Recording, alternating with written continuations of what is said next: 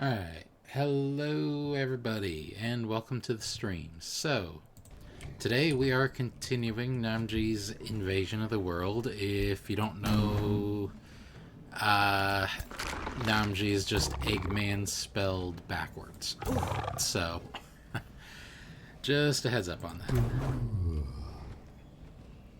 that. Yeah, so we are continuing world domination. We had just eliminated and are currently in the process of incorporating this guy's capital. Yeah, this AI player is completely defeated. We've got one AI we're doing kind of neutral with, and then two that really hate us. And I mean, like, really hate us.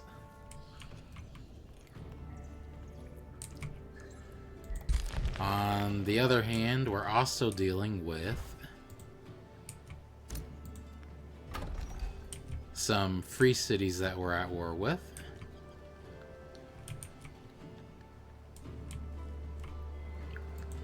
So that's a bit of an issue we're going to have to deal with.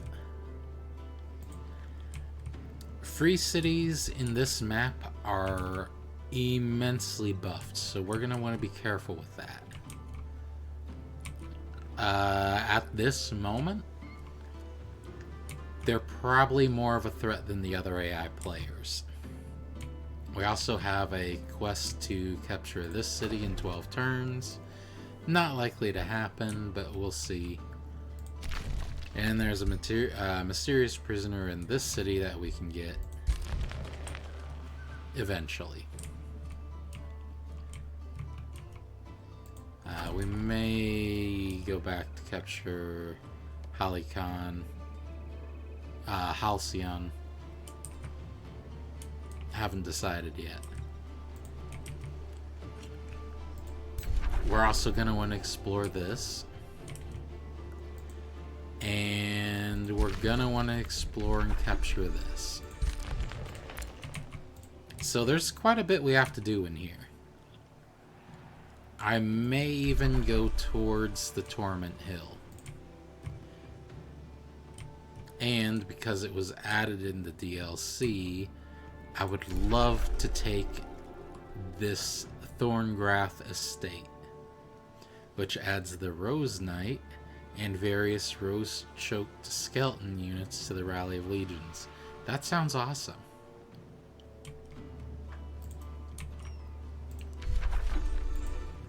So yeah, there's a lot we need to do. There's an infestation down here that's going to need eliminated.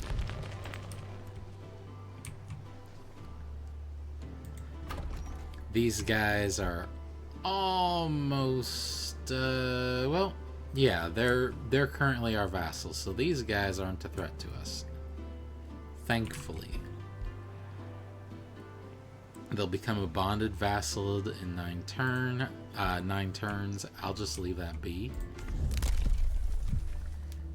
And if we wanted, we can already get a Whispering Stone going on to Halcyon over here. Yes, here. But it looks like somebody's already got a relationship going with them. Brightblaze does. Which is interesting.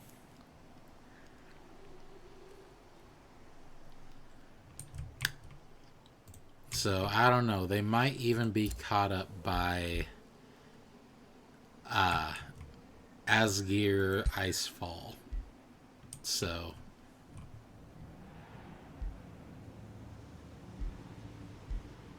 Asgir Icefall dash Singer. Huh. Interesting. So yeah, we're gonna want to... There's so many directions we want to go. We also want to make sure we keep this city. So, Nam Gge's gonna go ahead and claim this bone horror here.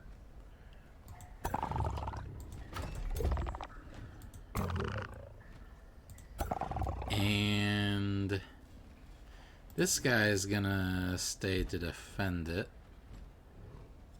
Durnil the Berserker.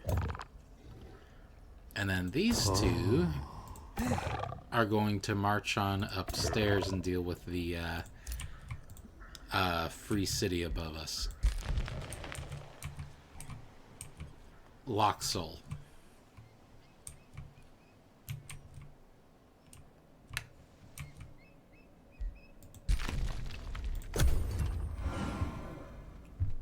I think we should go ahead and take Loxol into our care.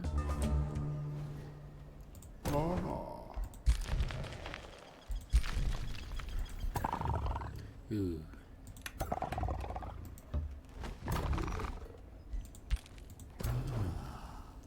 I may just want these guys to heal up first. Ooh, cruel weaponry is unlocked. Sweet. Pangbringers are going to be huge, so we're going to want to research that.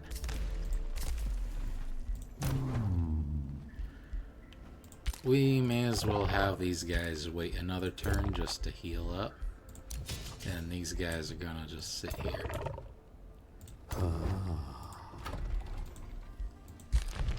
Because I don't know what I'm facing in Loxol. But I know my guys, my vampires, are not going to heal above ground. Unless it's sunless terrain, which this is not.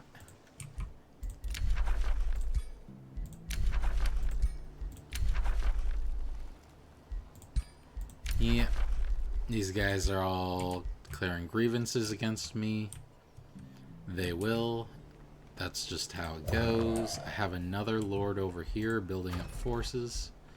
Or at least I thought building up forces. Hold on. We've got a Deathstalker, a Death Guard, and 2 Blood Cultists. Yeah.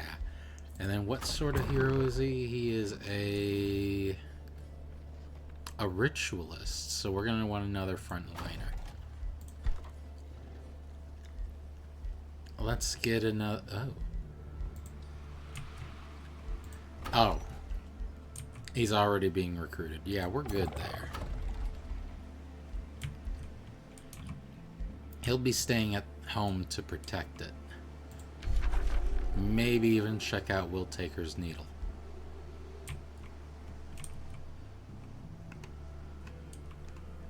That's the Bone Dragon to the Rally Lieges. That's huge.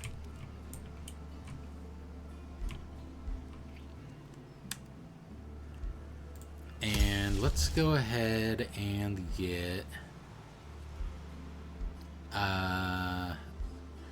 Oh, man. I should have researched... I should have checked this stuff last turn.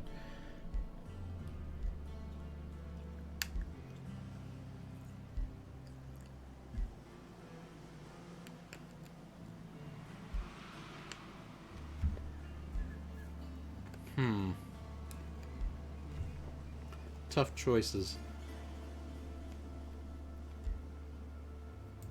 Let's go with cruel weapons. Alright, that's already applied to our guys. And then let's go ahead and start towards tormenting projectiles. Because that's going to cause these to inflict torment on enemies, which will then lower their morale. And then cruel weapons goes off of low morale enemies. So that... perfect pairing.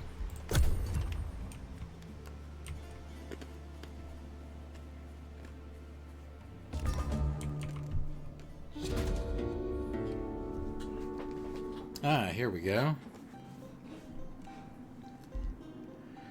Ooh. I have some choices here.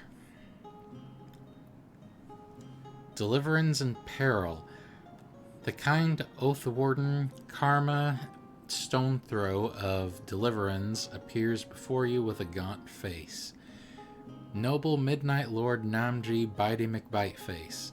A dark era has befallen Deliverance. My people are famished. This harvest failed and our storehouses lie empty. Mothers cannot feed their children, and my city guard is mutinous. I fear many of my proud citizens will starve before this sad time is over. Please, O Midnight Lord, will you share some of your prosperity with my starving city? Well, I could have Old Folks Home, my capital, send them food. They would love that very much. I can sell them food for a... it's not the worst profit. I can say if your people are starving, they're better off under my care.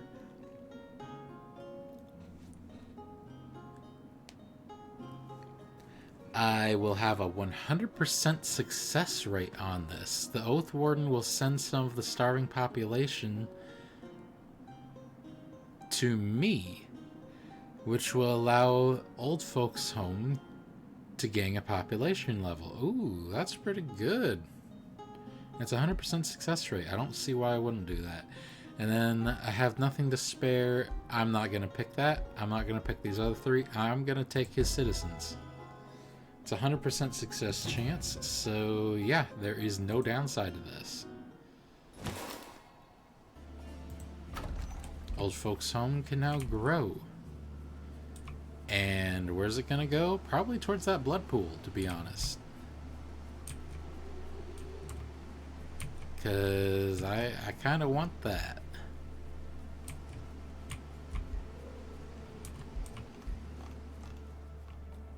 So we can go ahead and build a forester here. But I would like... No, we're building a forester. And you start marching that way to start clearing some of these enemy occupants.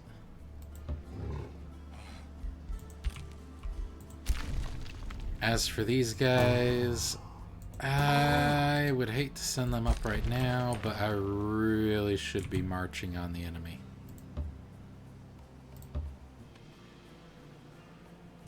So that's what we're gonna do. There's another lost soul here we're gonna have to talk to.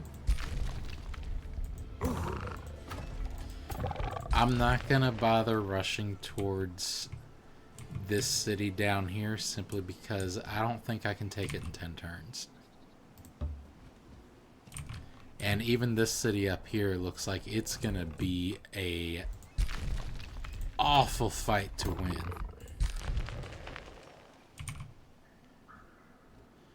I'm gonna need all three of these armies, which is rough because they're already not in the best of shapes.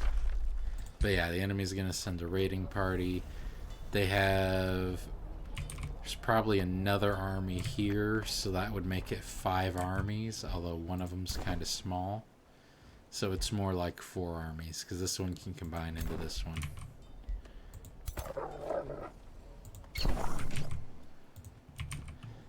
Not a lot of hero units here. It looks like just their leader. So that's good. But yeah, we're going to go ahead and end turn here.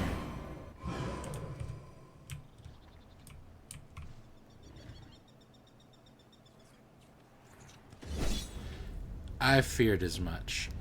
We can auto-combat this. If we lose any units, I'm gonna fight it manually. We lost a pursuer. To be honest, the pursuer's a tier 1 unit. I think I'm fine with that. I'm actually gonna be okay with that. We're gonna go ahead and just accept it. Because we can just raise a tier 1 unit back up. In fact, we've got these new Thorned units. And what Thorned does is these are very interesting undead units. They have Razor Thorns. Melee attackers suffer stacks of bleeding when hitting these guys. So yeah, I may as well just go ahead and summon those two. I would prefer a Bone Horror. I may even summon more than... I may even summon a whole army of these guys just to assist in taking the capital. But no, we're just going to take the 2 units for now, because I do want bone horrors, and they are pricey. Ooh. So we got Enchanted Mail of Fortune. It is a armor. And yeah, I'm thinking of putting it on. Yeah, no, I'm putting it on to the Lord. There he goes.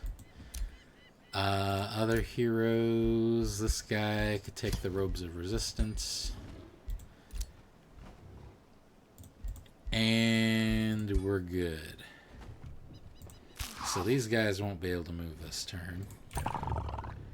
And I can go ahead and start working on sieging them.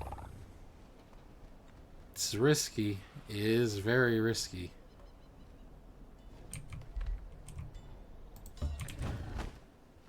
Ooh, let's go ahead and claim the tormenting projectiles. There we go. You go ahead and start the siege. It'll take 3 turns. We can add 2 projects, the Onagers and Harass Defenders. And we can go ahead and use Imperium to get that. That means... Ooh, that's helpful. So hold on, let me read some of this stuff. Your armies regenerate 10 HP per turn. Costs 300 Imperium. We're going to need the Imperium for the city, though. So let's not spend that, even though that would be huge.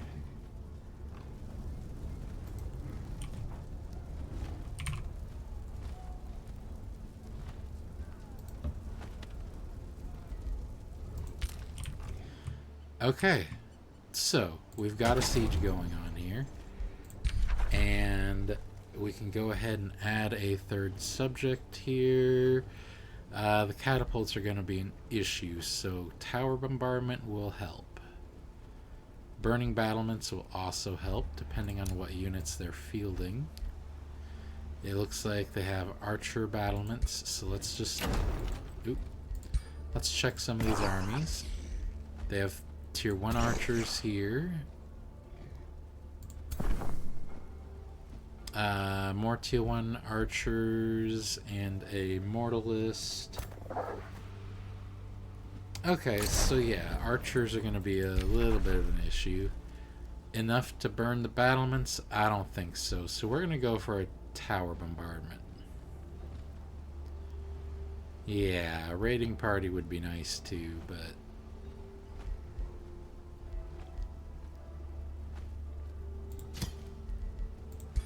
There we go. So in 3 turns, we should be able to assault Lockhold if they don't sally out to attack me first, which I highly expect them to do due to their numerical advantages. This guy here, we're going to go ahead and... What are you here for? What are you guarding? A tranquility pool. Oh.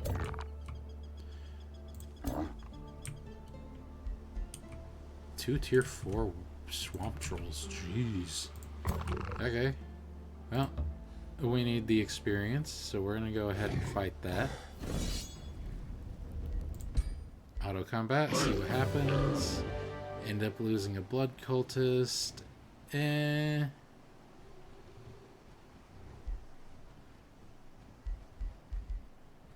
don't know. I say we retry that. I think we can get a better result here. We're definitely going to have to manually fight the siege, by the way. I don't see us winning without doing so. And even then, I'm a little worried because I don't know what spells the enemy is going to be using.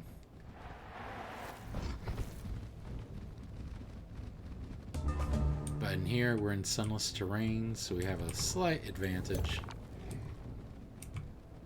And Mort here can open things up with... Nah, he's going to hold off.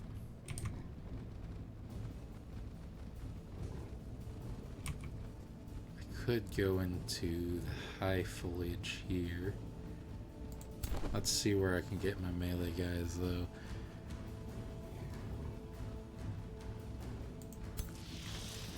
Those guys are melee.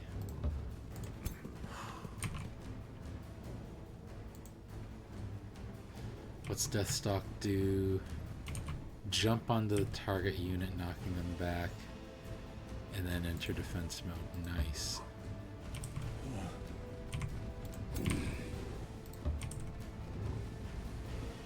So I'm going to be moving up fairly aggressively here.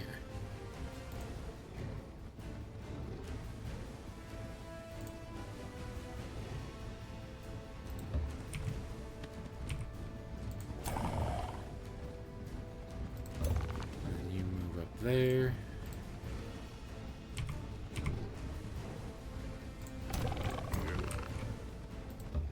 And you move up there. Now they do have the high ground. Unfortunate, but it is what it is. The swamp trolls I'll have to take care of.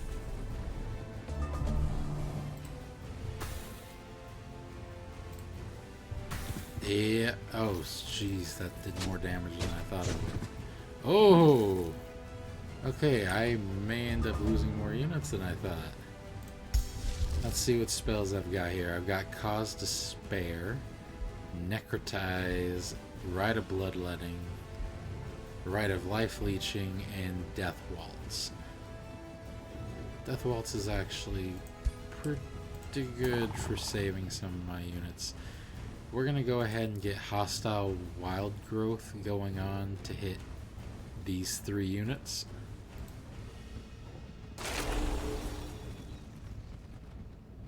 And yep, that caused some of these living vines to appear. They're not going to do a lot, but they'll still help. As for these enemies,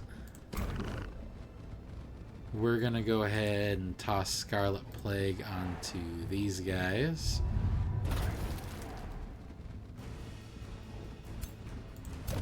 And again onto these guys.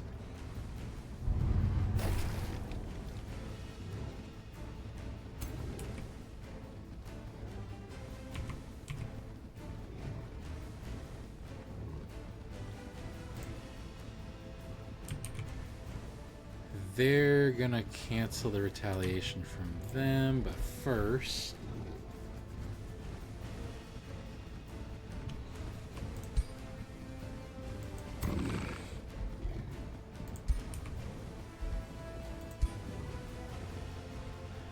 I think we go ahead and get this going. It's tempting. I'd like to get this guy in there too, but I just can't.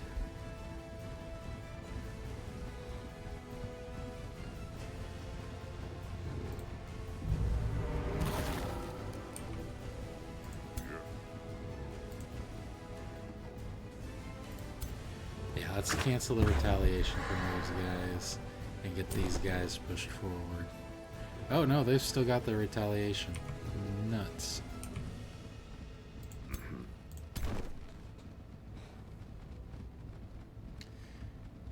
Ah, and they're statically charged.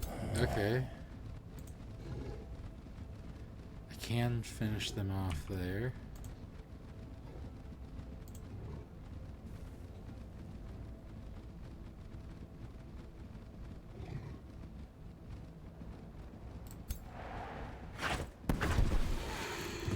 Let's knock them back, and I'm thinking we do that. That means that guy's gonna probably come and hit me in the back. I'll have to deal with that.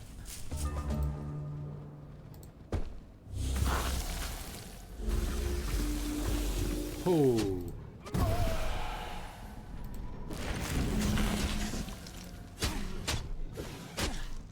Okay, this is turning out worse than I thought.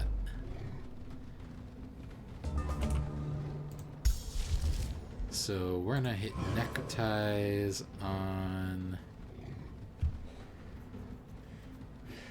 Ooh. I'll have to do something about those trolls. I might just necrotize this guy. I don't know how that's gonna stack with the blood infection though. Alright, firstly, let's get this out of the way.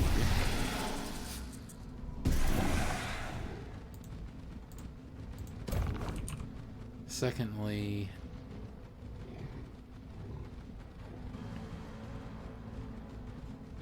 let's get this guy up here to finish these guys off. Oh! It teleported. Interesting. And let's get these Death Stalkers to start putting some pressure on that. They're gonna kill this guy if I don't do something about it.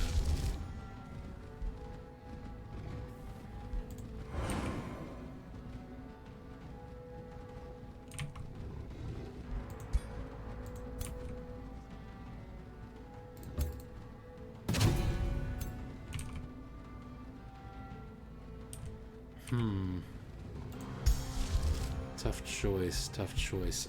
I could have him attack and then death waltz. From where you're at, you could kill him. I highly recommend it. That's rather unfortunate.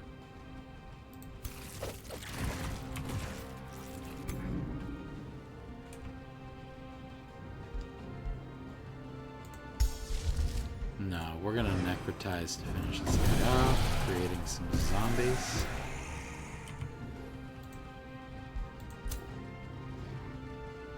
And then you guys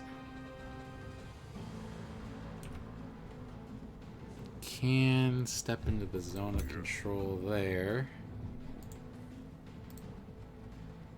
And then enter defensive mode.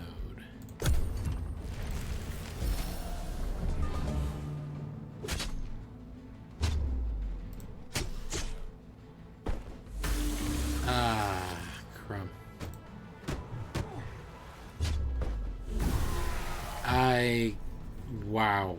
I cannot believe I'm actually doing worse in here than the auto-resolve. You flying up. Go ahead and toss a hit onto them.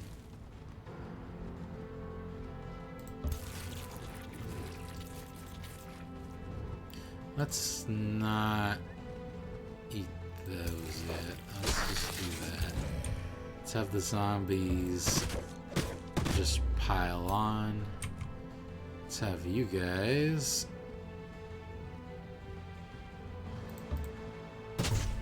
boom, right from behind.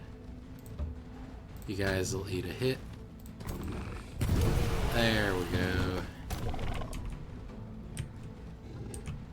And these guys will toss blood parasites onto that. Then I'm going to cause despair.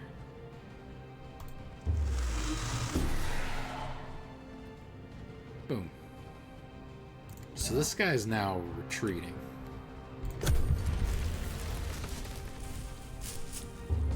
With tranquility, every 2 turns, all status effects on units are dispelled. I did not realize that was here. That's kind of cool, though. Ooh. Coming around to hit my lord. Oh, okay. Sucks to be you, because you're gone.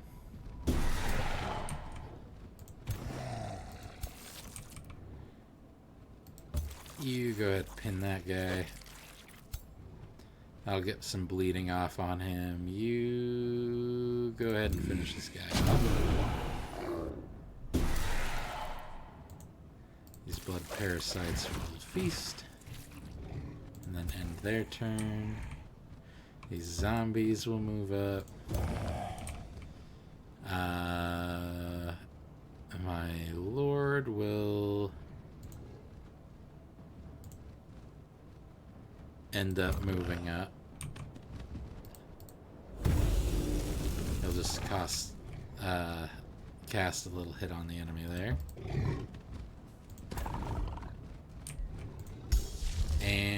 I have plenty to spend.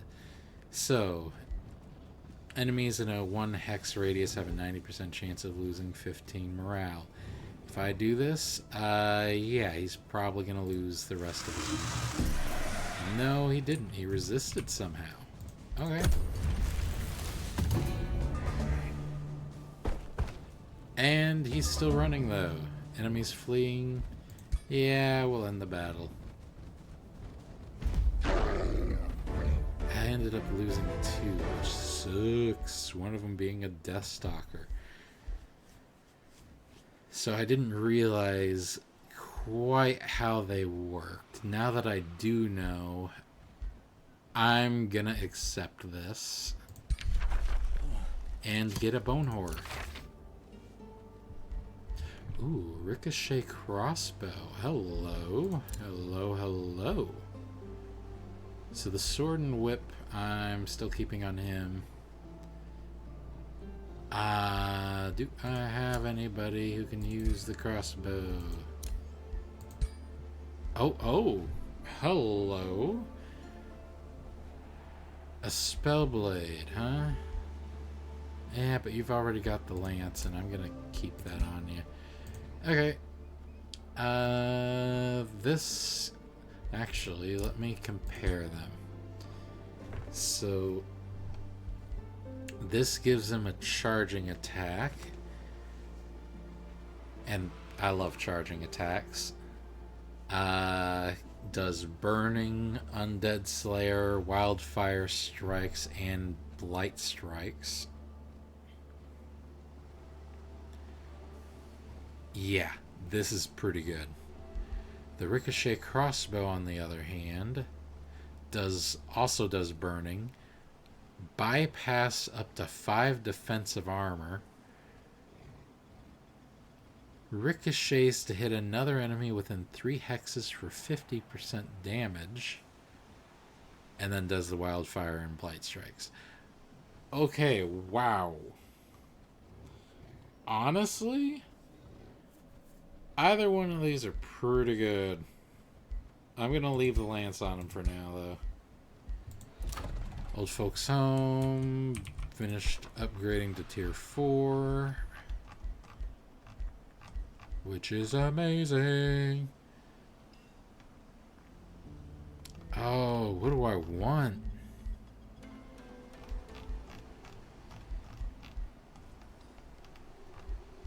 Oh, I'm a little short on gold.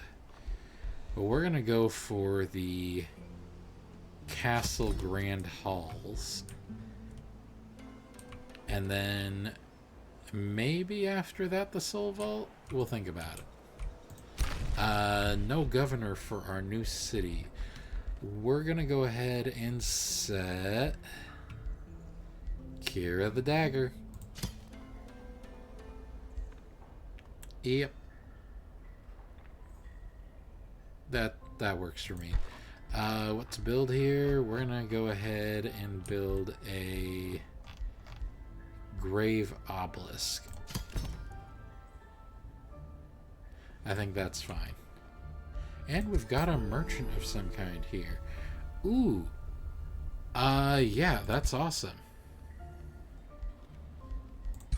We're gonna go ahead and spend our mana to get 600 knowledge. And then it's tempting to click reveal the world as well, but yeah, why not? There we go. Pingbringer has been unlocked. And Lens of Anguish is huge. Summon Banshees, also not the worst. Prelude of Doom. Oh. Prelude of Doom's good as well. Any of these are good. We're gonna go Lens of Anguish. Tranquility Pool has been acquired because I cleared it of enemies. New Empire development skill unlocked. Cities may expand to provinces 2 further away, which I would love, but not yet. And we captured somebody. Did we? I don't recall doing that. I remember bringing back a corpse that I accidentally... Ooh. Ooh, I could sell the body. Oh, that's so tempting. Because I could really use the gold. Like, really.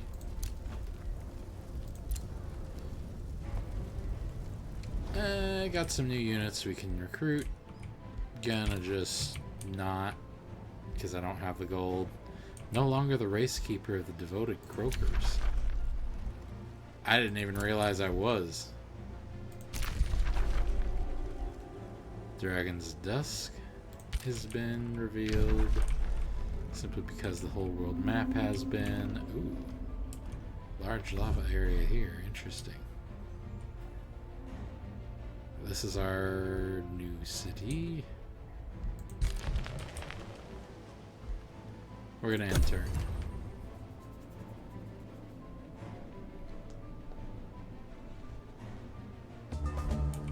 Okay, it's gonna be 2 more turns for that. I'm surprised they didn't sally out, because my units are somewhat healing.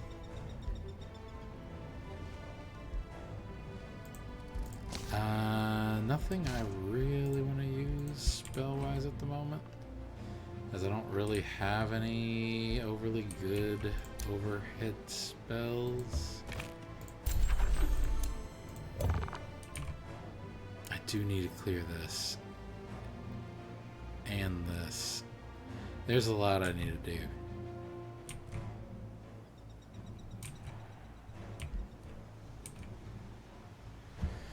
Ooh, what's more important to go for? I mean, the Archon Blood is just, it's good. Plus 20 mana per turn when annexed, plus 15 combat casting points. I'm currently losing rep with Bright Blaze, which is an interesting thing. Ooh, and then these two can come up. You hop into that stack. What? You hop into that stack? Seriously? Okay.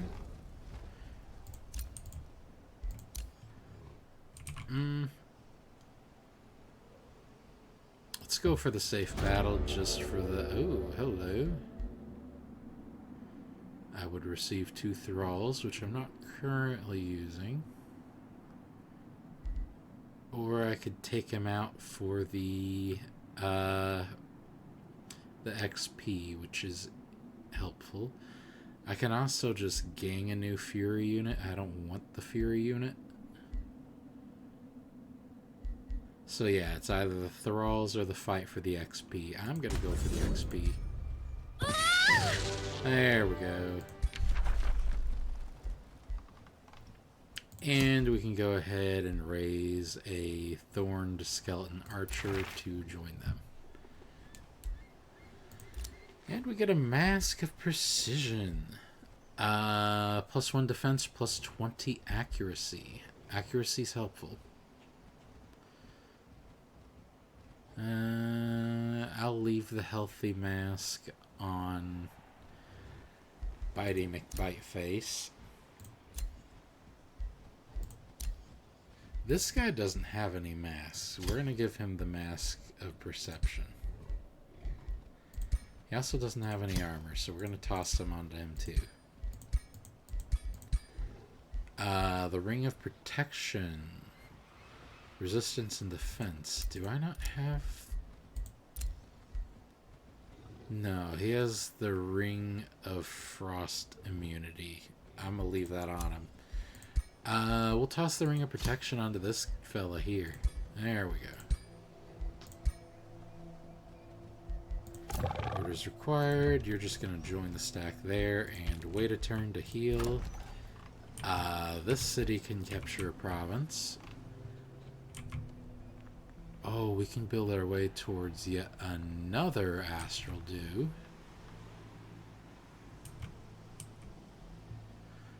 Or we can start heading towards Willtaker's Needle. These guys are building way closer to me than I am comfortable with, hence why I have a defensive army I left behind. Although one defensive army may not be enough for them, which is what scares me. I do need some gold.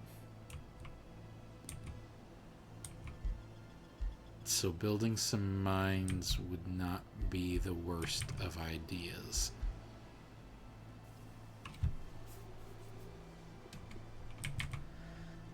Oh, the choices. We're gonna build a mine here, building towards the astral dew over there. Friendship with me has ended, yep. Okay, why are you upset with me? Oh.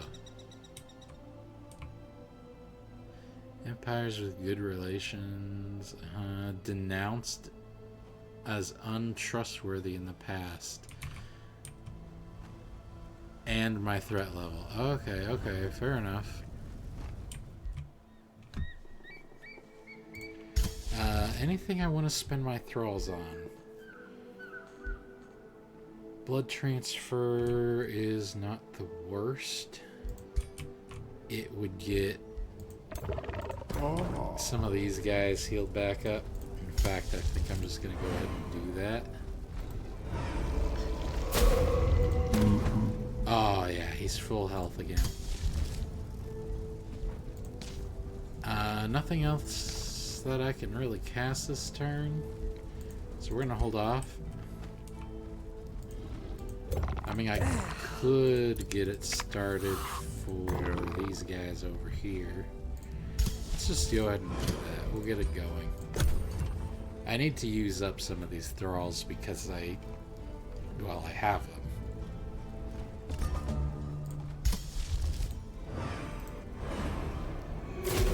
There we go, there we go. You join him, you join him. There we go. 3 full stacks. 1 turn away. And you... Oh, it's still risky, but I do want that. I do want it. I can also check out the Pavilion of Prophecies. It's not a bad idea, because then I can get it connected to Old Folks' Home. Let's check it out. We're here. May as well. Counts as a research outpost. City gains the ability to convert production into knowledge. Oh! Adds lesser light spirit and light spirit to the rally of lieges. Let's explore it. When Mort the Friendly enters the Pavilion of Prophecies, everything seems to be working normally, but something uncanny lingers in the air. The Oracle continues their duty for seeking for prophecies in the stars. One of them looks through the telescope. As Mort the Friendly approaches, the figure turns. Its face has no eyes. A voice forces its way out of its throat as if it was unused to speaking. We must fulfill our task. Find the prophecy.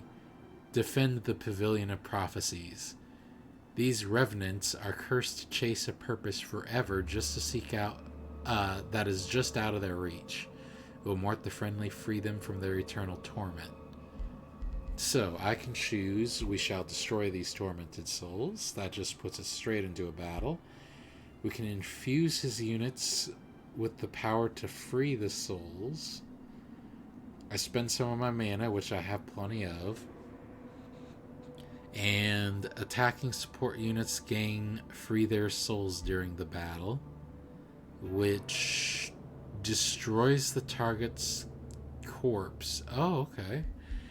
And then we have produce holy water and consecrate the observatory before attacking. This causes the enemy defenders to be weakened. Or I can select their souls belong to me. There's a 70% chance of success. My expedition leader gains soul binders on their attacks during the battle. And if I fail, all cities in my empire lose 29 city stability for 6 turns. That's a pretty bad downside. Not gonna lie, and Soul Binders is...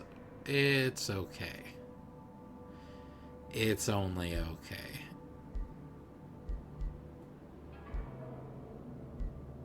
Honestly, I might just go with this. No, wait, I don't have support units in here. No, screw that. And I don't want to block production in Old Folks Home either. So yeah, we may as well try Their Souls Belong to Me. Let's see what happens. Hopefully good things. It is a good thing. Expedition Leader Gang Soulbinder. Undead Titan's pretty rough. Yeah, they got some tough units here. Paladins are no joke. Necromancers are going to be rough too, since all of these enemies are undead. And they have, when defeating an undead unit... oh yeah. When a defending undead unit dies, they resurrect as a corrupt soul after one turn, which is a tier 3 fighter unit. Yeah, that's not good. We're gonna see how the auto combat handles this. We only lose a bone horror. I'll accept that. We don't get to re-recruit the bone horror, which is unfortunate. But we can go ahead and take ourselves a thorned skeleton mage. Forever in Servitude Aftermath. As the last undead is defeated, the souls start leaving their empty carcasses, echoing like a... Ooh, gonna have to drink some water. Echoing like a cursed choir. The voices of the dead chant one final sentence. The prophecy was never found. The war against Arath never ended. The columns begin to crack, and the telescopes rust in an instant. Suddenly aging, the ancient relics tumble from their shelves, crashing to the floor. As a massive surge of energy is released, mana crystals form throughout the structure.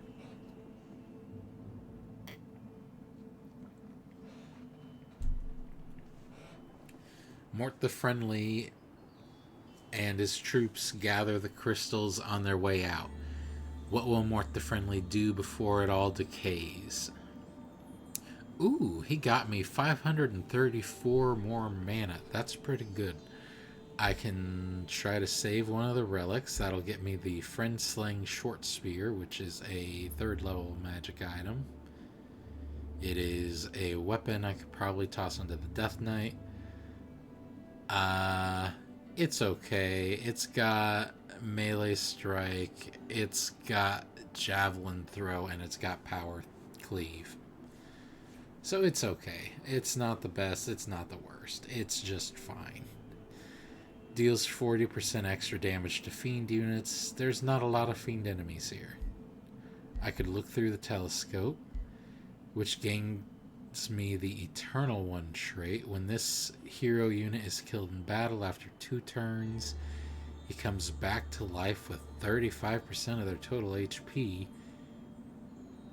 That's pretty helpful.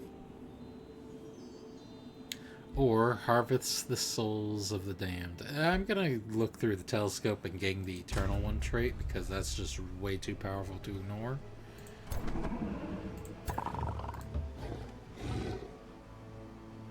Lens of Anguish has been researched, so we get to research a new tome. So, tomes we already have. My tomes, here we go.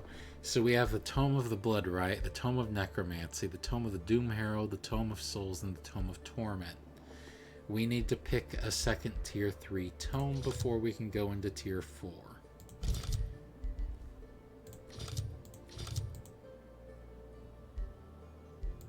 So, we've got the Tome of the Cold Dark, which can grant us the Frostling transformation, the Marching Winter, which is pretty nice. Flash Freeze, Summon Snow Spirit, and Veil of Darkness. We've got Tome of the Great Transformation. That's pretty good.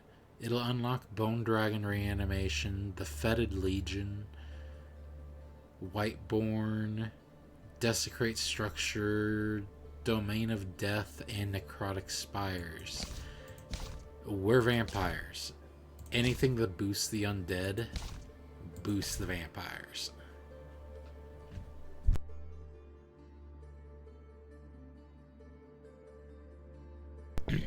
Oh, sorry there. I had to mute so I could sneeze.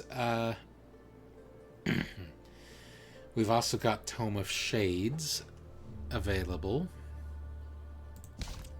which would not be bad. It would get us some Materian affinity. I'm honestly, we're gonna go with Tome of the Great Transformation because honestly, it's just gonna be really helpful.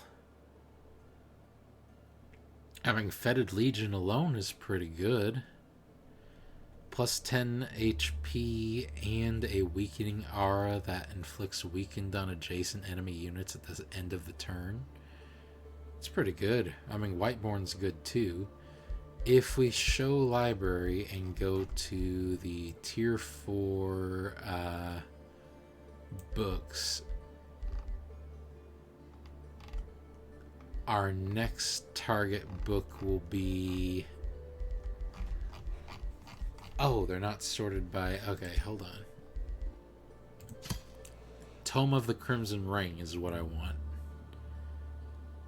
And so far, Gift of the Old Blood is what I really, really want.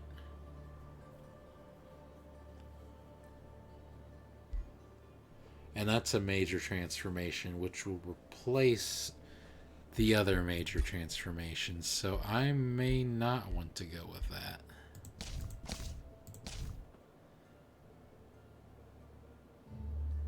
Oh wait, no, it's a unit transformation. Never mind. Whiteborn's the major transformation that I will not be going with. Because you can only have one major transformation active at a time. But the rest of this stuff is good stuff. So we're going to select this. We're just going to not research Whiteborn. We'll research Fetid Legion. We'll research Domain of Death, necrotic stuff, you know. Bone Dragon Reanimation is huge. So we're going to select that. Once you have felt the power of necromancy, you begin to grasp Necrotic Spires is not the worst, but Fetid Legion we want.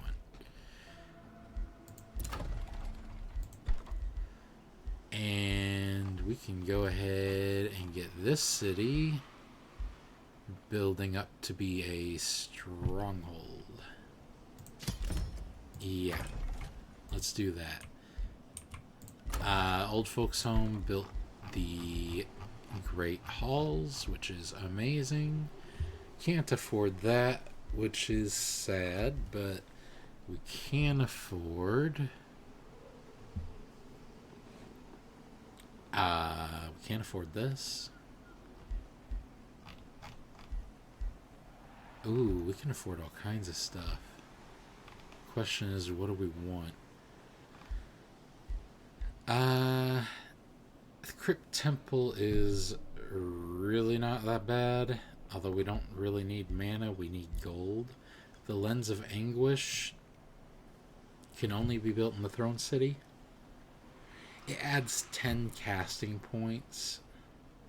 And it causes damage spells and debuff spells to do an extra 5 morale loss. We're going to do that. This city also needs to build something. Are you kidding me? We can go with the Mausoleum.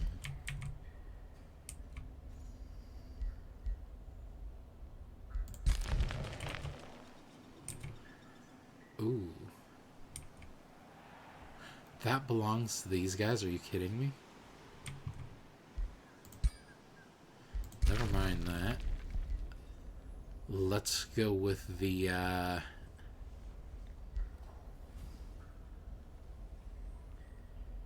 Soul Vault meditation.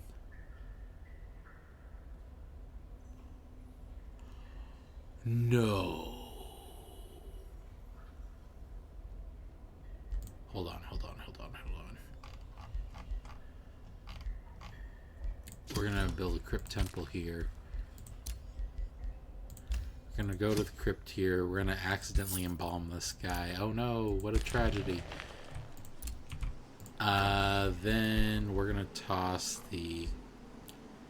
not the crypt temple, the soul vault here. Crypt temple's good too. But soul vault. Okay, hero leveled up. This will be our ritualist guy. We're gonna want spreading wild growth.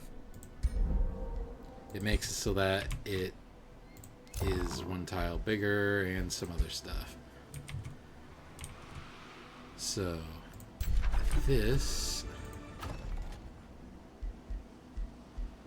I can boost for 63. It's tempting, or I can just wait 3 turns and add this. I'll just wait the 3 turns. Why not?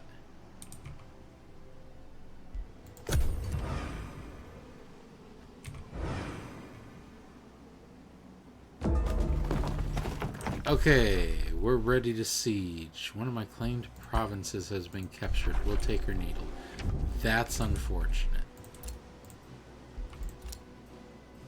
We're gonna have to do something about that.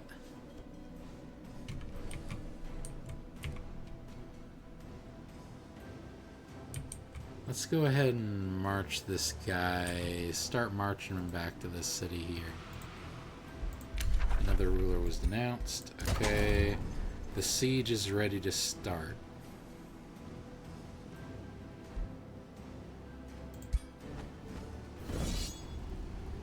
Okay.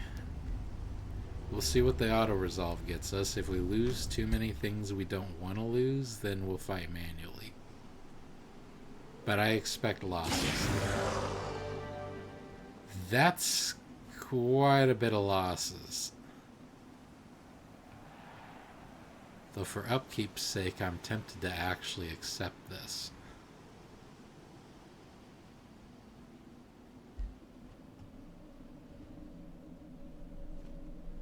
Yeah.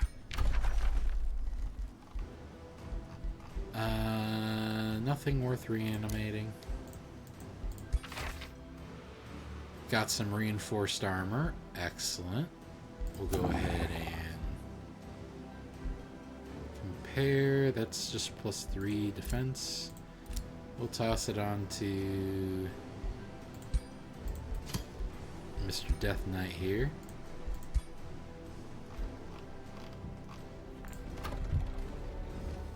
Lock Soul, we're going to want to migrate Inkabiters. And then this guy can stay here. Oh, we've got more enemies. Isn't that unfortunate? What's Desecration Ritual do? Target and adjacent provinces gain sunless. Enemy armies suffer 20 damage. Ooh. Tempting. Though I would like to probably heal my people first.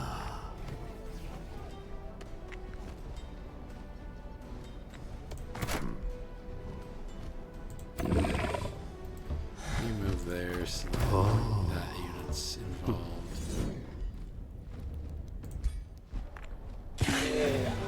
Kidding me?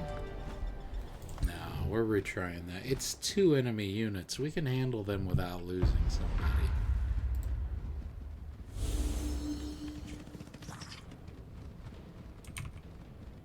They got a tier 1 and a tier 2. We got this.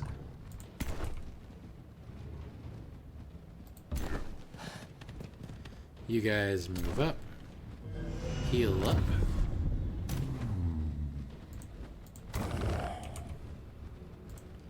You guys Toss some blood parasites onto them. You skelly boys, just hang back for a second. Ooh.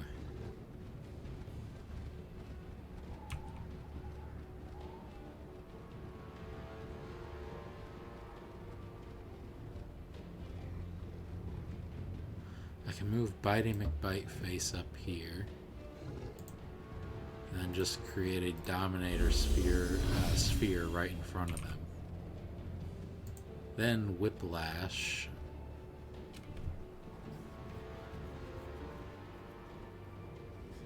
Hey, Bidoof boy! I'm doing pretty good. How are you? Yeah, we'll whip them. And then this, we'll just do that.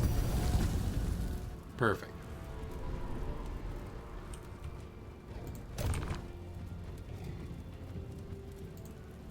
Yeah, just trying out the new DLC.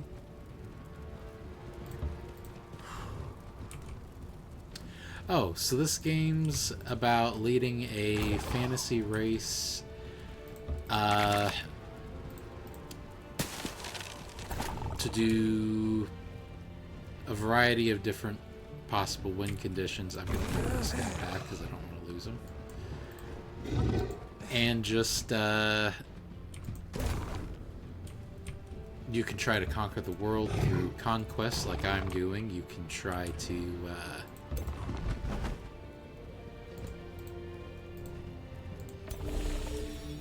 you can try all kinds of things in here. I'm just trying to get through a minor battle with a couple of enemy units that are remaining, hoping to not lose anything too important, which I shouldn't. Yeah, we're just gonna end the turn and put everybody in defensive mode. But yeah, this is the new DLC for Age of Wonders 4. And essentially, in this DLC, they added a bunch of vampire-themed stuff. So, I've got my vampire lord here, Nam Gge Bitey McBiteface. The reason he's named Nam Gge is that is Eggman spelled backwards. And I can get you a better look at him once we're out of combat. We're gonna overcharge a spell real quick. And we're gonna cost... Yeah, we're gonna toss Necrotize onto the Spear King. That'll make him a little bit more powerful, and then he's gonna bite them. Oh, they have First Strike retaliation. Never mind. We're gonna have this guy... This guy can take the hit. But first, before he does, so I don't suffer any obscurement issues, we're gonna hit them from behind.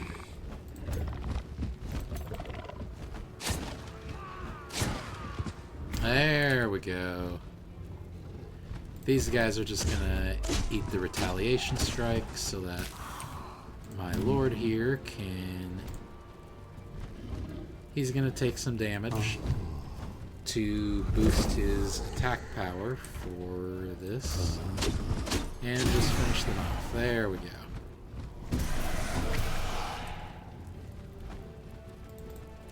And then we just gotta deal with these berserkers, which have this guy pinned down, which I don't like.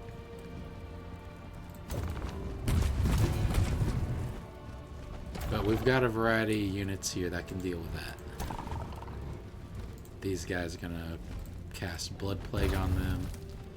But yeah, I really enjoy the new stuff they added. They added all kinds of new magic tomes that your race in the game can research. Ooh. Sprint these guys up, do a hit on them. It's risky. This guy can just straight up hit him. Yeah, we'll do that. We'll have the Death Knight land fine.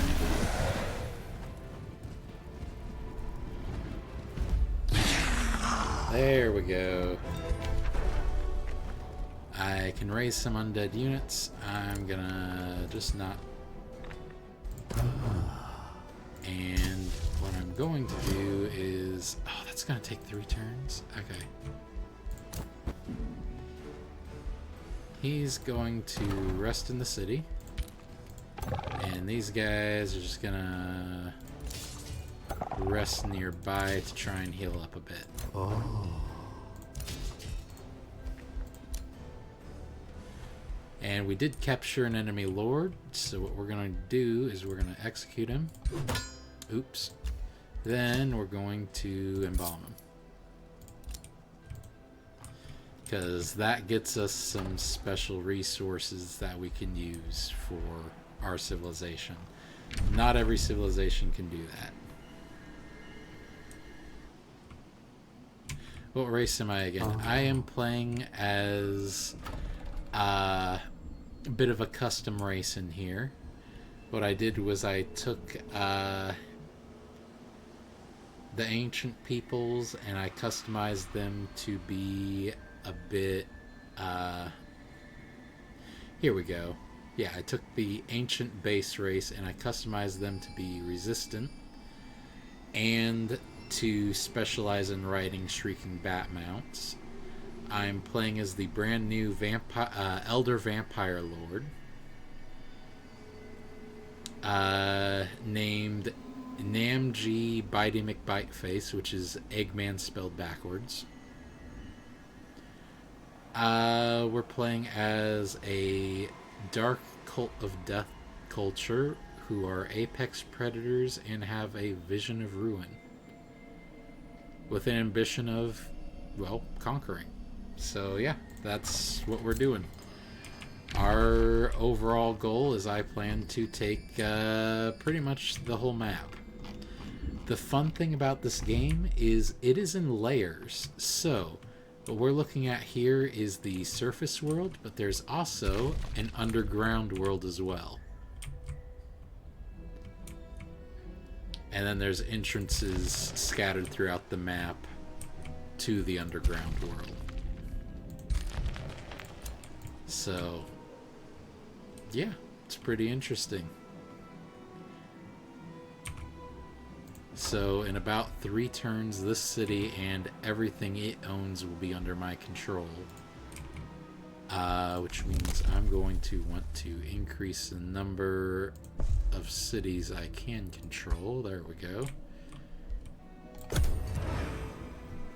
But, yeah, I love the fact that the races in this game are so completely customizable, it's insane.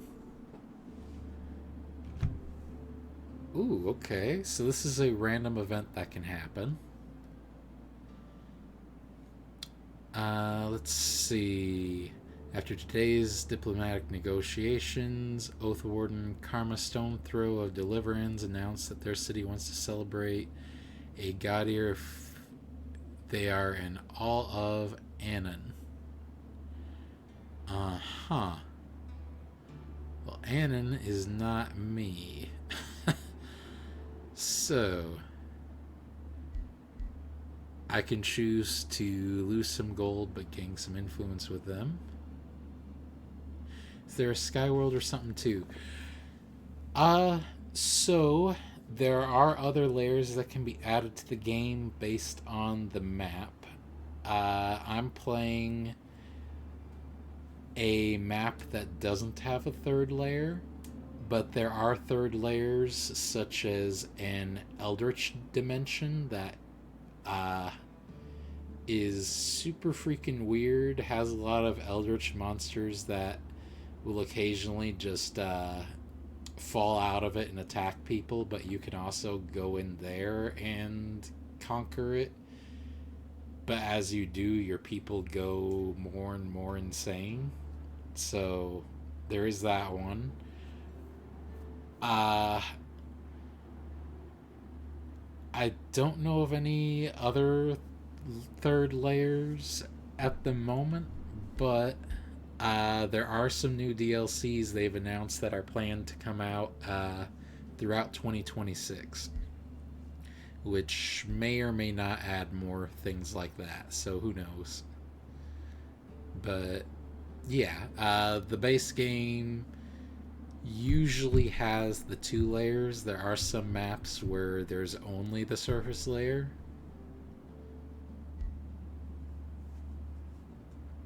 Ooh.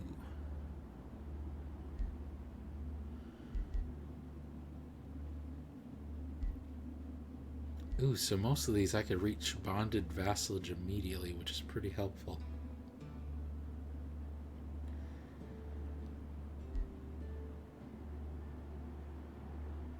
I'm gonna lose the Imperium because I need the gold.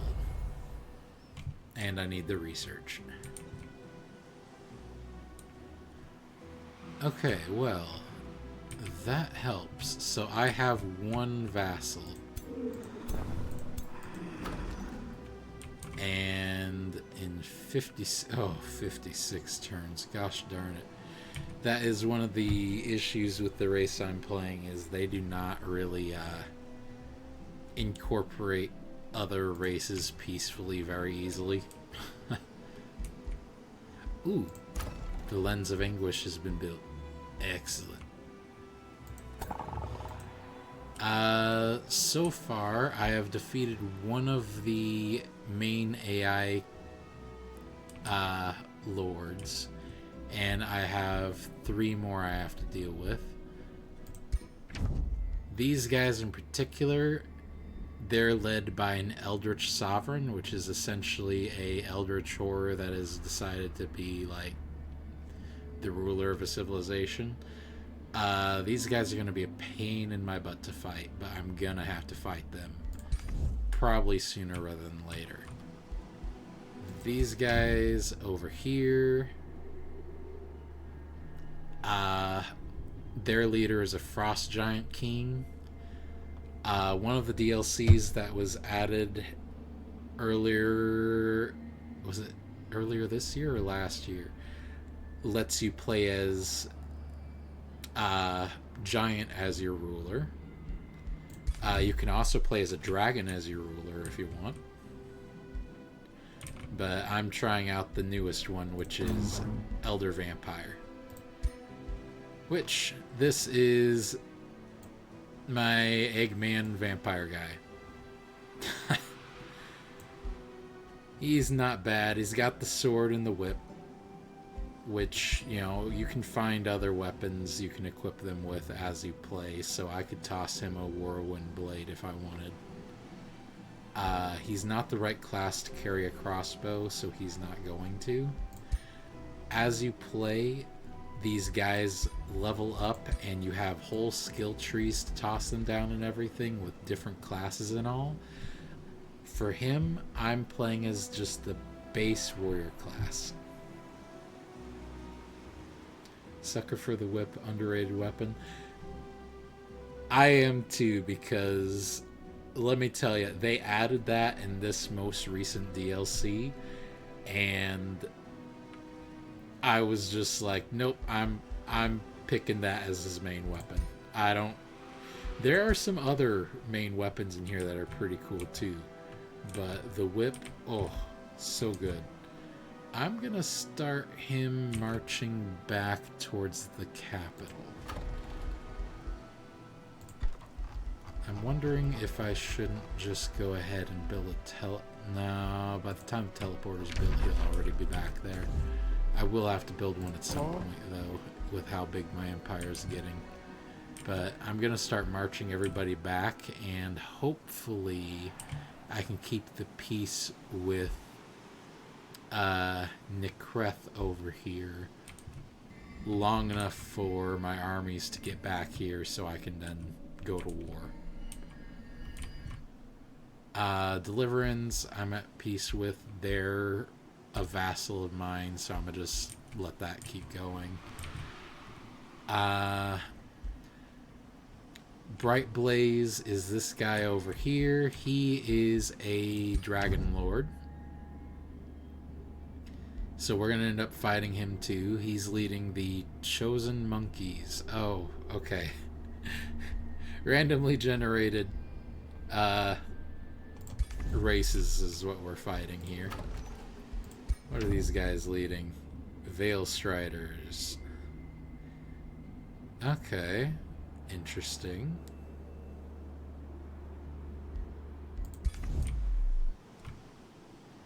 And then these guys are... what are they? The Wild Chosen Ones. Ooh. Okay.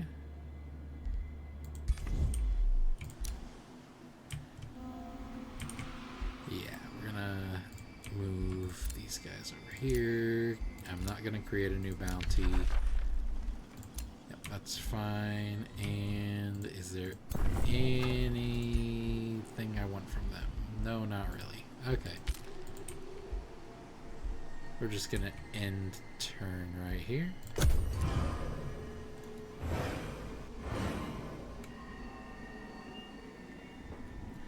But yeah, Age of Wonders 4 is amazing. There's also a sci-fi version of the Age of Wonders games called Age of Wonders Planetfall, I believe, which is also pretty fun. Although I do think this one's more polished out than that one is. We're going to leave this guy here just to defend this. And we'll send our 2 other armies back here to rebuild their forces and everything.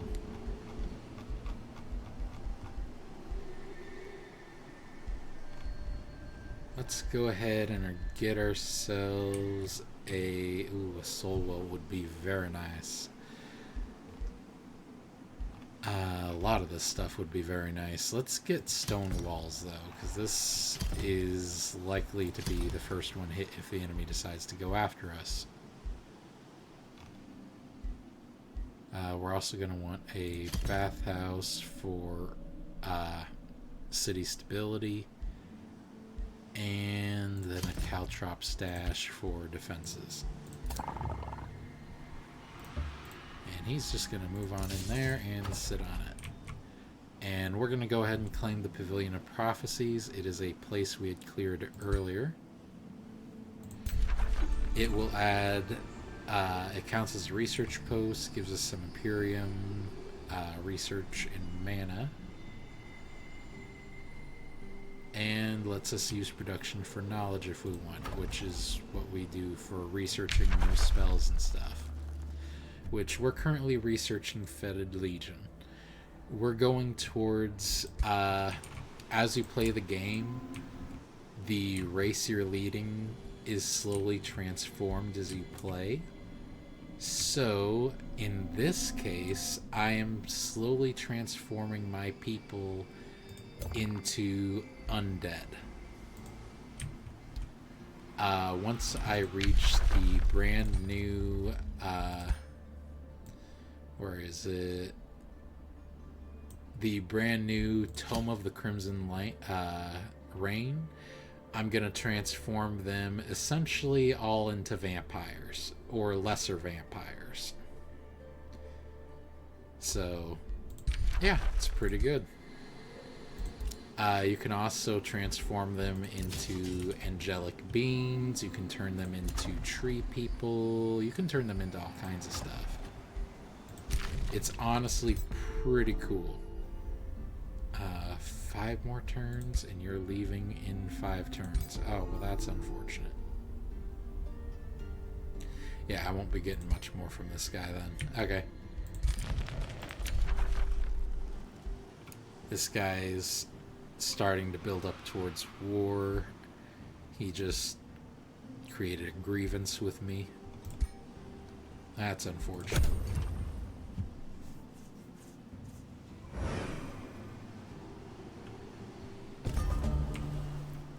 Ooh. Okay, this city has been fully incorporated to me. They had access to a Tranquility Pool, Archon Blood, Tranquility Pool, Archon Blood, and I got a new development point available for Exalted by Shadow. Oh, ho, ho, ho. 200% experience gain for all my heroes is insane. I just can't afford it. Desecration Ritual. We're going to turn this into a sunless land, which is good because my heroes cannot heal outside of a sunless land as they are all vampires. But we can go ahead and get a teleporter built here. We're actually going to build it right here. And then we're going to want a bathhouse and a desecration chamber. The desecration chamber we're going to move to the top of the list because every turn, one province within or adjacent to this domain turns into a sunless terrain. I want that. It's not necessary underground to build that because the underground doesn't get sunlight. So we're just going to build a market here instead to boost gold production. And now that we're in a sunless terrain, he's going to heal. He's not going to heal this turn, however, because he's moving into a terrain that has sun in order to get back to Old Folks' Home, which is my capital. Ooh. Ooh.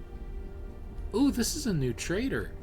Sweet. Oh, I can exchange mana, which I have a ton of, for knowledge, which is gonna help immensely with research.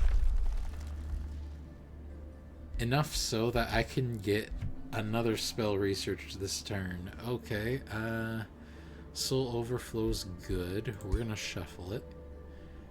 Bone Dragon Reanimation's amazing. Necrotic Spires is good too. We're gonna go for the Bone Dragon. This is a unit enhancement. Enchantment. We're gonna go ahead and get that cast.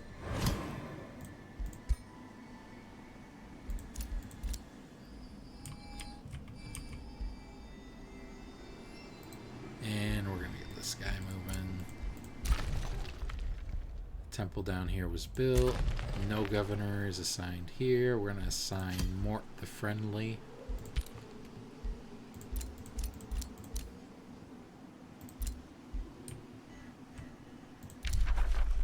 No longer the race keeper of the dominating vermin. That's because I essentially genocided them. I'm playing an evil playthrough, okay? I am currently very evil. I'm aiming to become pure evil soon.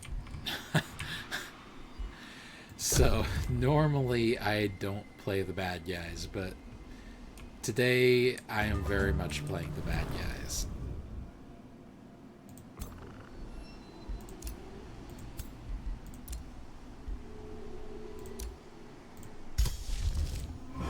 Fetid Legion is ready.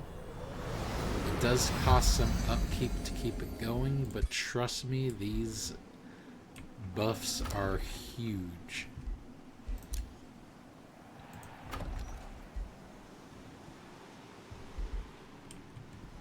This is going to grow in one turn, which is awesome. We'll let the teleporter build. We're going to need another teleporter built near our capital, I'm thinking.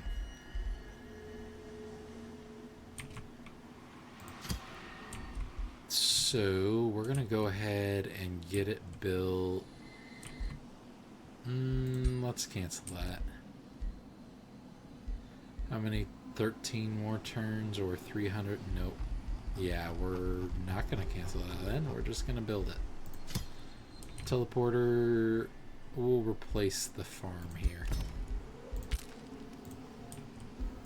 And then that'll be 4 turns for the Soul Vault to be built, and then 3 turns for the teleporter.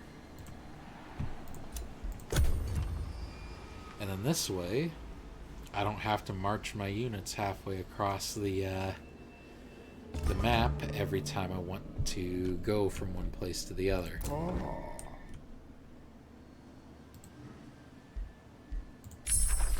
Bone Dragon reanimation's been researched. We're going to pick Domain of Death. Friendly undead units within my domain deal 10 more damage. Well, 10% more damage. Enemy units become soulbound, and I gain city stability. That's amazing. Considering I'm going to be converting my race into undead, that's huge. And now we can go ahead and get ourselves some astral dew. I'm going to toss a research post there. These special resources are also helpful.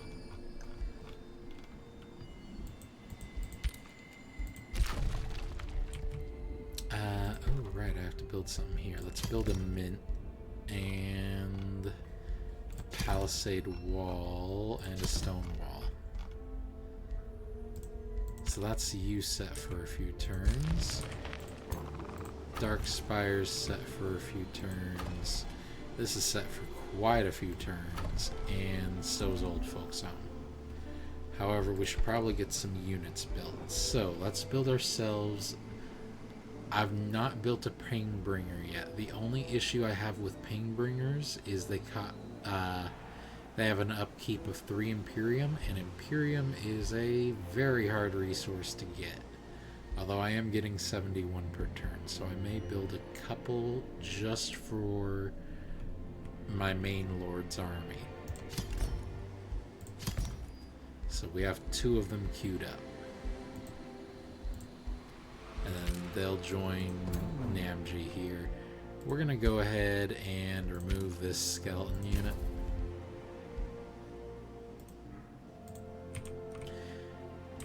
And yeah, we'll end the turn.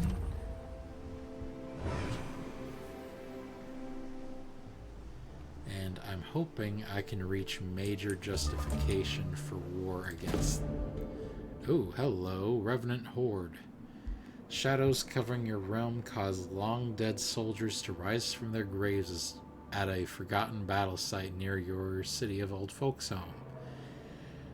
Drawn to your dark radiance, the army marches upon Old Folks Home. Skeleton militias claw at your gates. Bone horrors gnaw on your walls. Banshees, this is a banshee by the way, howl at the few living souls that remain in your throne city. Where others would faint at the mere sight of this revenant horde, you see opportunity. I can bind the undead to me, gaining a banshee, 2 skeleton militia, and a bone horror. Skeleton militia? Oh, they're terrible. Okay. Don't want that. I can open the gates. The dead are welcome in Old Folks Home. Gains me 2 population. Oh ho ho ho. Necromancers pick their brains to harvest these dark secrets.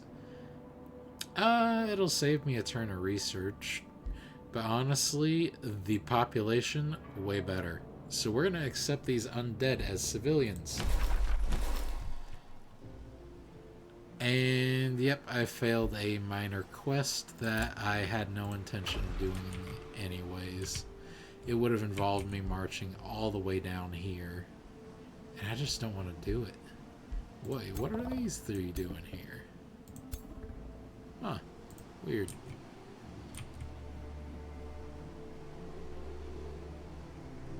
Very weird. Anywho. Let's get to spreading in Old Folks Home. So, we're gonna want... Oh, can I possibly reach the estate? Oh, hello. We're gonna toss ourselves a research post. And we have 1 more to toss down. Can't reach that yet. However, if I toss Imperium into here, I can.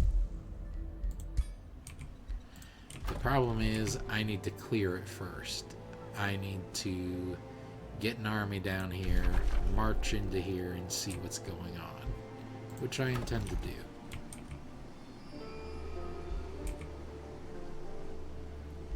Let's also toss one over here. And that's Old Folks Home, raised up to 22 population. 22 points of provinces.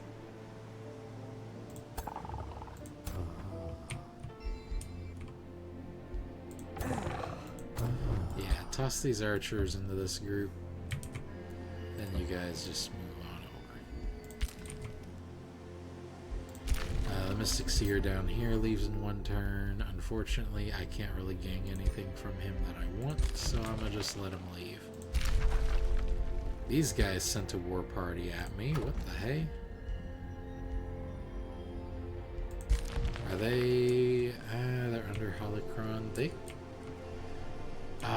They can reach me up north, or... Okay, yeah. So they can reach one of two locations, which is bad. These guys are going to need to build up their army then. Let's toss him... What did he be lacking?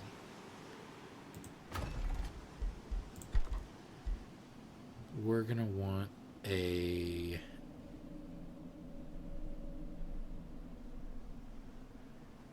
Death Cultist and a Blood Cultist. Yeah, that's what I think we're missing. And I can't really rush that, so we're just gonna let it be. Message received. He's creating more grievances with me. He's creating more grievances with me. Shop of Secrets is opened up here. Yep, that excites me. And I have to wait 7 turns before I can gain knowledge like that again. Okay. And in 1 turn, I can recruit another hero, which is awesome. Except I need the gold to do it.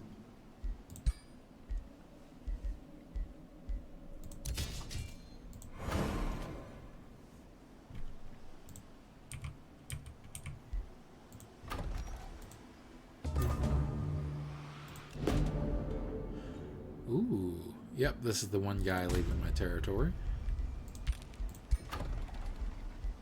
Wait, hold on. I have 2 more slots and I have 1 Painbringer being built. Let's make it a solid 3 Painbringers. Orders required. You're fine. Just stay where you are. Let's build you a Blood Cultist. Alright, these guys cost 400 gold to recruit, or 450. We don't have that gold, which is fine. I don't really need another army to babysit. I am going to want to march down here and take this at some point. The problem is, free cities on this map are buffed, so I'm going to want to march several armies down here at the same time to take it. So I'm just going to have to hold off. In the meantime, still can't rush the Death Stalkers, so we'll wait on that. Pengbringers here being recruited. In 1 turn, the Soul Vault's done, which is awesome. So we're just gonna check if there's anything I can spend my resources on that I want to.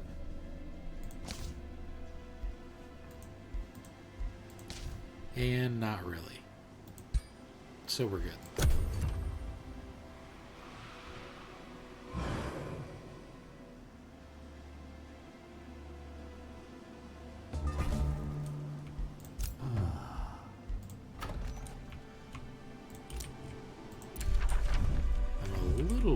About where these guys are sending their war party.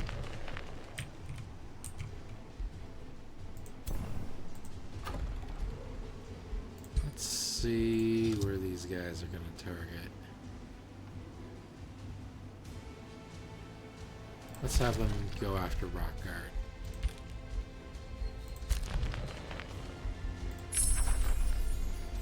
Domain of Death has been researched. Corrupt Souls I don't really care for. I mean, they are tier 3 units, so they're not the worst. Necrotic Spires, though, would be pretty nice. You know what? We're going to lock Corrupt Souls, and we're just going to shuffle and see what else we get. Painbound is good. It's a minor race transformation. That makes it so that whenever our people get hit, they like it. So we're going to do it. Oh, gosh.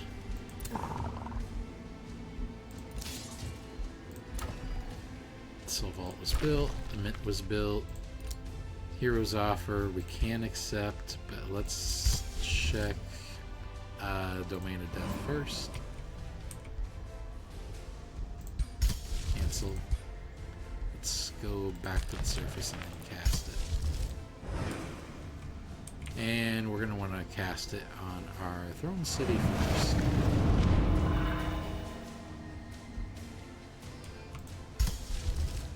So Domain of Death costs souls, which we don't have too many of, but we are getting 10 per turn. It also costs 5 mana upkeep. We have plenty of mana coming in, so we're fine in that regard. We can actually go ahead and get that set up to cast again next turn. Darkspire. Do I want to rush production of this in exchange for skipping out on a hero? Probably not.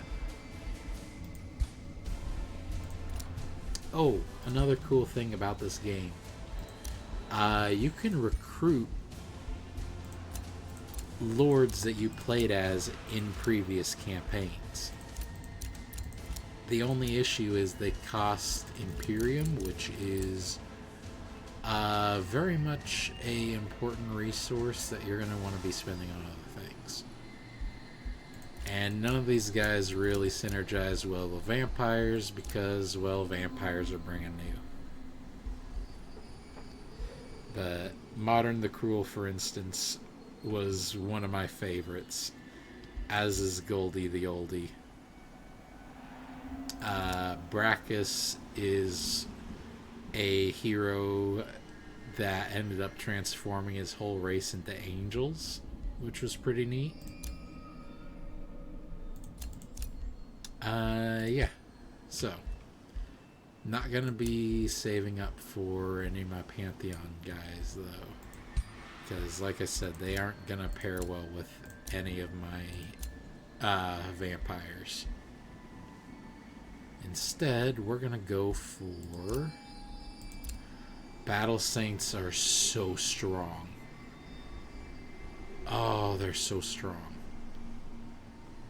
I was kinda hoping for a ranger though, and I don't see one. I can shuffle for 100 gold, but I'm gonna hold off on that. Instead, I really think I should rush the production of the Deathstalker here.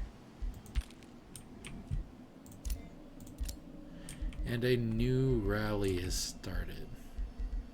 I'm not going to bother with the rally.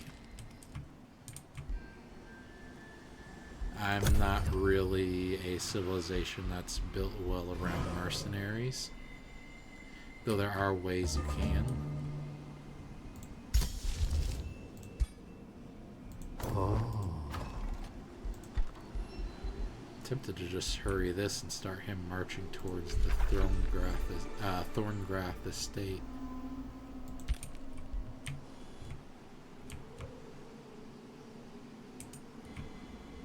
Very tempting. But I do need to start getting ready for war with these guys. 1 turn for the Blood Cultist, that's fine. 2 turns for the Painbringer. 2 turns for the blood cultist. We're gonna rush that. We're gonna let that go because it's 1 turn.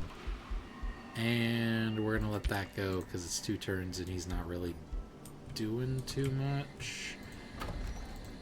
No, we're gonna rush it and start him. Time is of the essence at the moment. We're gonna start him moving towards the estate.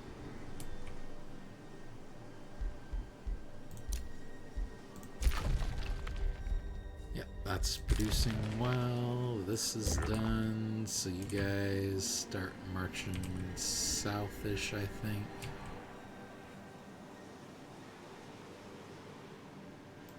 Let's claim that tower real quick. There we go. Envy's Thorn. Ah, so this is what happens when your guys aren't really as active as they want to be. Essentially, they want to choose a new purpose. He is currently a explorer, so really I should have this guy exploring the ancient wonder. Tempting, very tempting. But actually, I'm going to toss him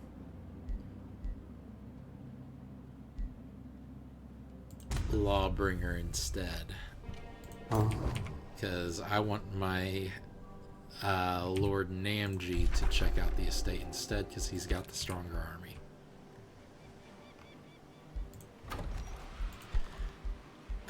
Yeah, okay. I think we save our gold for production next turn. Production of buildings, that is. Oh gosh darn it. Okay. You can't quite make it there this turn. And these guys, I want them to march over to here. I'm tempted to take the Faith out. I might just do that. I haven't seen anything come from Rockguard. They might have ended up fighting Halicron instead, because they would have to go through their borders to get up to me.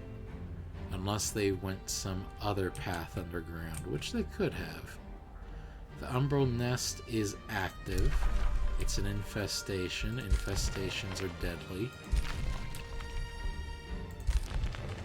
but contain decent rewards if broken. Yeah, you could come out up here. I could claim the Crawler Nest too. Add that to my capital as well. Ooh.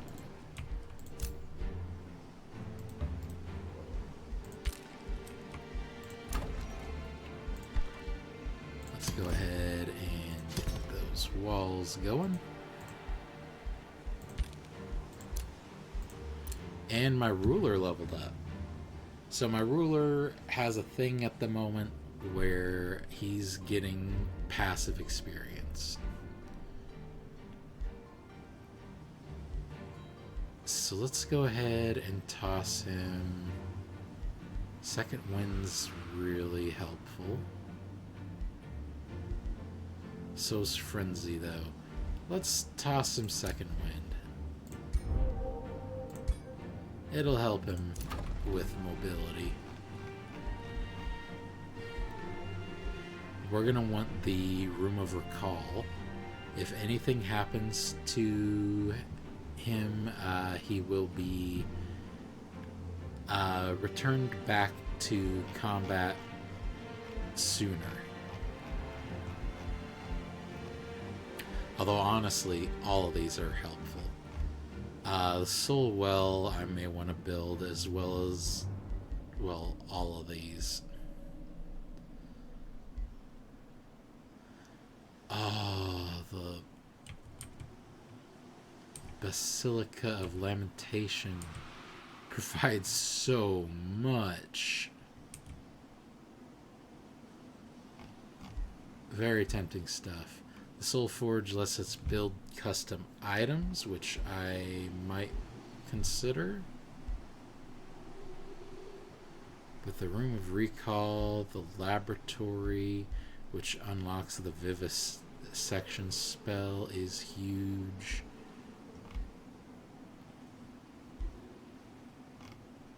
Yeah, there's a lot here. A granary. Do we not have a granary? Huh. I guess I never built one. Well, that'll help with growth, which is actually pretty good. Still, I think the Room of Recall is too important to pass up on. And then we'll go ahead and queue the granary up, because I'm honestly shocked I don't already have that. Typically one of the first buildings I build. Alright.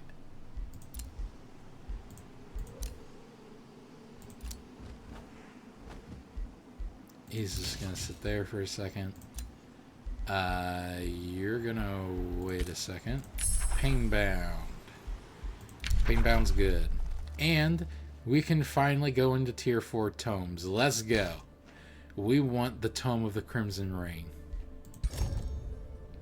It's one of the 3 new tomes added to the game. Greater power than mortals. And we want the Gift of the Old Blood as soon as possible.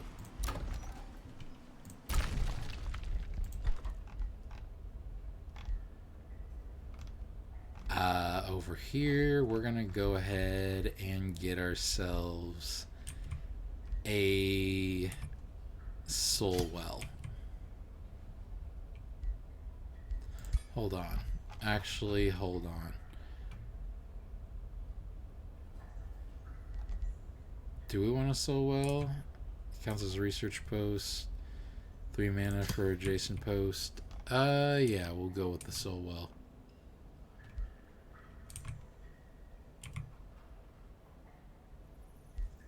I don't want to replace the Abbey.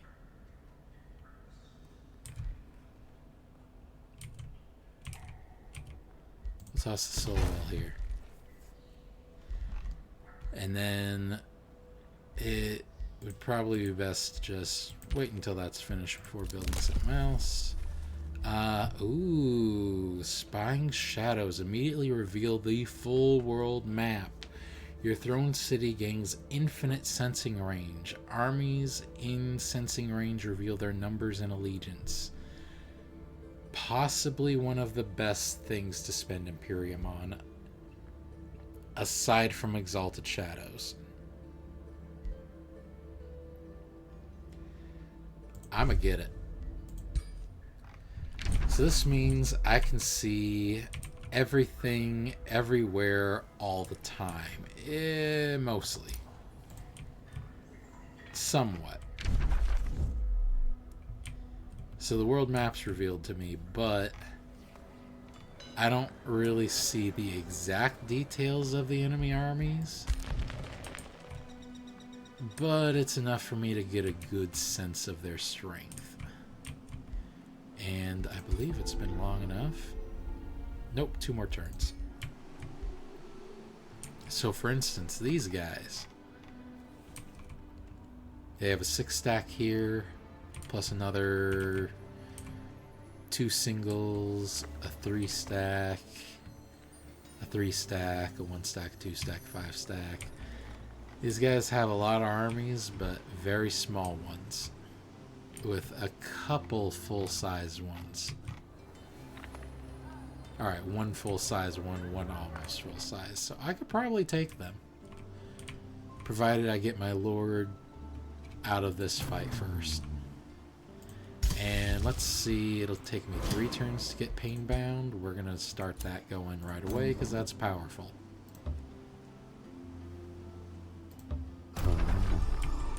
So this is an Ancient Wonder. Ancient Wonders come in 3 tiers. There's Bronze, Silver, and Gold. And that determines not only what they provide, such as this provides 5 Imperium, 15 mana, 15 food. counts as a farm and adds the Rose Knight and Rose Choked Skeletons to the Rally Lieges. This provides amazing stuff, and the Rose Knight is very strong. It's a tier 4 unit. But in exchange for all this, whatever encounter happens here is very likely to be deadly. So we're going to explore it. You lead your army into the dead quiet courtyard of an ancient palace. The courtyard is overgrown with rose vines. At the far edge of the courtyard, a beautiful woman lies motionless on a bed of stone. A decomposed spinning wheel stands nearby, its spindle stained by blood as red as the roses that cover the courtyard. You note the remains of thorned skeleton warriors beneath the vines. Thorns fuse to their bones. When you take a step forward, the dead rise. The thorned skeleton warriors, led by a Rose Knight, won't let you go near the beautiful sleeper. How will you respond? And then I have some options here. I can just straight up attack them, which it looks like it'll be a fairly easy battle, actually. Except there's a modifier, the Overgrown Rose Garden. Additional creeping rose vine obstacles are present during the battle. They are sharp and creeping. At the end of the turn, they replicate themselves towards an adjacent hex. Okay. I can ignite the rose bushes with simple spellcraft.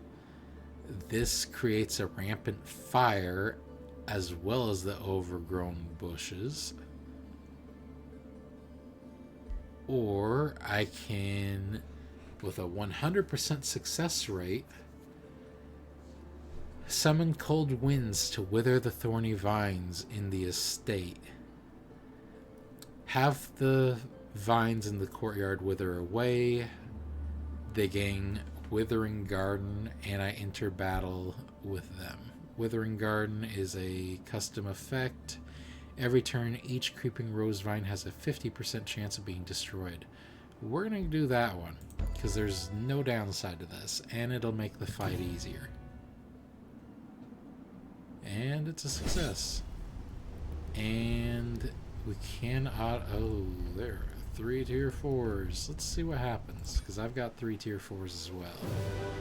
I end up losing a tier 4. Let's try that again in a manual combat.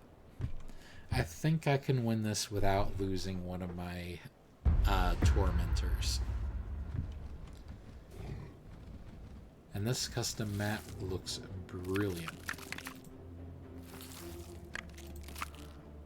So they're going around.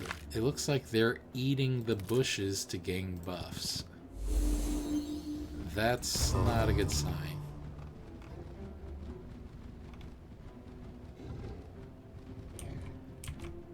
It looks like they have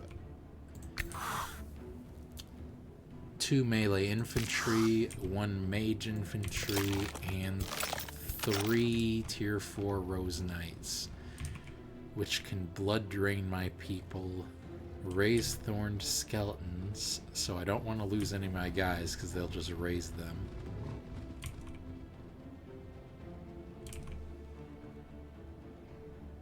Yeah, no, these guys are going to be deadly to fight.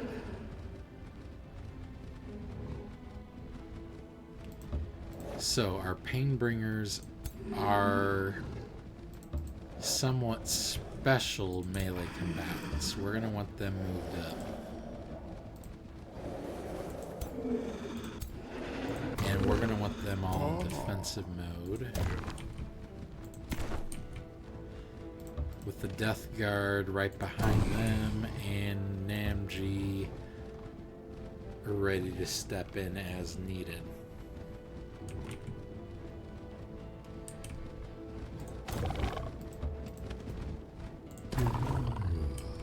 I am tempted to go ahead and get a Devastator Sphere out, but I'm thinking no.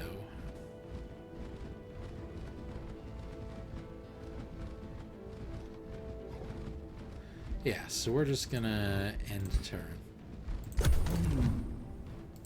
Let them come to us. Ooh, I got a critical hit. That's nuts. Okay, so how are these guys doing morale-wise? Honestly, they're indifferent.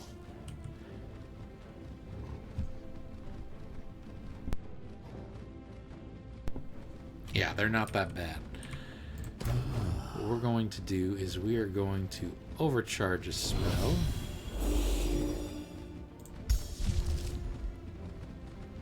And we're going to get...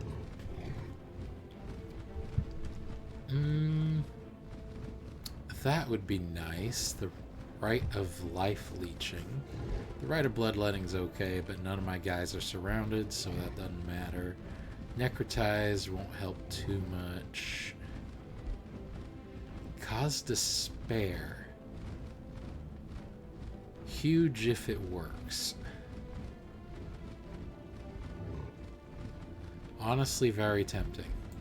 Let's see, there's a cluster here I could hit with it, or the cluster here. The Rite of Life Leeching is also pretty huge, though. It'll let my guys heal as they're attacking, because they're also going to be taking damage as they attack due to the razor thorns on the enemy. Cause Despair. If I could get this off right. Okay, well these two are despaired. This one succeeded in resisting, though, unfortunately. We're gonna hit him with Scarlet Plague, though.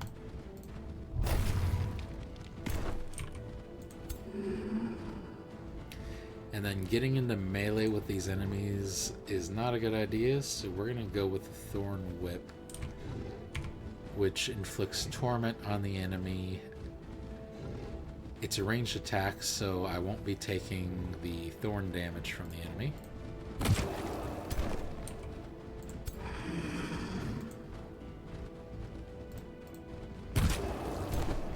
And we're just gonna focus fire.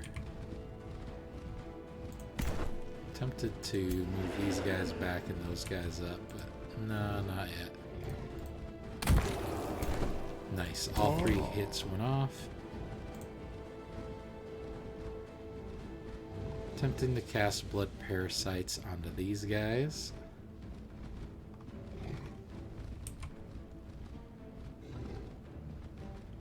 Yeah, let's get it onto their mages.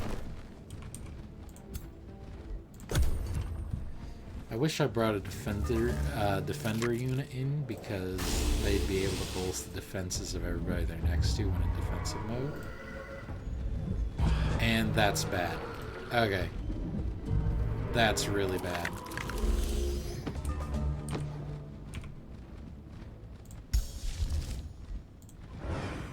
We're gonna necrotize these guys. And these are the blood maggots that came as a result. They aren't able to move this turn, but they will next turn.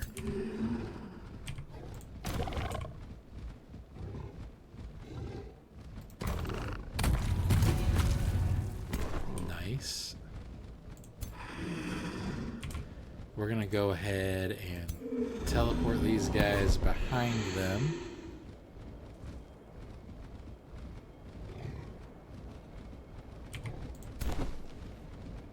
These guys are going to move up and finish that off.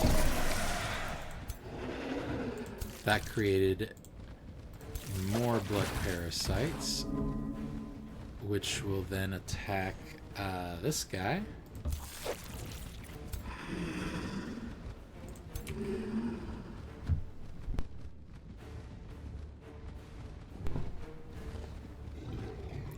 These guys are...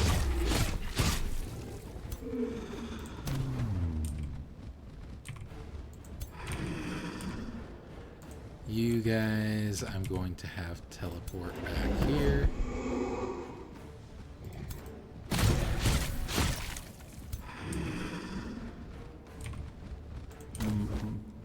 And then Bitey McBiteface. First, you're going to summon a Devastator Sphere.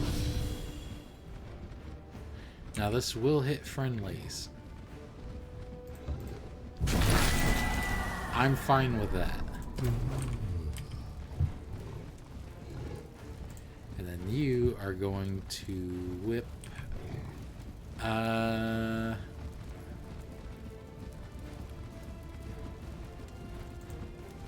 No, you're gonna invert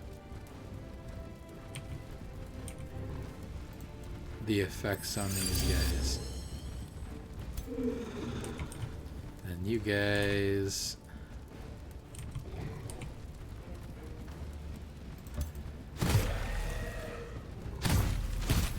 There we go.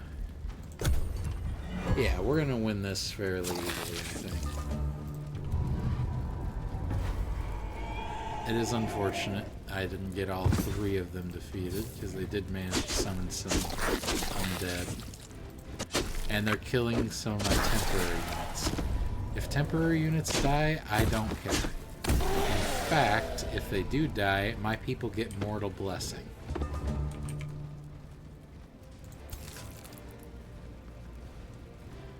You guys are going to move up, strike these guys from behind. Mortal Blessing is a thing that provides bonuses to my people.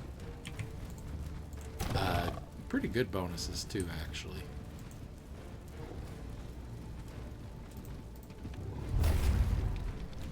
So we're going to do that. We're going to whip him to death. That's more mortal blessings stacked on our people. We're going to get yet another stack. Each stack just really buffs my guys. So I'm going to whip them, munch them from behind, and stack. And there we go. We didn't lose any of our tier 4 units. We can summon bone dragons. Only 2 because I don't have enough souls to summon more than that. Okay. With the Rose Knight reduced to thorny bones and armor, you approach the beautiful sleeper on the stone bed. You lean forward to inspect if the sleeper still lives. As your breath touches the woman's lips, she opens her eyes and gasps, "Greetings, hero. Cursed I was by a witch, jealous of my youth and skill. I am Rose of Thorns. Is this my father's castle? It seems I was asleep for a very long time. With the curse broken, the magic of Thorngrath Estate wanes and vines crumble. Before departing, what trophy will you claim? I can recruit Rose of Thorns as a hero. I can just straight up recruit her. I don't... Oh, she's an angelic envoy. Whoa. Okay. She's pretty strong, not gonna lie. I can let the scholars chronicle her memories to get me research. I can let her go and grab a set of greaves for my hero. Or I can harvest the magic of the estate, which honestly I make more than enough of, so I don't really care for that one. Recruiting her is not a terrible idea, provided she gets turned into a vampire. I don't know if she does.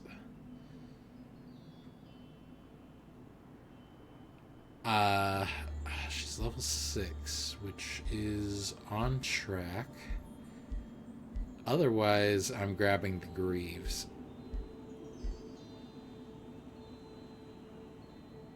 It'll save me 400 gold to just recruit her. Yeah, we'll recruit her. Ah, she doesn't turn into a vampire. Oh, darn it. Okay. Oh, wait, yes, she does. She is a vampire now. Yes. Okay, Sweet. She is a Spellblade.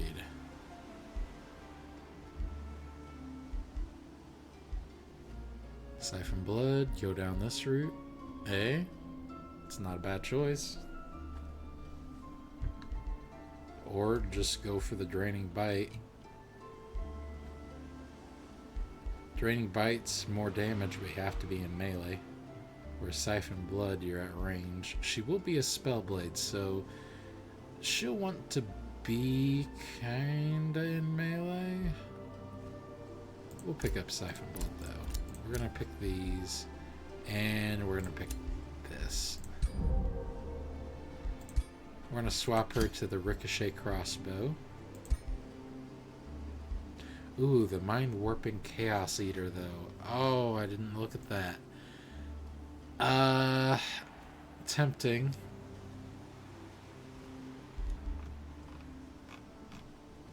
She's angelic transformation, so she flies and all. She don't need no mount.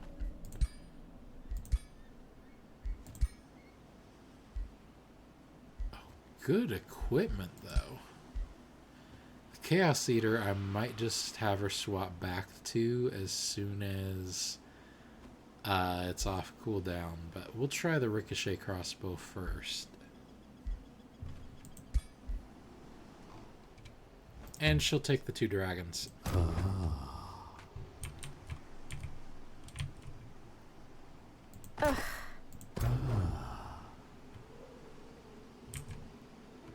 We'll have him move up. We'll have her go with him as soon as she's capable, so that she can recruit some units. Well, that saved me 450 gold that I was going to spend on getting a new hero. So, honestly, well worth it. Ooh, a Necromancer would be huge. Still, a Death Guard or Immortalist would be good too. Blood Cultists are always welcome.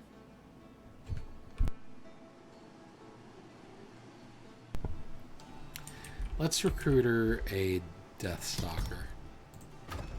I'm gonna have to recruit more than that, but that's all I can afford at the moment.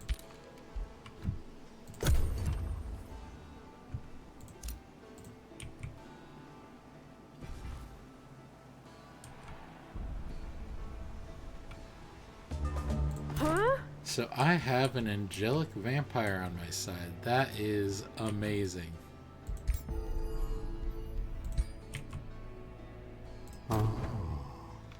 He can go ahead and clear this fight for me.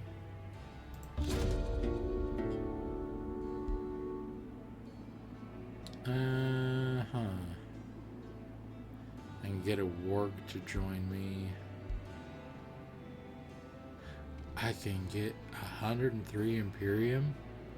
Yes, please. Oh.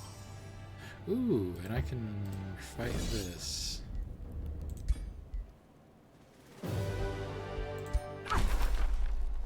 The Sun Priest? No, thank you. Gross. Get out of here. We don't want no Sun Priest. We're vampires.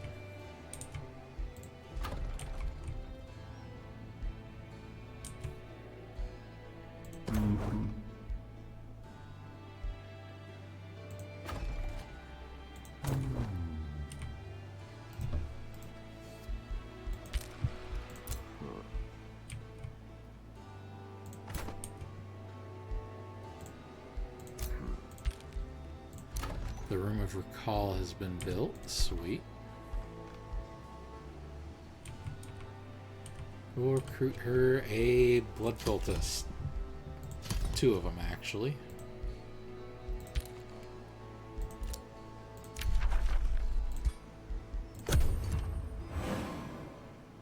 And then we should be in good enough shape to go to war. The question is, will it be with major justification? Because I I really need it to be majorly justified. Yes, it is a major justification. Sweet.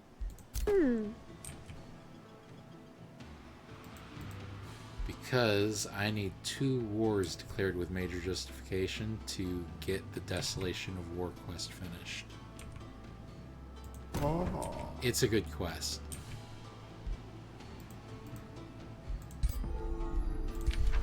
We're just gonna gang that 1,000 knowledge, thank you very much. That's going to finish off the Gift of the Old Blood, which we will get prepped as soon as we can, and we're going to want to research Tears of the Crimson Sovereign. It's an amazing spell. Over here, we're going to get ourselves... Oh, let's go with the Ballista Towers and Catapults. You just finished building there, that's fine. Mystic Seer leaves in 5 turns. I already bought what I wanted. The cooldown is now 10 turns. I'm not going to get what I need from him. However, I can choose to attack him if I want. There's a couple tier 5 Lost Wizards as well as the shopkeeper himself. So it would be a deadly battle.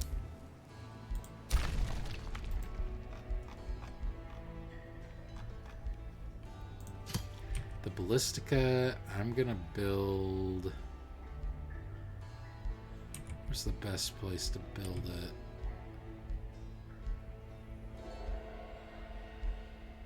Oh, right here. It replaces a mine, which is sad to see happen, but it'll get me all kinds of stuff. I don't build enough of these unique provinces. Alright. Wartime Profiteer. Oathwarden Karmath Stonethrow of Deliverance offers her aid during your war with... Oh, one of the free cities. War is a truly trying time. Great Nam Gge Bitey McBite faces it not. We humbly, and with only the tiniest vestige of self-interest, offer you what aid we have available, for an equally humble price, of course. I can buy troops from them. It's a seal bearer. I don't really want it. I can tell them to volunteer the seal bearer to me, or I can reject. I'm just going to reject the offer. I don't want that unit. Pain bound, we're going to go ahead and give the nod to. Okay, our people are now freaks. And Gift of the Old Blood will take 7 turns, but it is such a powerful transformation, it's worth it. So we're going to start that rolling. Where did... Oh, that's him. Okay. No, we're good. It's tempting to take these guys out and claim what they have. So we're going to do that before we declare our little war.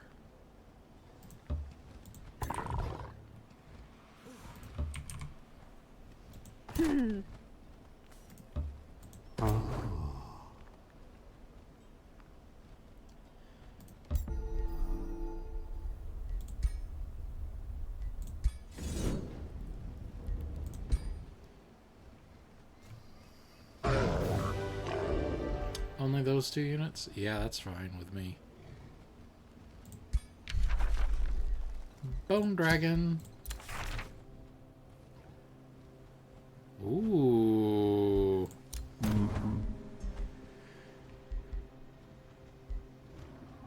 Vicious Killer and Wind Barrier. Ooh. Wind Barrier is gonna be awesome on him. And he gets to level up. We're gonna pick ooh, tough choices.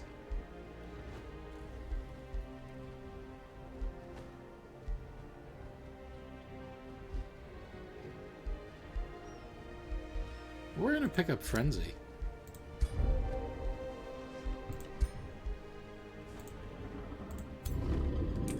And that's another Bone Dragon raised, which will join this guy. No?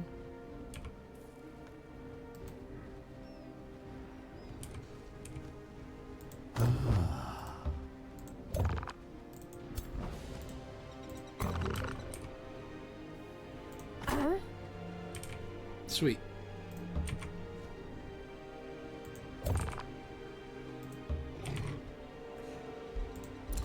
Old folks' home produced a granary.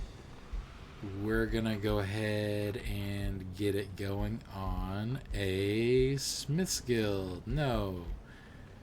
The Vampire Castle Throne of Blood. Yes. Produces +5 Imperium per turn on top of other things. A lot of other things. It provides +3 vision range. We have infinite range, so whatever. +1 starting rank to every tier 1, 2, and 3 magic origin unit. Unlocks summoning of tier 4 and 5 units. Unlocks the Blood Moon ritual. Blood Moon. What's that do for the next 10 turns? Vampires do not suffer sunlight weakness. We get +15 points of regeneration on the world map. That stacks with our already huge bonuses. +20% damage. And +2 spell resistance.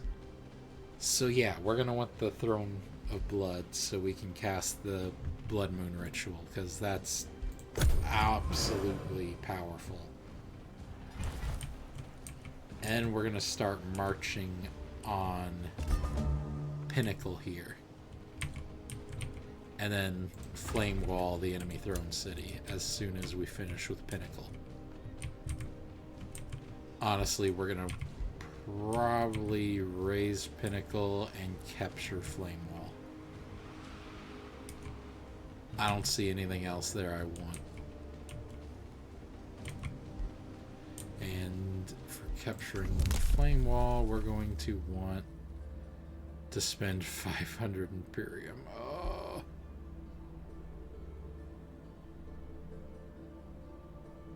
That's pretty helpful, and that's very helpful. But this would be insane. Oh, but that's... the penalties for going over the city cap are actually pretty huge.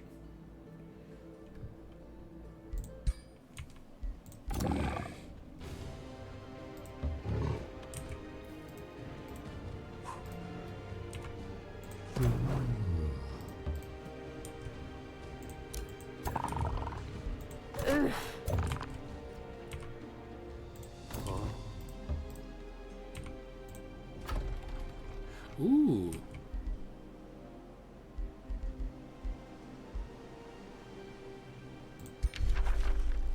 I don't care, let's build it. Although I'm going to want to be the one to declare war, so I'm going to go ahead and march these people forward.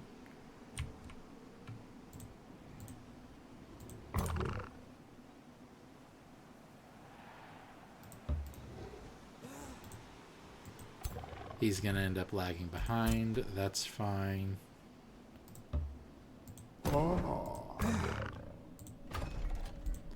We're going to declare a justified war. It's a major justification. Oh, he's going to be calling Bright Blaze into war too? Oh man, I didn't realize they would be able to do that. Okay. We're declaring war anyways. We are now at war. Can we go ahead and declare a justified war against Bright Blaze? No, we cannot. We don't have justification.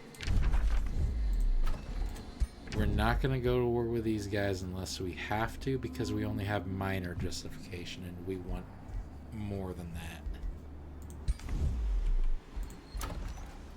In order to complete the quest, there has to be a major justification. And yeah, we already checked those out. Alright. Oh, set production. Oh, this finished production. Ooh, we'll get you guys a granary. You guys are growing very slowly. Probably because you're underground.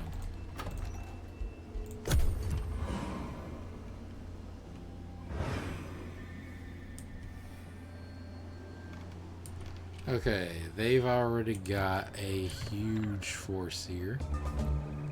A force I'm fairly confident I can take. The problem is, when these guys move in to take it, these guys are going to circle around and attack, which is where this guy's going to come in. The good news is, with this active, spying shadows,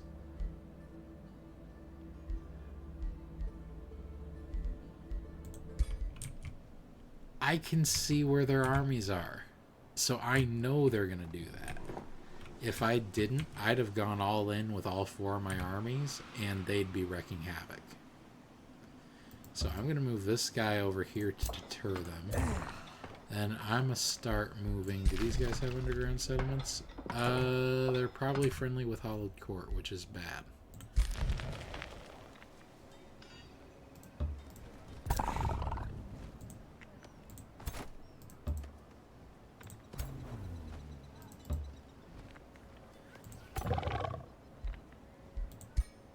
Oh, that's really bad. Oh no.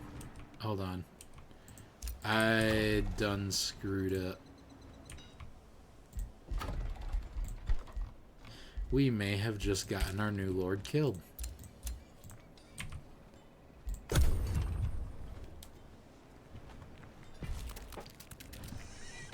Yep, they're moving into position and then they're gonna attack. Oh, they're catching all of us. Well, that was stupid of them. And their lord's here. Yeah, we'll see what the auto combat grants us.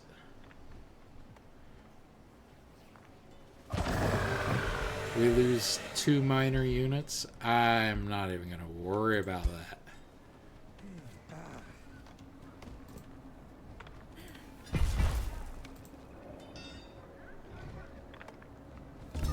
And I got a freaking spider. So we're going to go ahead and dismiss this because I want the bone dragons. He dropped some of his equipment. The brutal scimitar cleaving. Ooh. That's pretty good. And the golden wyvern mount. Ooh. We're going to open the hero screen. Invigorating armor. No, I think I'm good. As for the weapon, this is a tier 4 weapon. A very powerful tier 4 weapon.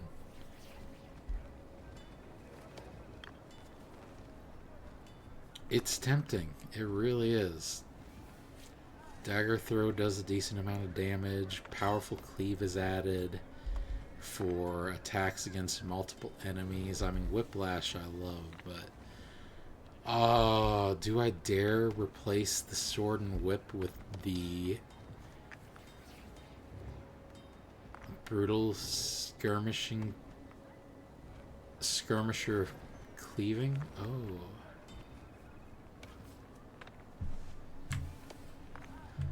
Honestly,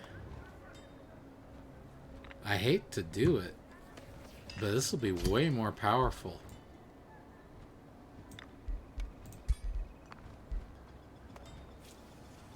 I really hate to do it.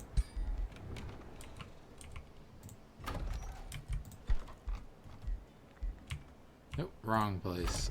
This place. We're going to want the Soul Forge. Oh, look at all this stuff. Ritual Chamber adds a spell slot. Plus 10 world casting, plus 10 combat casting. Cost of thralls reduced by 1. Oh my gosh. Stygian observer. Oh my gosh. Our people gain universal camouflage on summonless terrain. Or if the blood moon is in effect. And plus 6. Oh man. Wow. Wowie. Wow. Okay, we're gonna get the ritual chamber because whoa. Smith's Guild I don't really care for. The Arcane Institute I do. And then Academy. And then Scholars Guild. And then we may as well, we can't toss it onto the queue because the queue is only that long. Okay. Orders required. We got a Dread Spider Matriarch.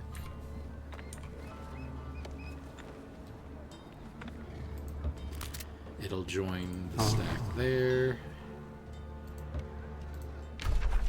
We're gonna start the siege. And we don't have the gold we want, which is fine. We're gonna do that, and we're gonna do a raiding party as well. I have a feeling we're gonna succeed in taking this, although it is going to be a somewhat tough fight. Most of their units are low tier versus our high tier. And we just got one of the most powerful spells in the game. Blood Extart is a new unit that we will start researching because that's going to be powerful. And they moved their people away. Shame. We're going to hop into Will Taker's Needle and I don't want them getting Bone Dragons, but I want Bone Dragons. So in 3 turns we'll have that under our control, unless they send an army to stop that.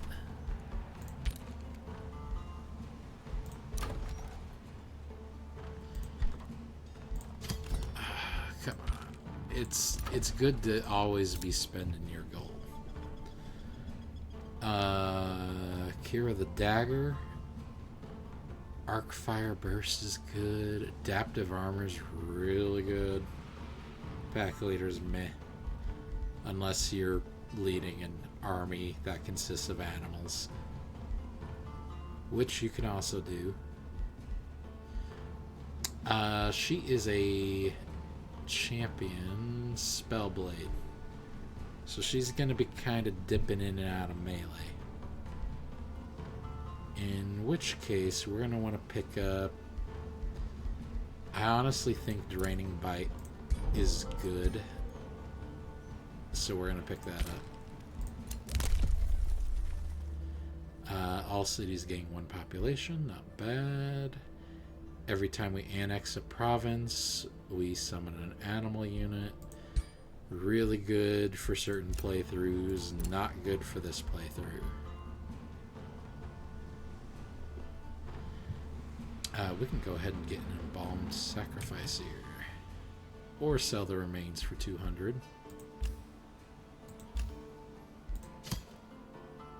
I don't know where I got this guy from. Let's freaking execute. We've just turned up pure evil. Let's go. Okay. So, we can embalm both of these guys to get Embalmed Sacrifices. I'm going to do that right now. Alignment changed. I am now pure evil. Pure evil, usually I don't go for. This is one of the few campaigns where I'm actually playing a bad guy. So, pure evil is good to me.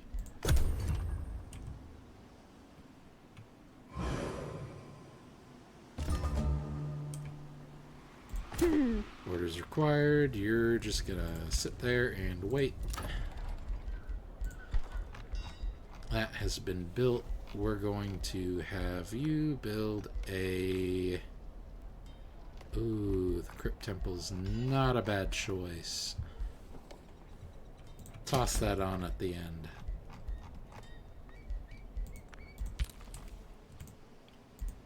Granary's been built down here. We're gonna switch you over to a soul vault's not bad. I aim to eventually get soul vaults in all of my cities. We're gonna toss you an estate hall because you need some growth, man. Alright. You've got 2 more turns to capture Willtaker's Needle, which I will hopefully add over to the city over here.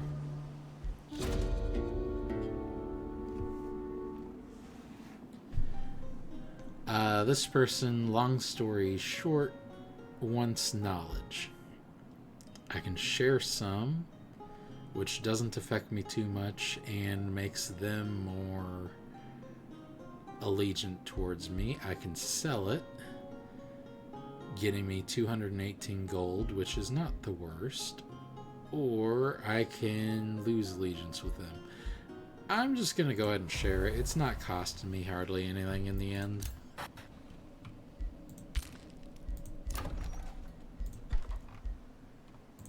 Build a Scholars Guild, why not? You build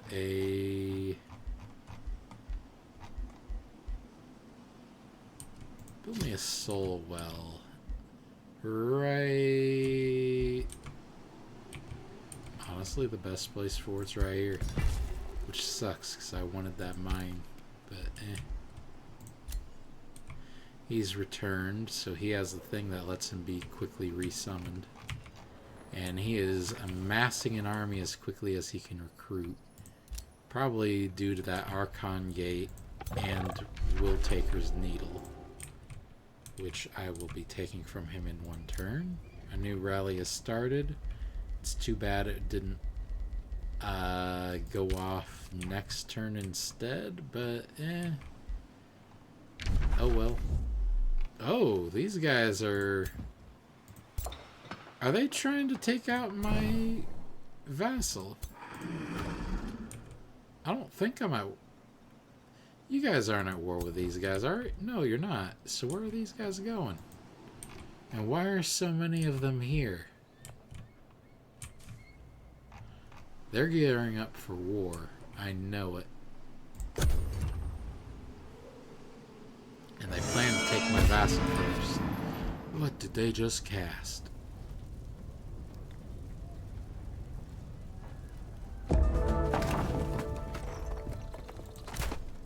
Orders required. We can go ahead and start the siege.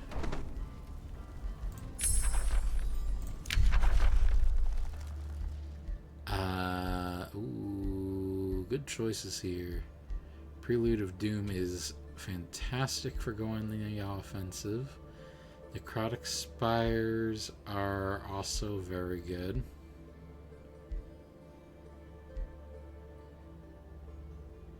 It's a city structure, and it's a very powerful defensive city structure.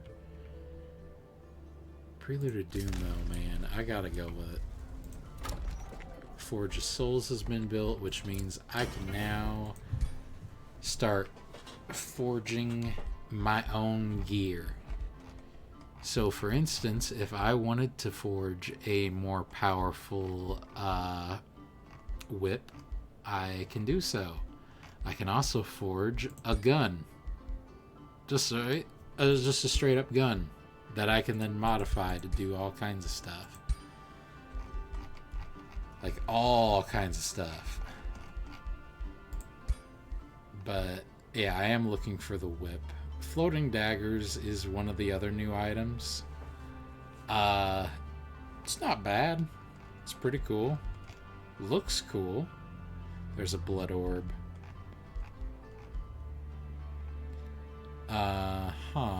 Other weapons, we can get a sword and net, sword and crossbow. There's 2 different versions of the sword and whip. There's your vanilla one, and then there's your kind of undead one. Death damage, please. Another major enhancement.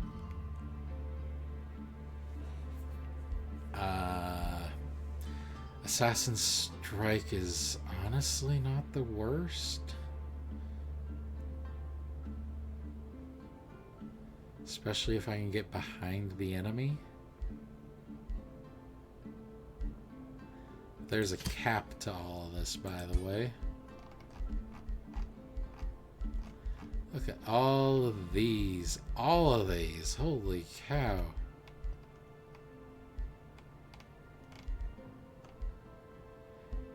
Greater inflict bleed. Yes, please. And then I don't have enough infusion points to toss onto this. Normally you can have no more than 5. Yeah. So I would have to get rid of Assassin's Strike to toss something else on there. I will remove it and we'll see what Lifesteal's really good. Infecting. Enemies I kill turn into decaying zombies. Not bad. Inflict Torment's also pretty good.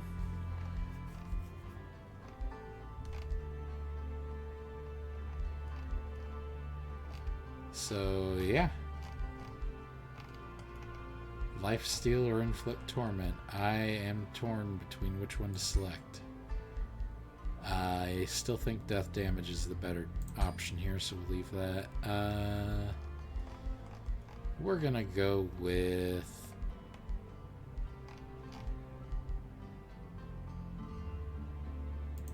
Inflict Torment. Now the problem is we don't have what we need to build this. These are items we can eliminate. I wish we could find ones we don't have. Oh, these are ones that we don't have equipped. So we can dismantle these to get the stuff needed to build this.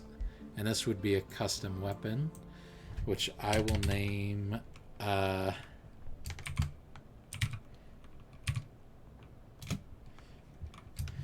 Whip and Tear.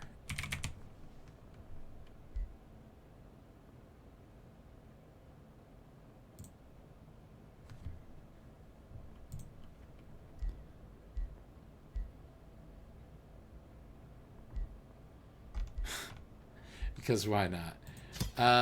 We're gonna go ahead and remove that one. We're gonna remove that one.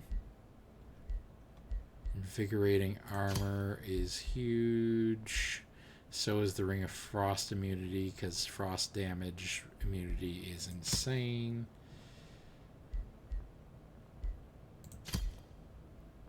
But we're gonna remove all of that.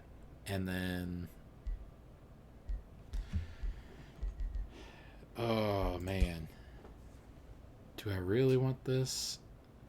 Does a decent amount of damage. It would be a tier 4 item.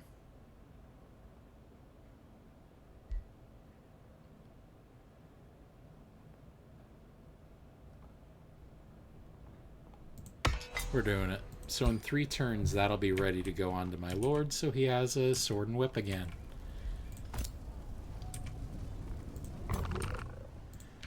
This has been cleared. And I've got plenty of Imperium to work with. So in 5 turns, the city can take the needle.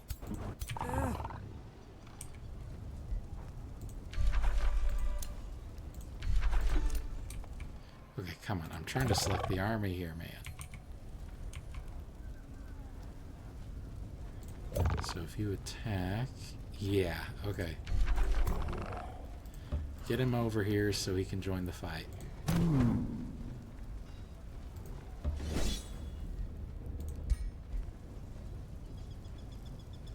Come on, let's see that auto-resolve.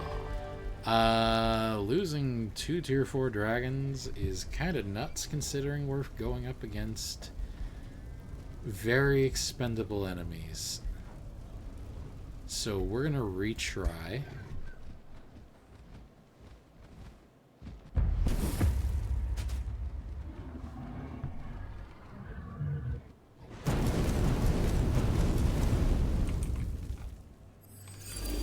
That's the bombardment going off.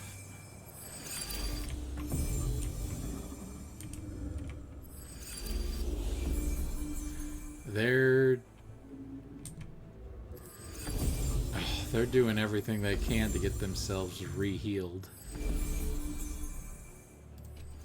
Which I guess forcing them to do that right now is not the worst of ideas. And now they're moving up.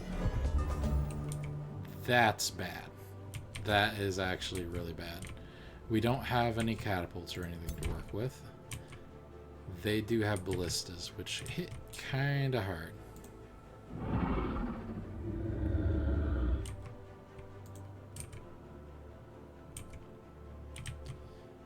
I'm tempted to say just let them come to us.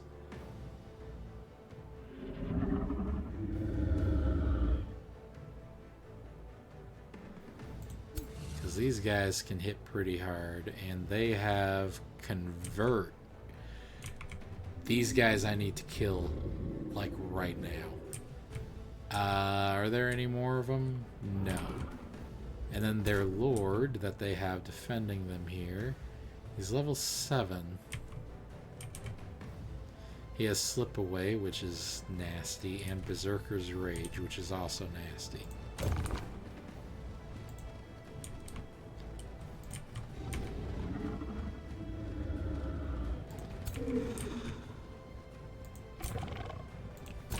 The question is, how do I want to deal with this? I can move these guys up and attack the tower. These guys can't reach them. Though they would be able to net them, but I'm okay with that. Yeah, move up and... you're not able to eliminate the tower, but you're able to do a lot.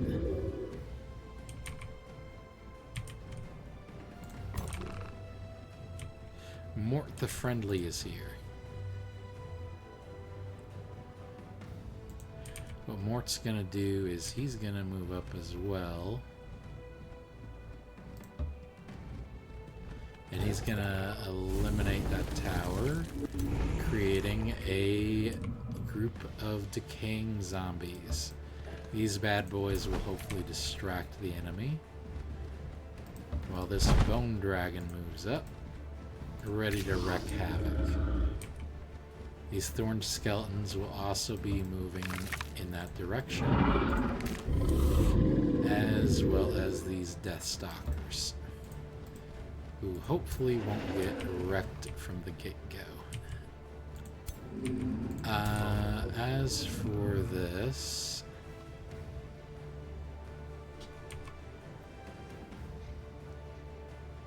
I'm thinking...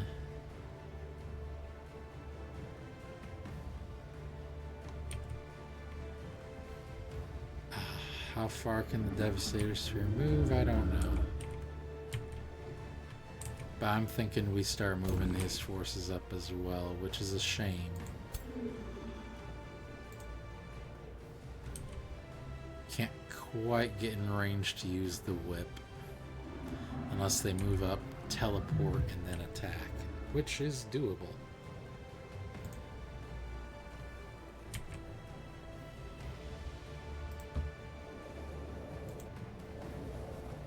It is not doable.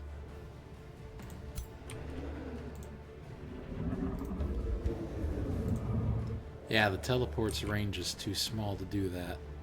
Okay. Fair enough.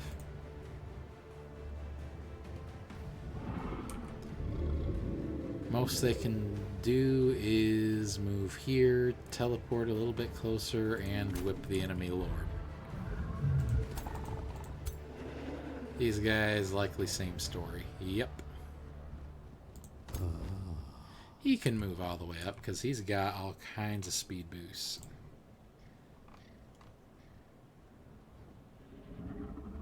And he's got second wind to boost his speed even further.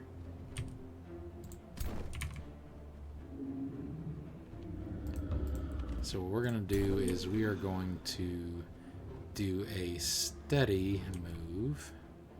I do still need to take care of those light bringers.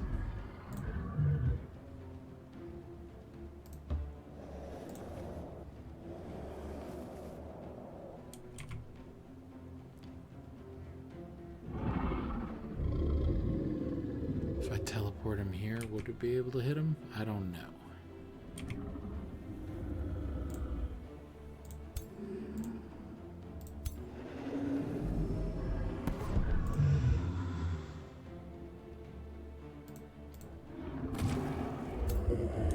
That's 4 stacks of torment.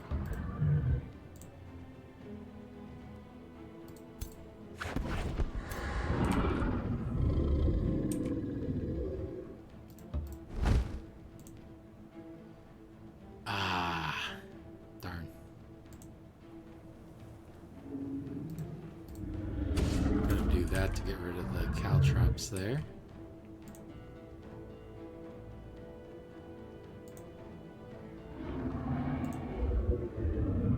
Gonna move her up to here.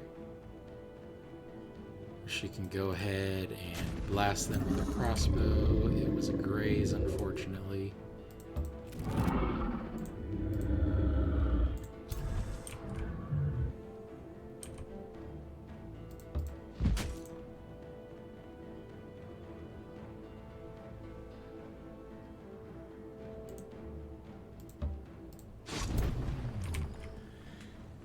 And yeah, we're just going to move our people up. We're going on the offensive here.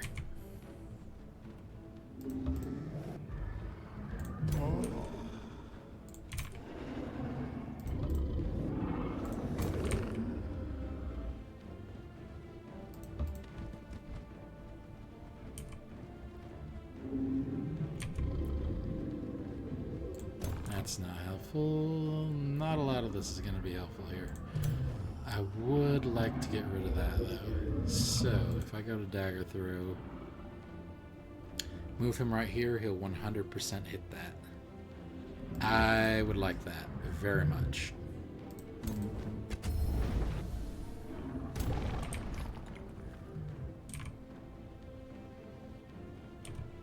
And these guys can move behind these guys here because they're going to need the protection.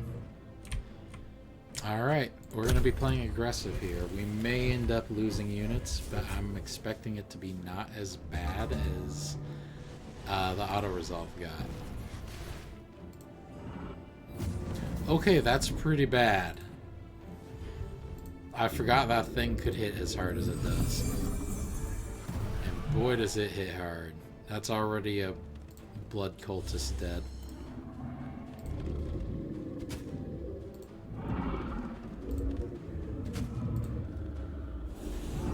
They accidentally hit their own guy there. That's actually pretty helpful. Those ballistas hit hard, but they're single unit hard. And they died to retaliation attacks. Pretty nice.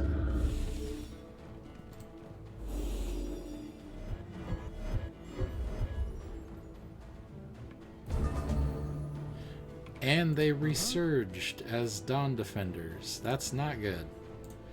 So we're going to cast Tears of the Crimson Sovereign. This is huge and very, very powerful. When cast for the next 2 turns, up to 3 enemies sustain 10 damage, have a 90% chance of gaining blood parasites for 3 turns, and up to 3 friendlies heal for 10 turns.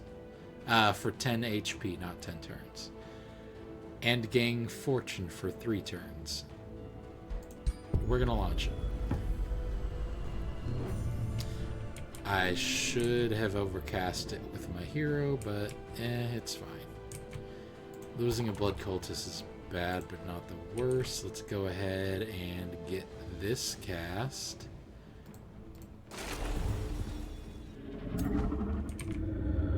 And let's get Monsieur Dragon here.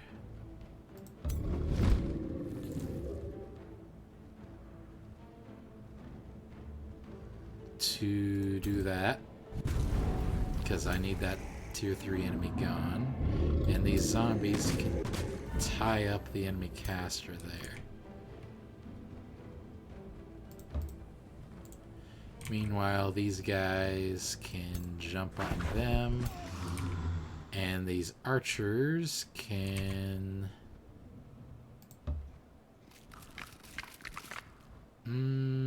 they can put a little pain on the enemy there.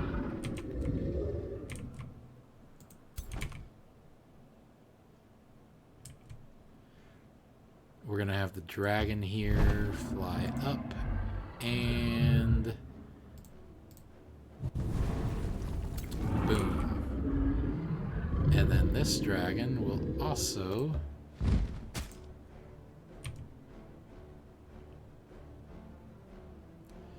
do the same.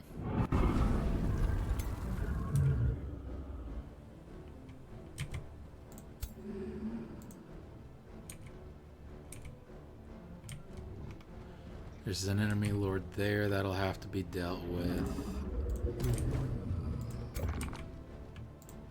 We'll go ahead and toss Blood Parasite onto him. If we can get rid of the enemy lord, that helps tremendously.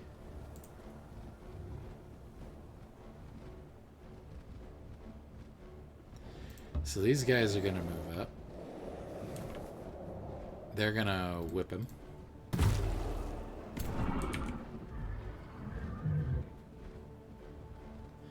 These guys will go up and eat up his retaliation. These guys will hold their position, whilst these teleport up to here.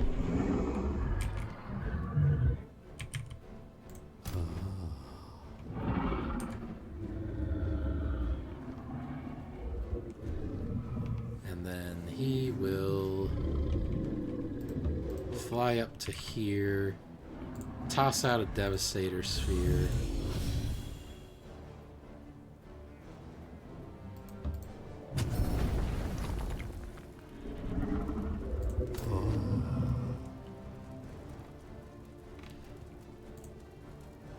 He'll damage himself to hopefully finish this guy off.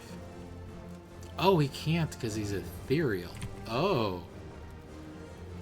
That's rather unfortunate, isn't it?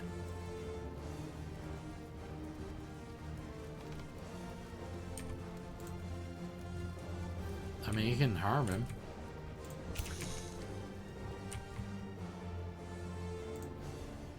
You go ahead and toss out a small unit to go engage them.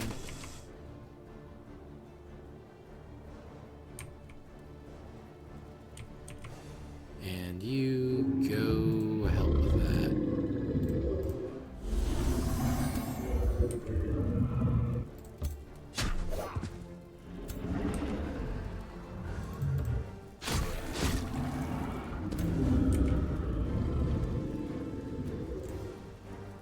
Nah, let's not do that. Let's finish. Oh, that's right. He's not finished off. He's got steadfast, can't go below 1, which is bad. I didn't realize he had that. Alright, you guys go up. Keep them occupied. Unfortunately, I'm just going to have to end turn here. And I'm going to have to finish off those siege engines as well. Oh, the enemy having steadfast is insane.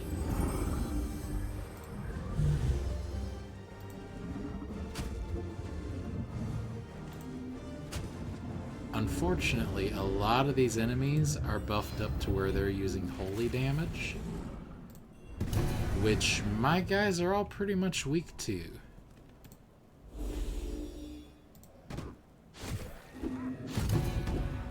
But a lot of my guys cause some serious retaliatory damage when hit as well. Like what just keeps happening here.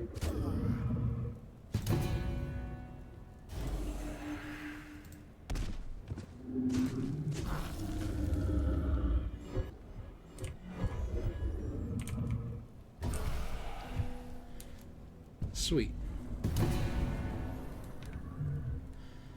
And unfortunately, a lot of their guys are coming back.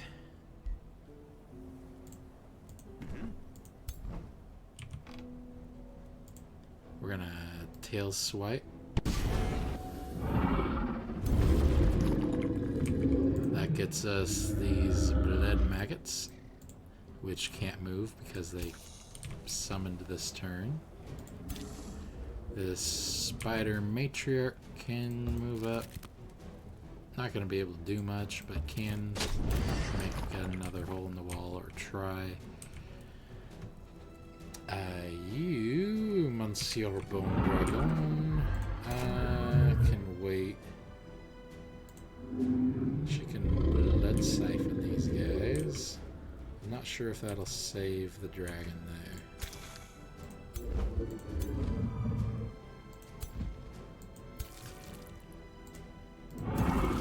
Yeah, eat the corpse. I don't want them bring any of these back if they can. That guy's just gonna... Yep, he slipped away. These guys can finish him up. There we go. That's what I like to see. And eat his corpse to make sure he doesn't get back up. Nice.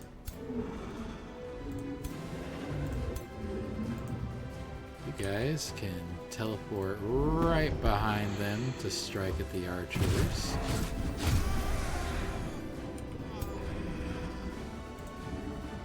And you guys right behind these guys to, yeah, hit them from behind.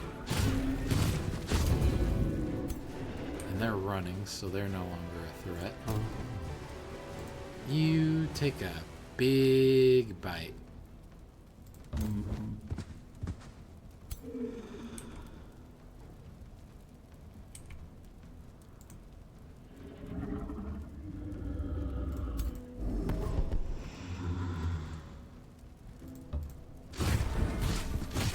Oh, these tormentors deal so much to the enemy. You guys go whack them. You go whack them. If this bone dragon dies to the enemy, that's unfortunate, but it is what it is. Unless, of course, she can come on up and just maybe stab them or shoot them. Shoot them. Ooh, these Deathstalkers have choices of targets. Let's get the dragon up here, though. The dragon can probably finish them all in one hit. Yep. And that's enough to cause the entire enemy force to rout. We can allow this, but that means some of them will survive to fight another day. So we're going to click no. We're going to just eliminate a few more of them before accepting victory.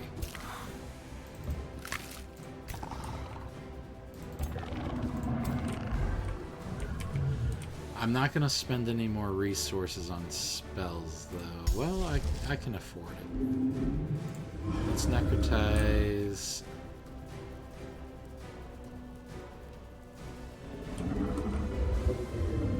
Let's necrotize these guys. They're going to try to move away and get a attack. No, they didn't. Oh, they are still casting spells though, so maybe I should go ahead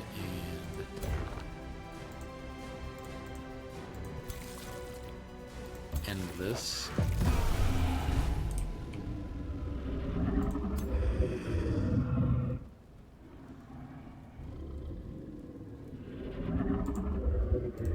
You guys teleport next to them, finish them off.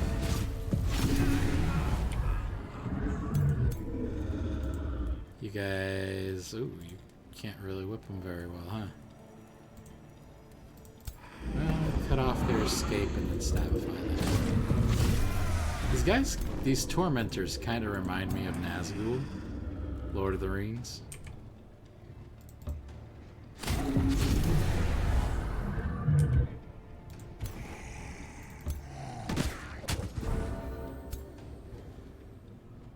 Oh, this also gets my people more experience, by the way.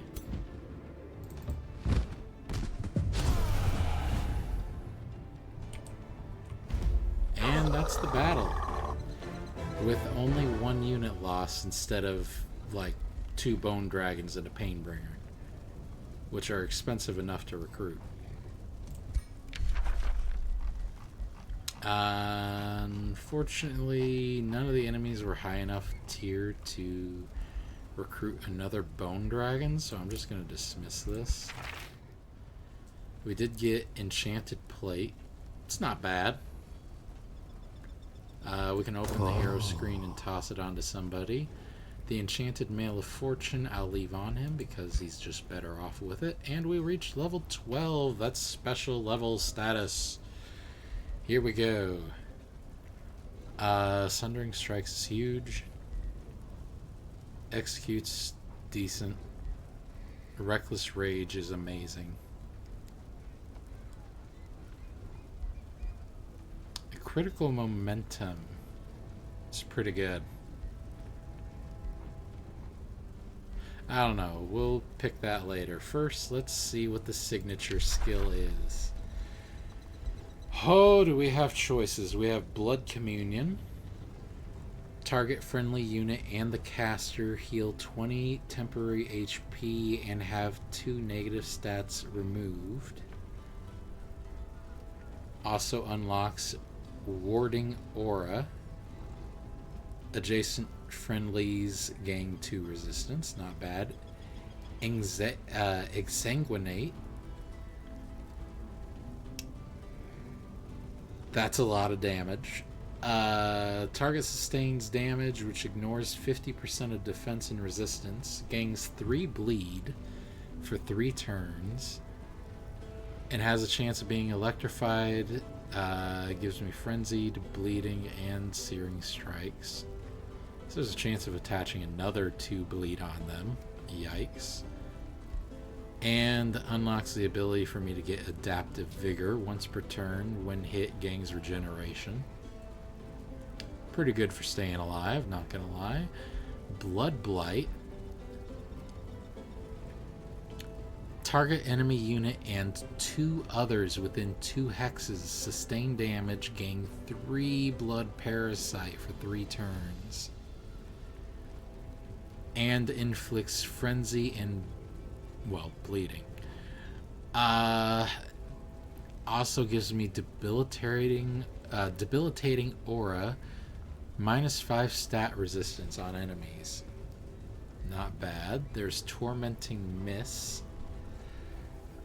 Enemy units within a 2 hex radius sustain damage, lose 10 morale, gain 4 stacks of torment until the end of combat, and gives me Spirit Breaker Aura, which is adjacent enemy units lose morale 50% faster. And then we get to some of these other things. Festering Spine. Enemy unit sustains damage, gains 4 poison, 2 decay, both for 3 turns. Has a chance of proccing all of these things, and my base attacks inflict decaying. Oh, that's very powerful. And then finally, Grave March. Conjure 4 corpses of tier 1 thorned skeleton units in a 1 hex radius. For the next 4 turns, resurrect 1 random corpse on the battlefield under my control until the end of combat. And gives immobilizing presence. At the start of the turn, adjacent enemy units become slowed. If they are already slowed, they are immobilized. Holy balls, Grave March is insane. But all of these are, actually. So I don't know which one I want to pick, because these are all very powerful.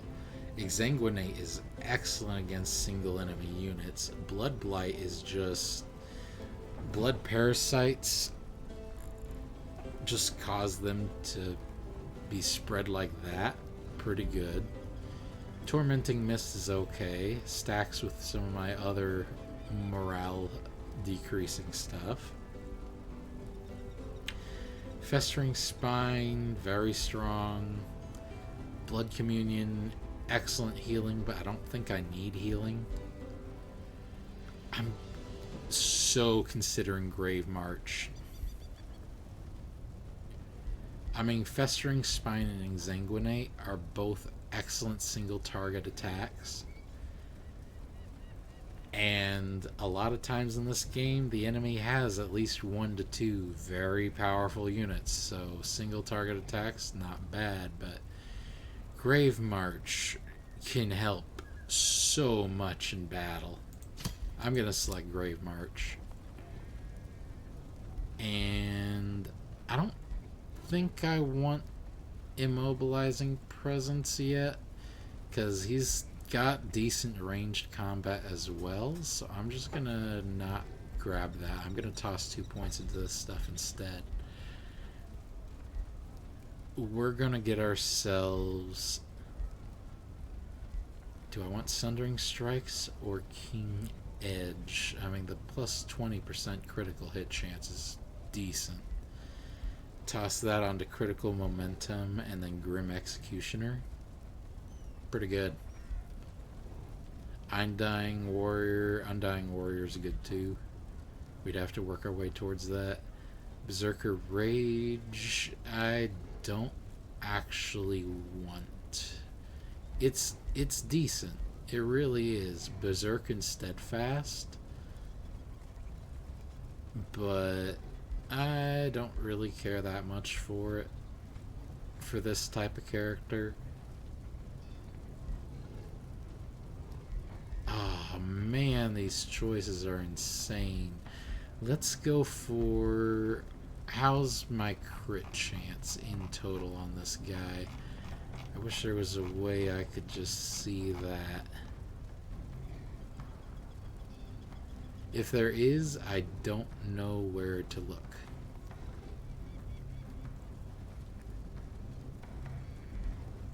And I would want to build him a weapon that very much increases crit chance, and that's not the weapon I'm building. Sundering Strikes are helpful. Sunder Defense is very strong. Demolisher is pretty decent. Means he can attack and destroy walls.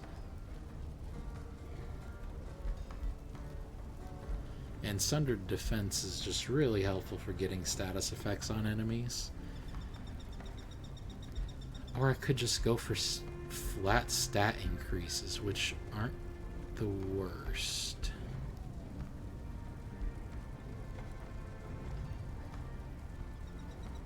Yeah, we could go for fighting and then cleaving sweep, or vigor and cleaving sweep.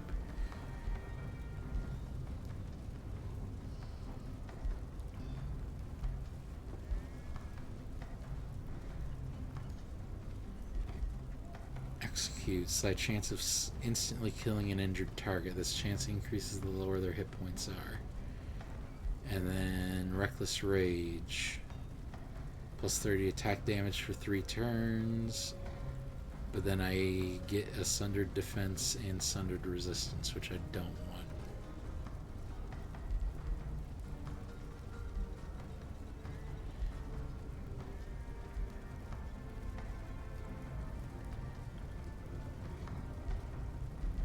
We're gonna toss ourselves Keen Edge and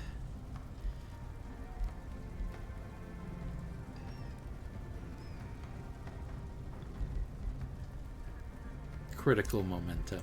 Let's do it. Let's go all in on that. For this city, I'm under the impression I should go ahead and, rather than capture it, raise it instead and capture Flame Wall. I think that's what I'm gonna do. So in 4 turns, this city's gonna be ruined. Then I can go ahead and start my troops marching towards the enemy capital. And considering I have them on the back foot, I'm gonna actually go ahead and do that. They don't have any... Well, they do have some units here to come back and retake that.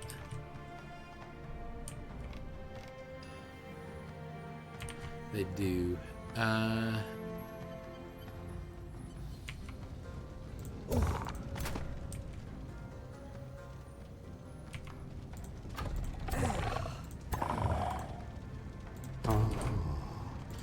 we'll leave him here.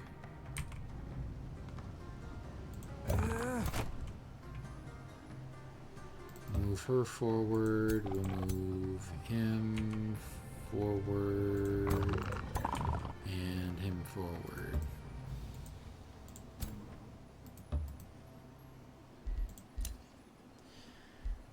Ooh. Yeah, we're gonna go ahead and embalm him. Sweet. We are getting a ton of embalmed sacrifices.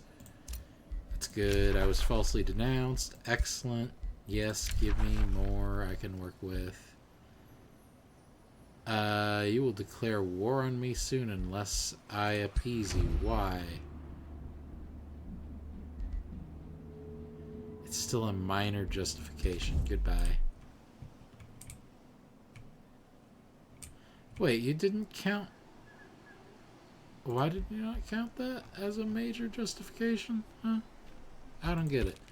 I don't get why they didn't count my war against these guys as a major justification. We're an intern. Oh, they're building stuff. We'll let them because we aren't interested in that. We're interested in this. So, all of my racial units will gain the undead unit type, which grants them immunity to poison and disease, but they take more damage from spirit damage, fire damage, less damage from blight and frost damage, and they have a 50% lower modifier to morale changes. So these guys will break a lot less easily. They get Life Drinker. When an adjacent unit dies, they gain Strengthened for 3 turns and Heal for 10 HP. That could stack up huge. And all their attacks have a 60% chance of inflicting Blood Parasite for 3 turns. Yes, we're going to take it. So our people are kind of pseudo-vampires now. Now, while we have the chance... Ah, man. I'd love to cast that, but I just don't have the number of turns to do so. What is this? Oh, Whip and Tear. Still being built. Yeah. Let's go for Domain of Death. I have to cast on a friendly city, so nope, that's not helpful. Blood Moon Ritual is very helpful. Yeah, there's not a lot I really want to cast at the moment.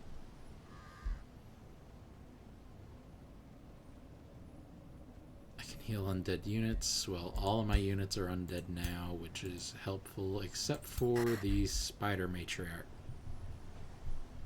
I don't care about the Spider Matriarch, though. Are they marching anybody towards this? Nope. Okay. Then he will move up as well.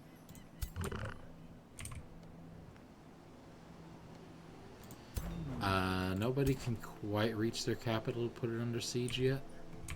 Do they have a Spelljammer? I don't know if they do.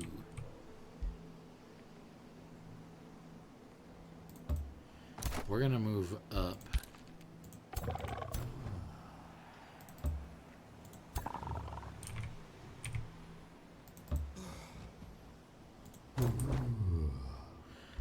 I might just heal him real quick. Feast of Souls is the only one I've really got I can cast this turn, because I want my commander... Oh, summon Blood Exarch. Oh, that'll take 3 turns. It's too long. Yeah, I really want him to be top condition if they attack. And then let's go ahead and get... that'll take 4 turns. That'll take 4 turns. That'll take 3 turns. I do want Sunless on here, so we're going to research Desecration Ritual. Rockguard has sent out another war party. Hopefully not. Hopefully. Anything I can do here? 3 turns, I get that. We'll just go ahead and get ourselves the estate. And then let's toss ourselves the... Oh, but I do need the city cap increase. We're going to get the 200% faster experience gain, because that's just too huge to ignore.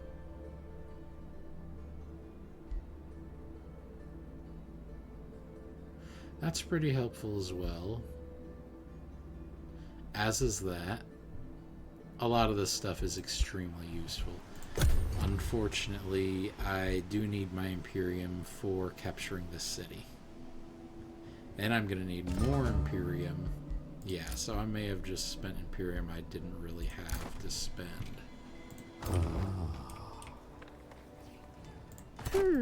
So we're going to move her up.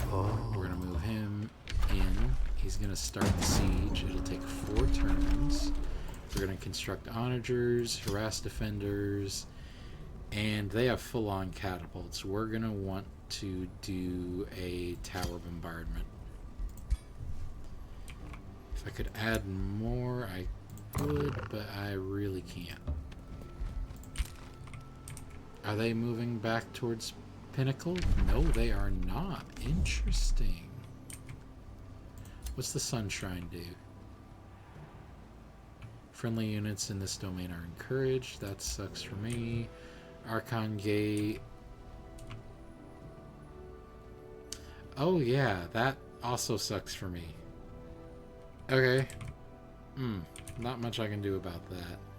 Circle of Zealotry. What the hey? Oh my gosh, they have some strong stuff. Okay. I'll just move him over here.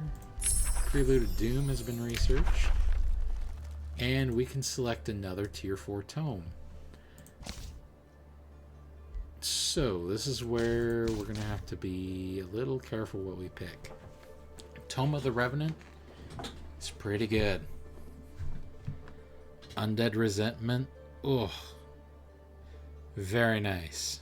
That affects all undead. Well, all of my people are undead. So, that'll grant us some spirit resistance and fire resistance to kind of negate the extra damage we already take from those and give us Vicious Killer.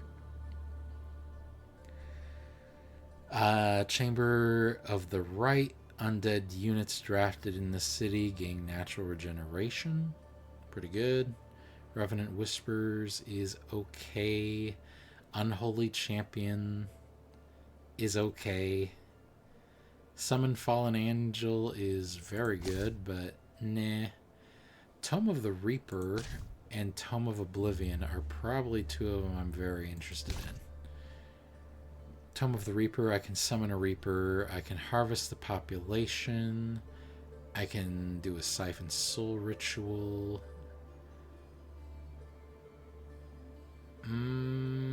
Greater Reanimation's pretty decent. Tome of Oblivion, though. Ooh. Oblivion's not bad. I don't have many tier 4s I can pick because I went all in on Shadow. Tome of Calamity's awesome. Accursed Projectiles. Accursed Armor. Yeah, those are both good. The Ritual Calamity's meh. Tome of Severing. Ooh. I don't know what to pick. I think I'm gonna go Tome of the Revenant. I mean, Tome of Calamity is just amazing. The Accursed Armor, oh, so good. Accursed Projectiles are too, but I don't know. The freaking Tome of Revenant, Undead Resentment would help so much. We who perished for the light. And there's Undead Resentment. Let's go. This can build something. We're gonna go ahead and have you build a...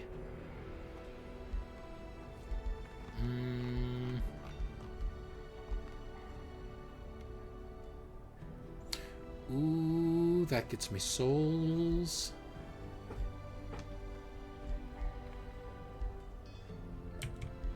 Oh, a blood altar.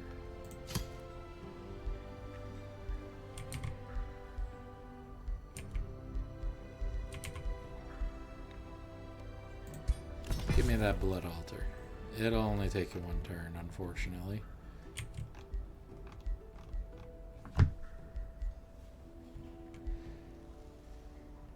And then the necropolis. Where would the necropolis go?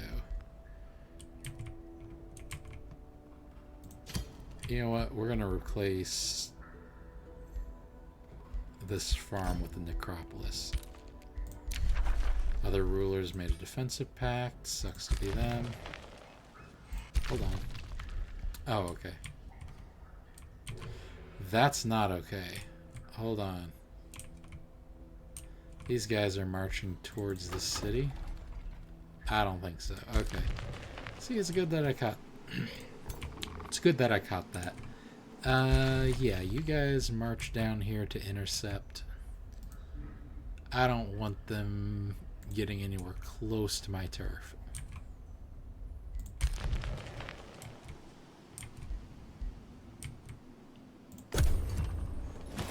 So in one more turn, I can convert this land into sunless terrain, which will help me greatly as vampires.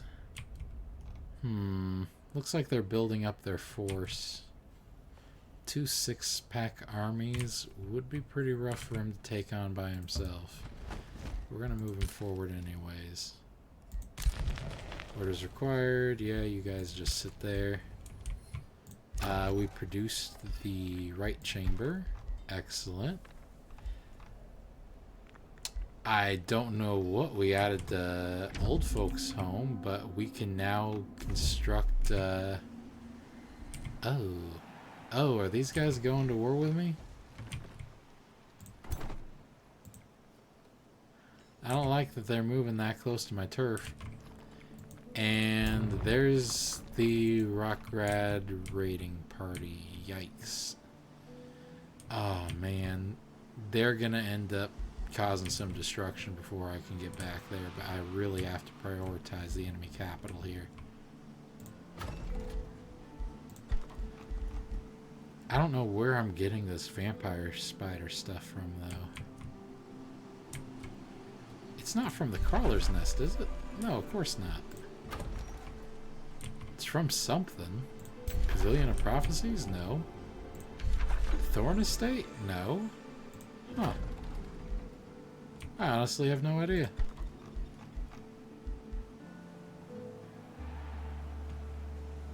Oh, regardless, I don't really want to build that.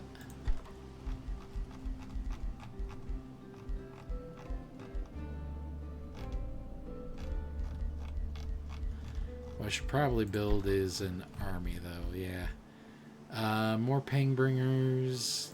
Yeah, let's get 3 more of them built. Then we'll figure it out from there. Whip and Tear has been built. We're gonna go ahead and toss that right onto our Lord. Boom. He's back to the whip.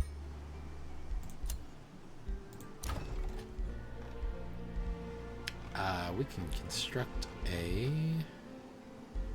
I don't need a teleporter here, because... Why? Still a storehouse. Will only take you 1 turn to build.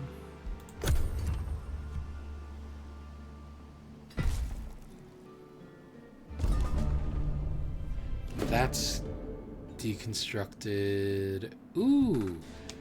You embody malignance, yet your insatiable ambition has worked on... Oh, has you working on your next scheme. Kings dread uttering your names. Mothers warn naughty children about you. But it's not enough. You recently learned of an ancient prime evil who have cast the longest and darkest shadows in history. They bound their malice to animals, objects, even servants, a heinous ritual that demands great sacrifice. Your elected sacrifice will grow your power, but what receptacle will be the target of your malice? Ooh, hoo, hoo, hoo. Okay, I can anoint a necromancer to be my herald of terror. I end up losing 208 souls, which is the majority of the souls I have. I gain a necromancer of the ankle biters. The necromancer gains enough experience to level up twice, and I gain enough experience to level up once. I can augment my Dreadmaster with the blood of Old Folk Home's Young, causing him to level up twice, and I gain enough experience to level up once.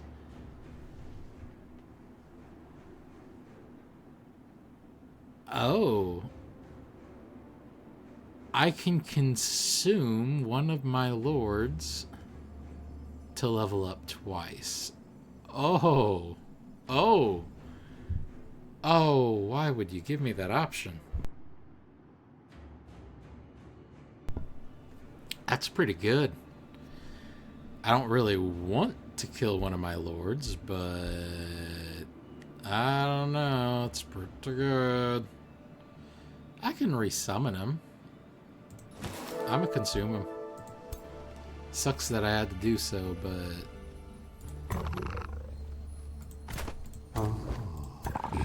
Wait, if he's not one of them, then who is he? Oh, is he the defensive army I have down here?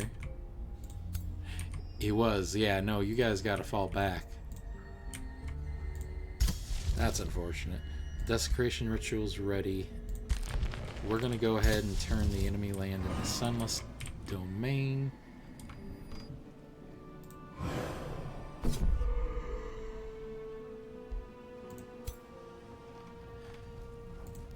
They all took damage, but they're all gonna heal in one turn. But now, my vampires can heal.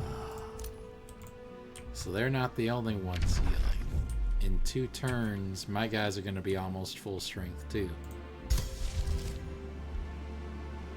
And I should have Prelude of Doom ready.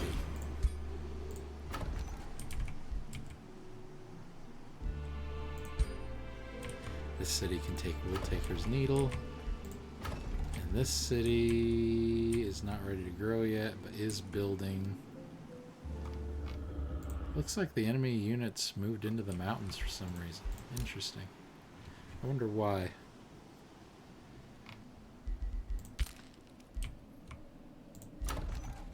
Produced a guild here. Let's go ahead and have you build a armory. That'll take you some time. You built a storehouse. Go ahead and build me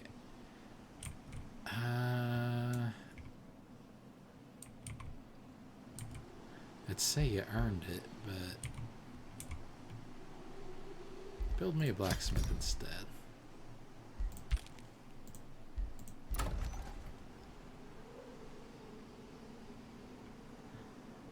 Ooh, this needs a new governor. She's not governing, but hold on. We'll animate him back. Wait, he's only level 4? I guess I haven't really used him all that much.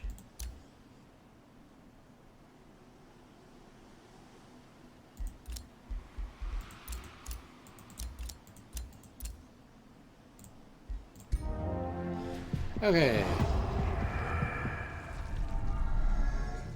A new vampire has been brought back.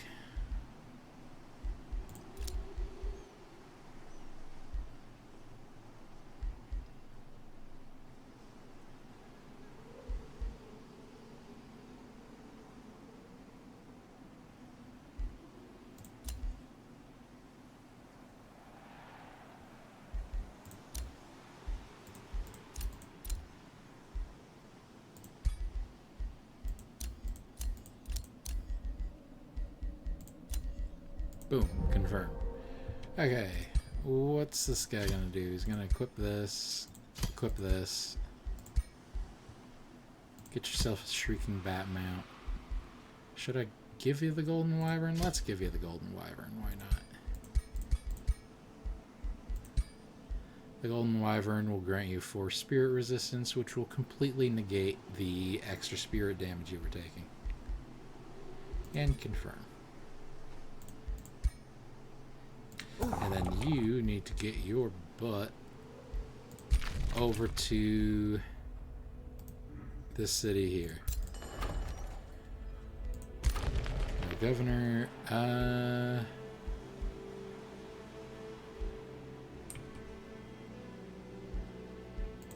toss you a prospecting governor, why not? And my ruler leveled up. Okay, he leveled up twice because of what we did.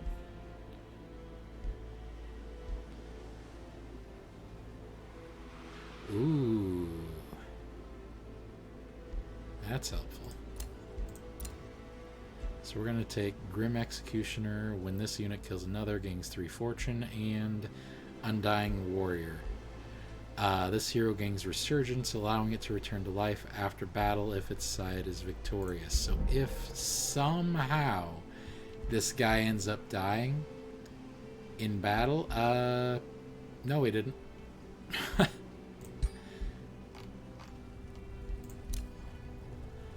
Alright, this guy can just be embalmed then.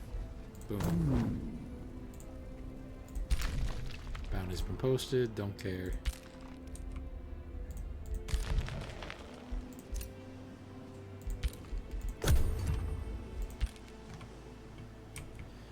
Oh, they're marching on me too. And I'm not at war with them yet, which is bad because that means they're going to. So I need to wrap this war up now.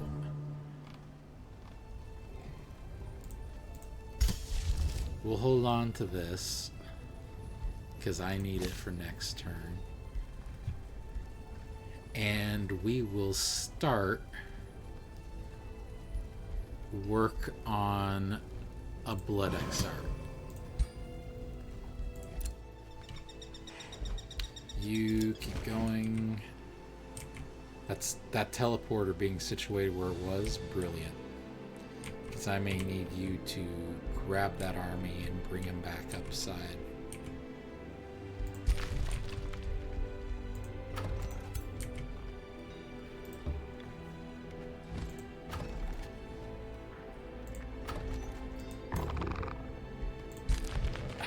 You're pretty low tier units though. That's not amazing. Okay, the question is, are they moving in? No, they're not. So, yeah, no, you're gonna go back up to the capital and prepare for war.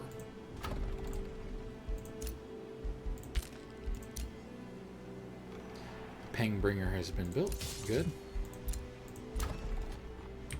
You can annex another province. Let's get you that gold. Prelude of Doom. Hold on to that. Other rulers have started a war. Wait, you two have declared war on each other. Are you kidding me? And these guys have sent a war party.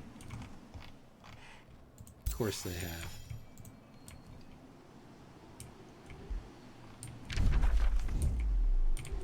I'm being spread a little thin here. He wants to go to peace with me. I'm not going to. I'm literally one turn away from defeating him. so we're gonna defeat him.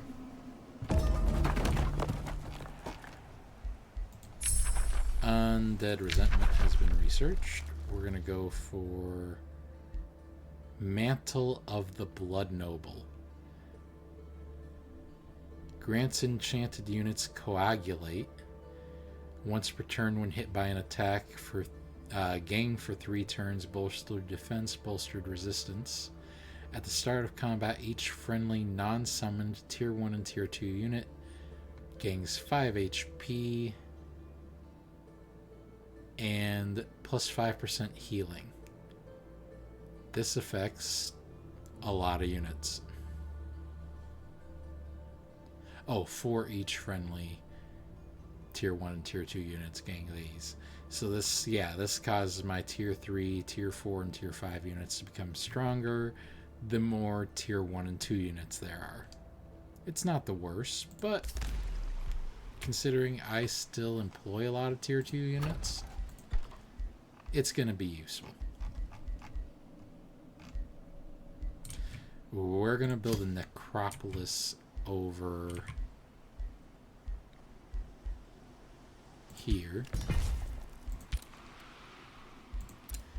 Get that soul train rolling. And we're going to remove this battle mage and get you that tormentor. Then another tormentor will be available soon, so we'll get rid of that other tier 1 unit. Right, we're ready to do this. So we're going to toss this Prelude of Doom. They do have a spell jammer. Gosh darn it. So we're not going to be able to use it. That's fine. We are going to go ahead and launch the siege, though.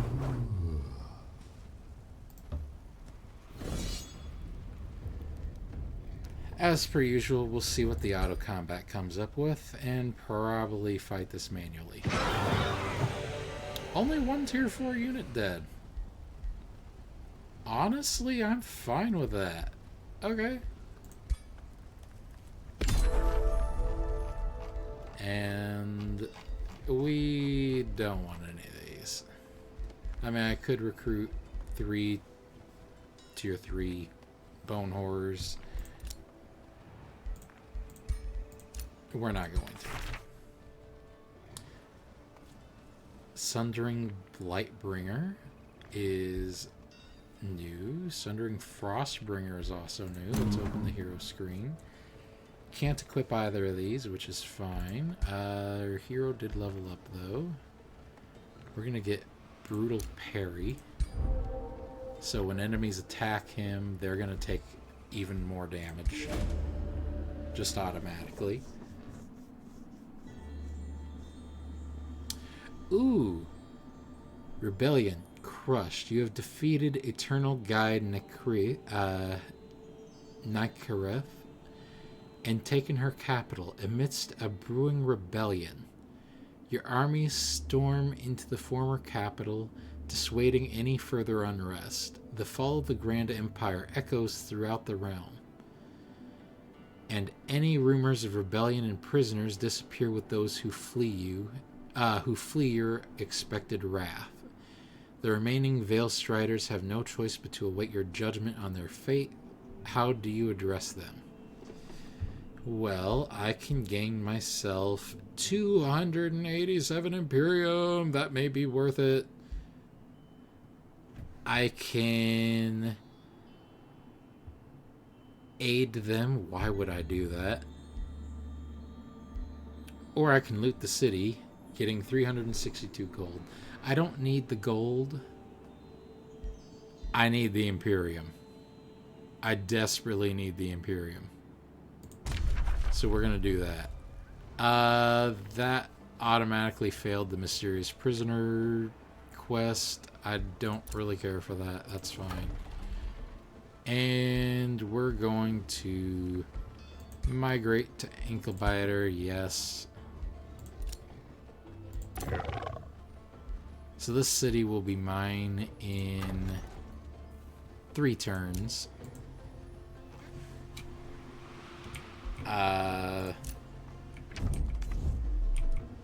Any other cities they have, I think just the one, I'll have to decide what to do with. I'll probably declare peace with them.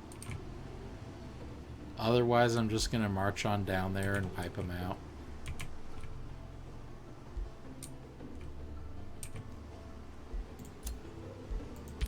That might be what I do. I don't know. I mean, the enemy, not really enemy, but the NPC movements down here have me a little worried that I should be prepping to go to war with them and take their capital.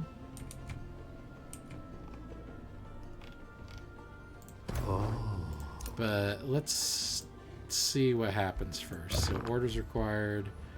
We're just going to tell you guys to just chill for a second. Hero leveled up. I'm assuming a lot of them did.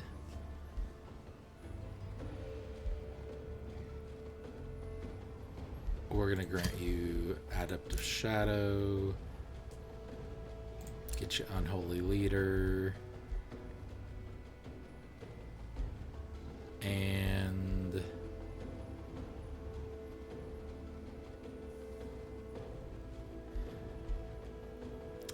Stunning Drain.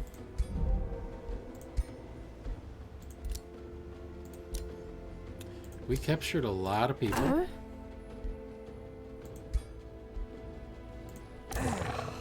And several of our people gained renown, which is good.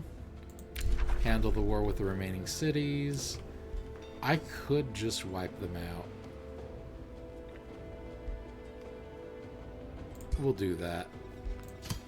In the meantime, the people in my prison, yeah, let's execute them. And that's 2 more embalmed sacrifices. So the rest of these folk, she's gonna need to recover. Actually, they're all gonna need to recover for at least a turn or 2.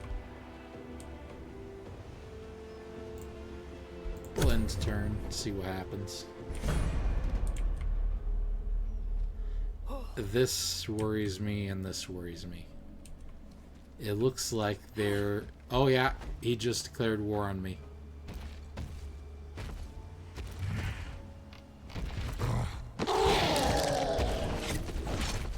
That's 2 full-sized armies making their way toward me.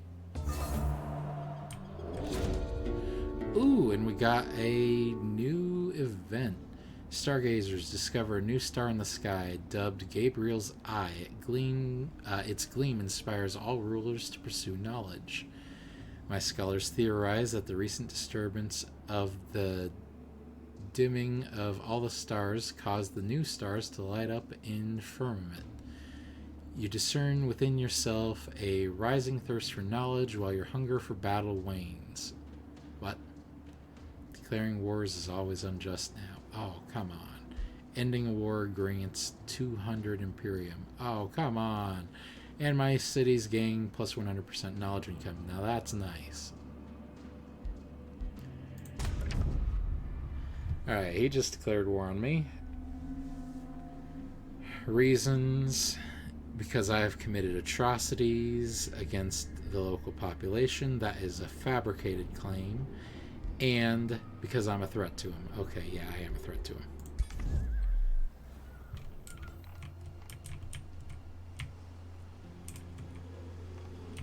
Okay, where's what? There we are. So we're almost at the 4-hour mark. I would like to end this with a victory if possible against these 2 armies. Now, do I stand a chance if I march against them right now? Absolutely not. No, I need to get another army down there soon. I also need to get these 2 armies down here to take this out.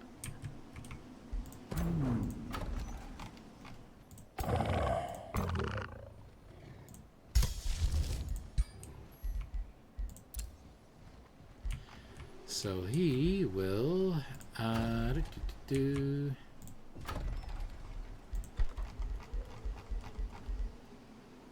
We're going to want the teleportation circle. We're going to want to hurry its production. And that'll take 1 turn to produce. However, we're going to want the, where is it? Wizard's Tower, teleportation circle, or the recall ruler. Recall ruler will work in 1 turn. So that's what we're going to want. We're going to teleport him over. In the meantime, these 3 armies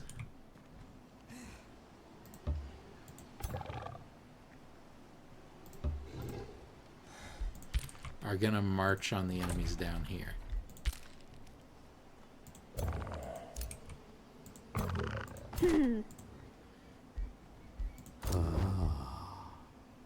And then you just rest 1 more turn. Mantle research is done. Chamber of the Right will need to be produced.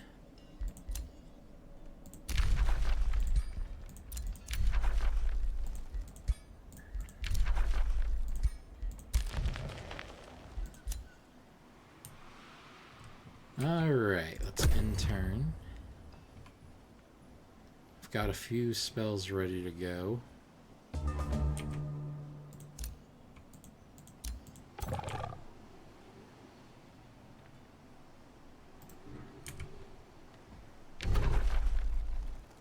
You guys start the siege. We're going to add the onagers,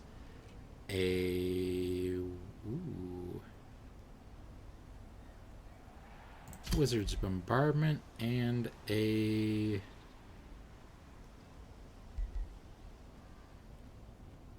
Harass Defenders. Actually, let's leave that. Huh? And let's get you guys in support range.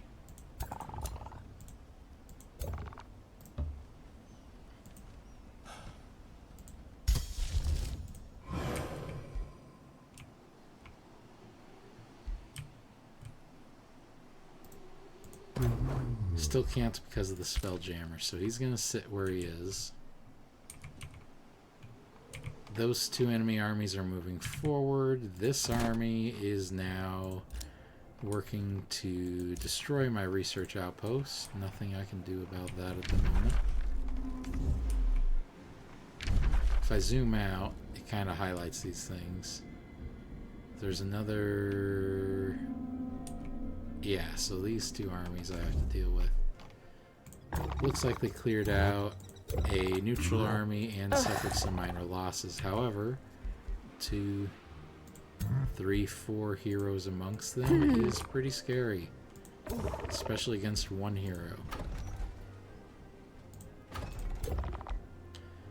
We're going to remove this Deathstalker so that the Painbringer is recruited there. And I'm ready to cast this stuff. I'm just not ready to do anything yet with them. We may as well use Prelude of Doom on these guys. It's not going to do anything because it only lasts 1 turn. But I do want to get started on the Mantle of the Blood Noble enchantment. Recall Ruler is ready. I just can't because of that. So, in 1 turn, I can recall my ruler. Summoning the Blood Exarch, I'm also going to hold off on because I want it in my ruler's army. As such, I'm going to go ahead and have this unit go join the army down there.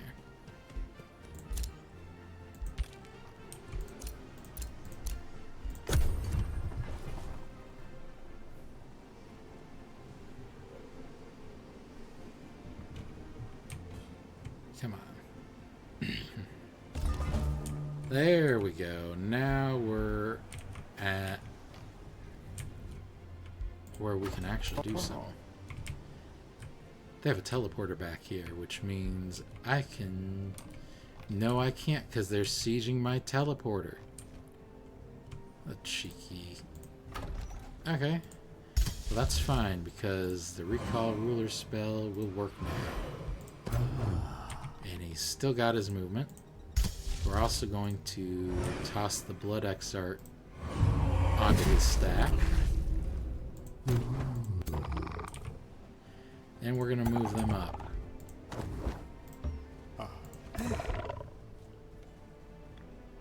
There's a chance we lose this, but let's see what happens.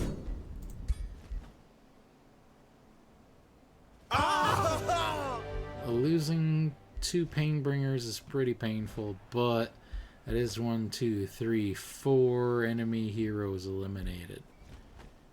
And a bunch of experience for me. Yeah, I'll take it.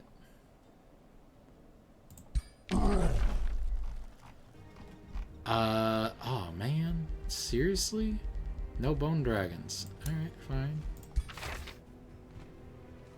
Whoa, look at all this stuff.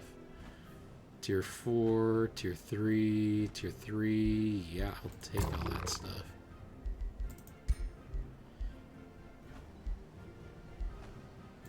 You've got a Tier 2? Nah, screw that. Get yourself a Tier 4.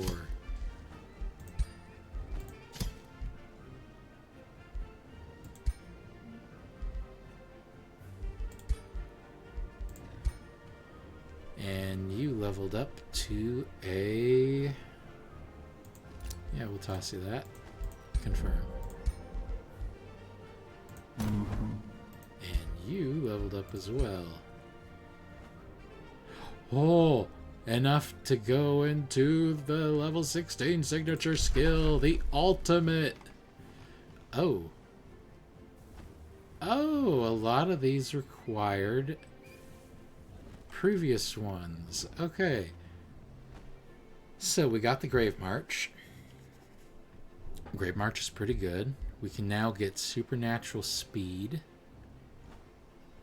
Pretty helpful. This unit and all turned vampires have very fast movement when not mounted. If the Elder Vampire has Profane Body Mastery, it gains plus 20% crit chance instead, even when mounted. Unlocks Phase Lock and Controlled Chaos. Ooh. That's pretty helpful. Rosebound Noble. Rose Knight Guardian. At the start of combat, conjure a Rose Knight. That's a free tier 4 unit at the start of every combat. Cities gain the ability to draft Rose Knights. Oh my gosh. Unlocks Ancient One. And Exhume Undead. Summons a tier 3 undead unit that lasts for 3 turns. Adjacent enemies suffer Soulbound and 2 Remorse. Oh my gosh. Curse to Undeath. Deals damage, minor damage to an enemy unit. Oh, to all enemy units in a 2 hex radius. They become soulbound until the end of combat. And at the start of the turn, enemy units with soulbound take minor damage. For frost damage. Exhume Undead and Eternal One. Okay. And then Elite March. Grave March now conjures bodies of tier 3 and tier 4 undead and has its cooldown reduced by 2. So that just makes Grave March, which I already have, extremely powerful.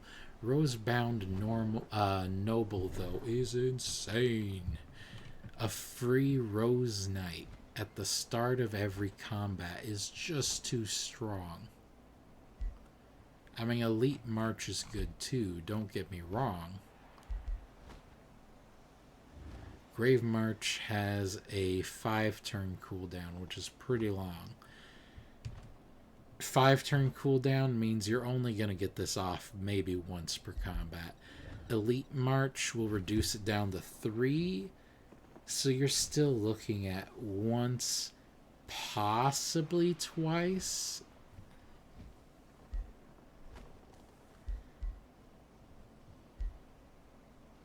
I mean, the conjured bodies, you're conjuring 4 corpses. So 4 tier 3 and 4 units is actually makes a difference.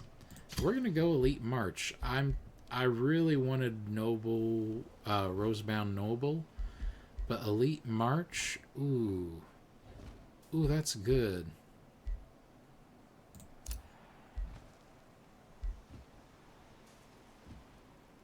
Yeah, we're gonna go ahead and take that.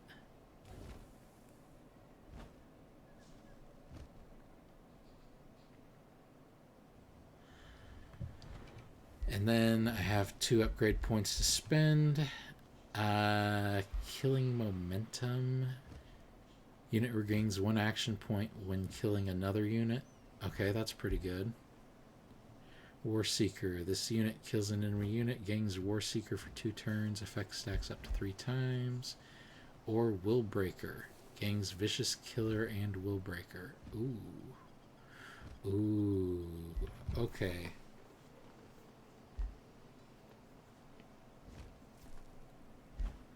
Yeah, I hate to do it. So he's going to be excellent for finishing enemies off.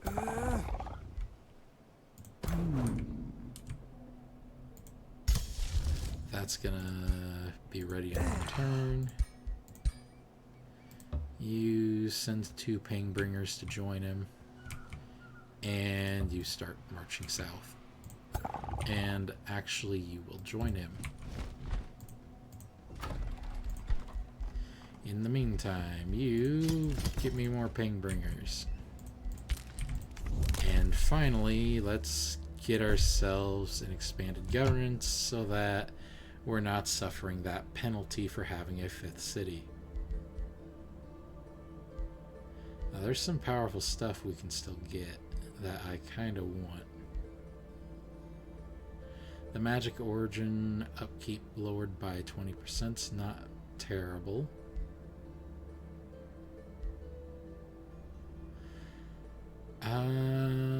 Yeah, all this stuff's really good. Instantly gains 750 knowledge. Yeah, that's good.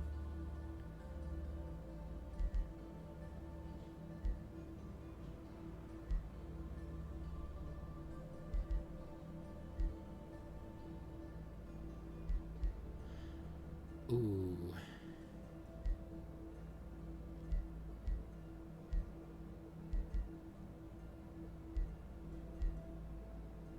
Yeah, I already got those. We're gonna go with...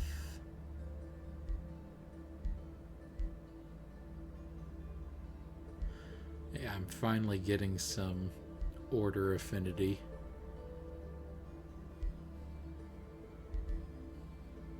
I kind of want the increased regeneration because that helps a lot. And this would help too.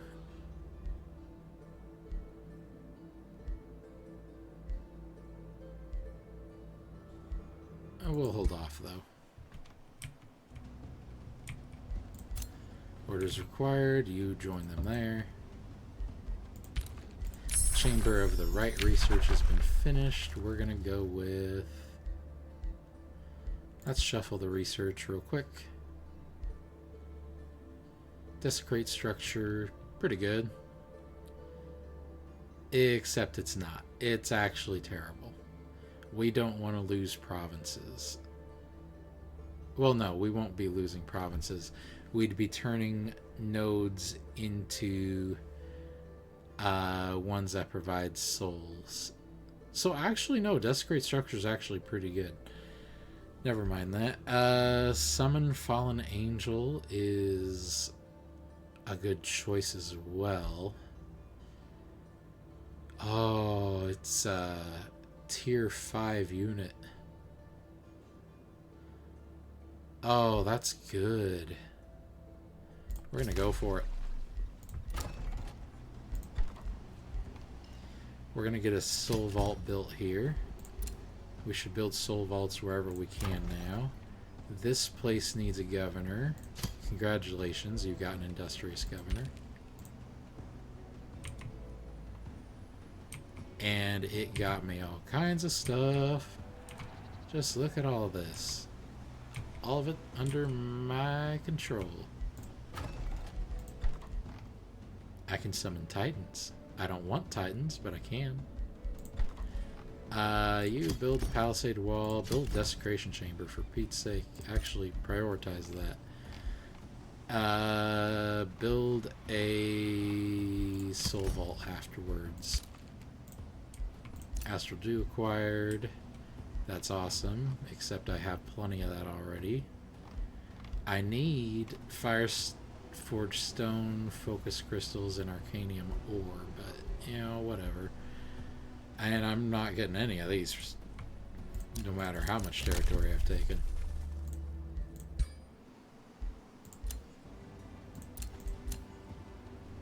Ooh, another unit in my crypt. We're gonna embalm you. And I've got 2 more. We're gonna execute. Yep. Execute. Yep. Embalm. Embalm. Province is being pillaged. It is not anymore. The diluted hollow court. So be it. Right. So these guys are from Rockgrad. I'm gonna want to eliminate them. Looks like he's captured Halicon.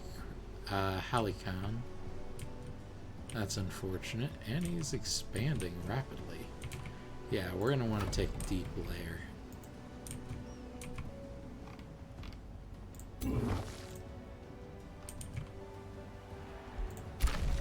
So production, we're gonna build another soul vault.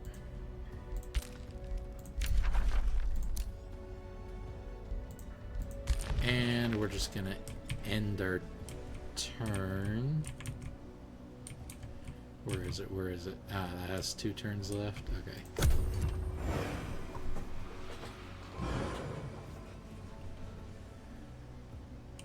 Alright. Gonna go ahead and get this going. Oh!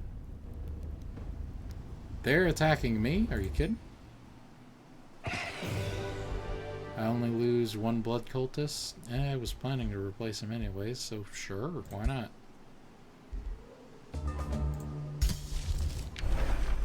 Oh, for Pete's sake. Well, this is perfect. 2 bone dragons for 1 blood cultist. Deal.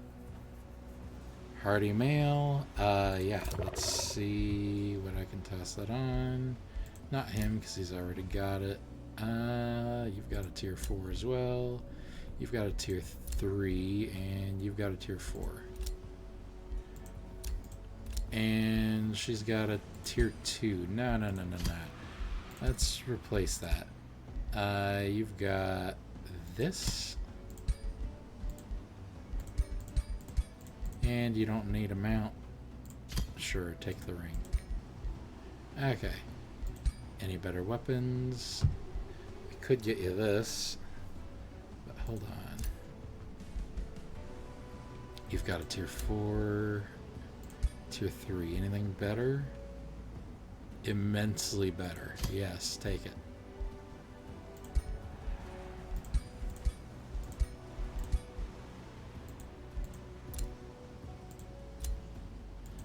Have we not got a better helmet? Wow, only slightly. Okay.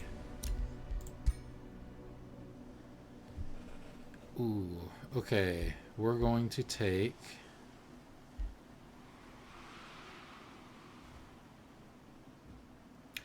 Both of these are good. Still, we'll go for that. Finally. I've been trying to get that going this whole time. Undead resentment is gonna be huge.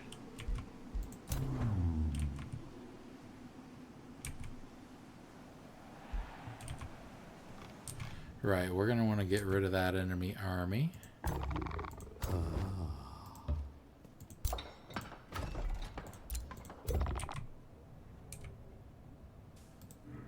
Oh. Well, if it's their army versus my army, I'll still win it.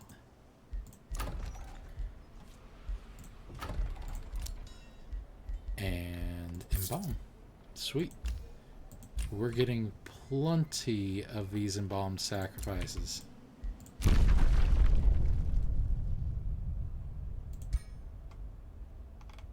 Province was pillaged. What? Oh. Pillaged by my allies. Yeah, you keep going. Okay. New rally has started. Look at all these. Oh, yeah. Alright. Ah. I don't have the gold. That's fine. I can get him next turn. Being pillaged here, huh? Well, that's rather unfortunate. They have mimics. Uh-oh. Oh, hello. Okay, wow. Yeah, I may end up losing these cities, but honestly, that's fine as long as I can hit the enemy capital down here. I'll have to think about it. That province is being pillaged. Where did these guys come from? Oh. Hold on. Ooh, mounts. Okay. I don't have much need for mounts now. So they probably came from down here. Yep, we're gonna have to take this soon too. And we actually can. So when these three are done here, I'll march them here, take this city. In the meantime, these two lords here will be playing defensively in this area. And then this city and this city are pretty much on their own for a while. I'm surprised they're not hitting the teleporter, so Actually, this one can circle back and hit them then. That's the plan. These ping bringers are amazing, by the way.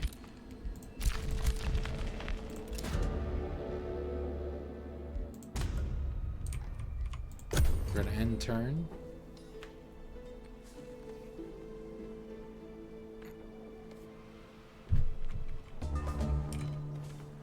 Booyah. Undead resentment. Here we go. Oh, that's all their weaknesses taken care of. Well, not taken care of, but mostly taken care of. I can win this. We'll see what the auto does.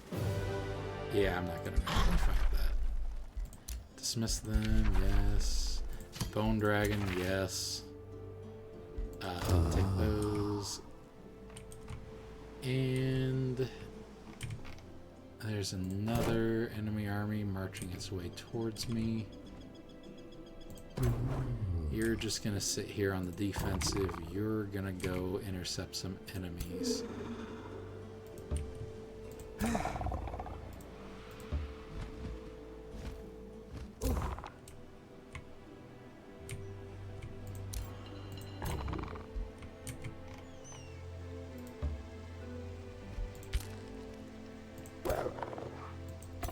Yeah, she can take them. 4 tier 4 units, easy peasy. And this is finally ready to strike. So we're gonna toss a fallen angel towards our hero, well, our lord. And these guys are gonna go ahead and, yeah, we're gonna lay down a beat down.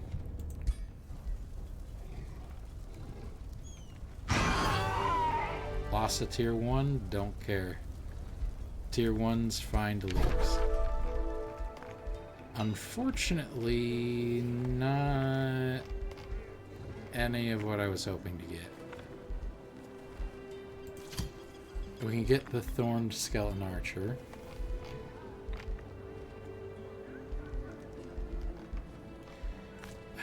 You know what? We're gonna need throwaway units.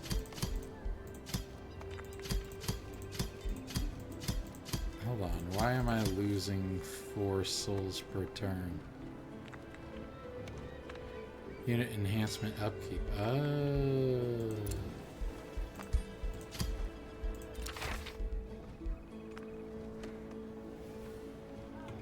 I'm gonna have to build stuff to get more souls coming in.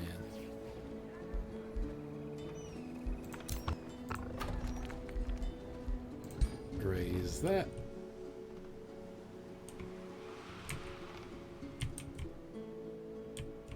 We're close to his capital, but I don't think I want to risk it.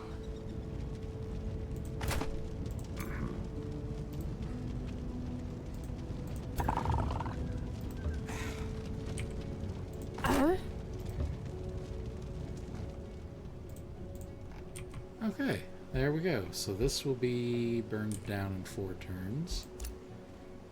He has orders. He will heal and maybe intercept them. I don't know. No, I should march him north, but that's where these guys will be going.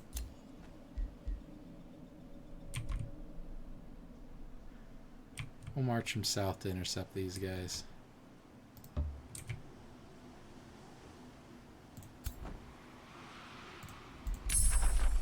That's been researched.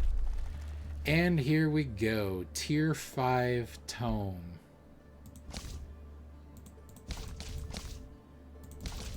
So our choice for Tier 5 tome is the Tome of the Eternal Lord.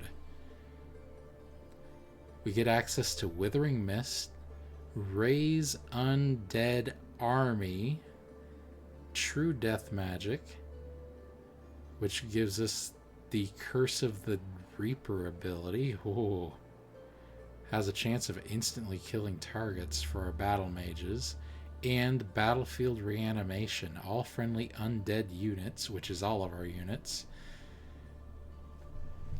come back to life with 50% of their total HP, and non-undead corpses come back to life as decaying zombies under my control. Yes, please. We also get Soul Harvest passive. Wow. Gain souls whenever enemies die in battle. Unlocks the ability to animate city ruins and to animate heroes in your crypt as undead servants. And we get 2 more Shadow Affinity and 5 and 5. The usual stuff. Yeah, we're selecting that. Battlefield Reanimation. Around, come on. Blanketed by glistening ice. Okay, I don't have that, but Ray's army is pretty good too. Is a land of endless Withering perfection. Mist, not bad. Death comes by For your will. each turn for alone. 3 turns, all And you shall enemies sustain harvest the very damage. souls of those who wander in your presence. We're gonna raise the army.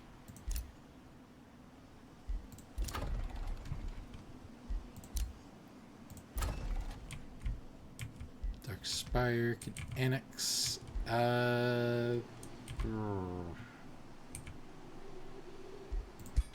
Give me a mine, please. These guys can annex as well. We're gonna get. Ooh, tough choices. I mean, not really. The choices aren't that tough at all, actually.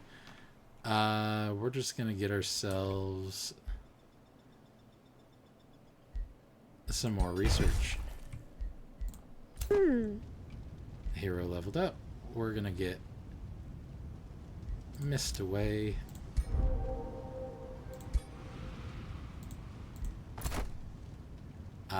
Ooh. Good choice.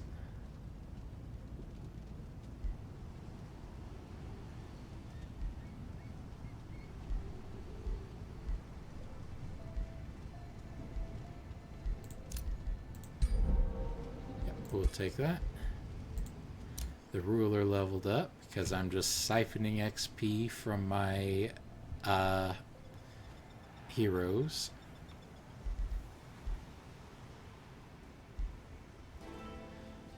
Cleaving Sweep sounds good, but I'm gonna take Eternal One. Because at this point, why not?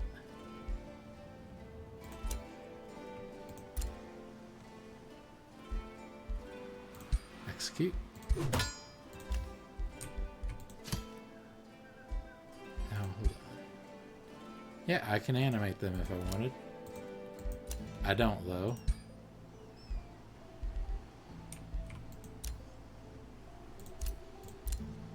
We'll let them sit in here for now. I mean, they're not really contributing anything because I don't have the building built yet.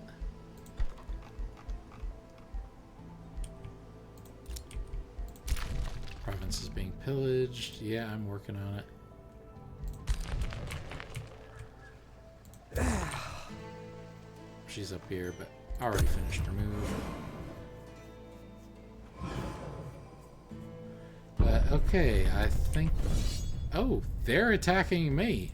Okay. Not even hardly enough damage to worry about. And one more bone dragon, yeah.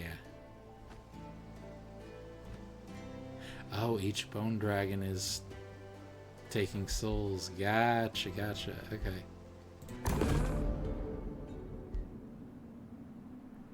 Yeah. That has ended, thank goodness.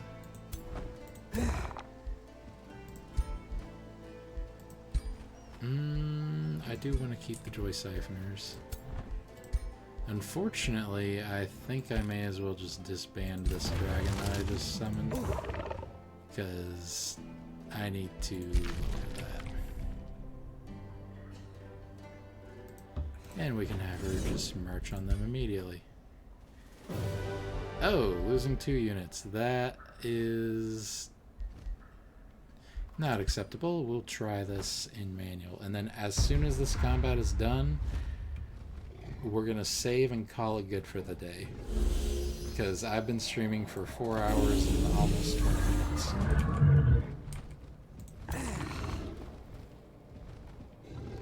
Alright, she's a melee combatant. Consume Chaos, removes negative status effects. Does 12 damage. Yeah, no. Draining Bite, now. How far does this go? Pretty far. I can move you up, spit on him. Let's wait until they're a bit closer, though.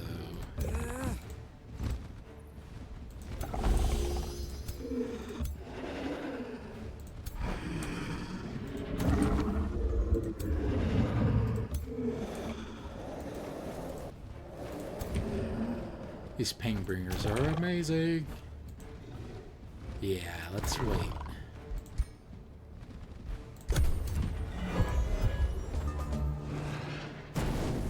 They hit me with meteors? Oh, that did hardly anything. Well, I can just move right up and spit on them. Okay.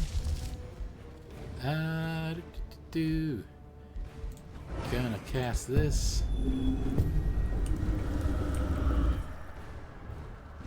They resisted. That's fine.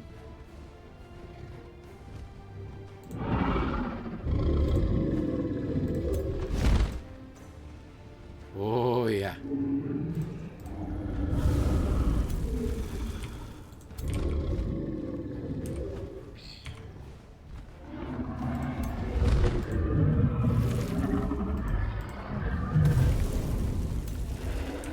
Yeah, that's nice.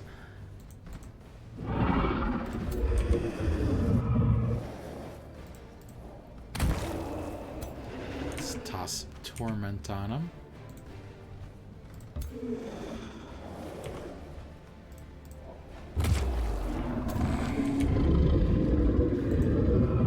Still just out of range, huh? Alright, we'll move on up. Get them with that blood parasite.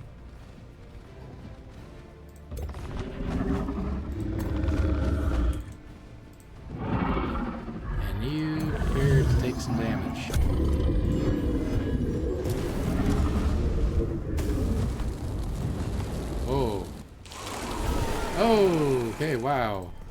That's more damage than I hoped. Probably from their hero.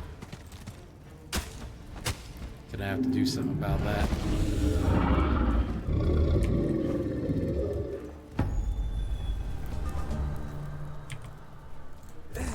Oh, I'm really gonna have to do something about that. You stunned? No, you're immobilized. Pretty much just as bad.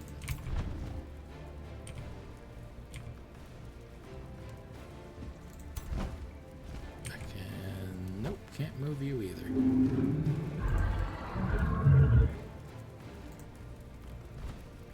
Oh, man.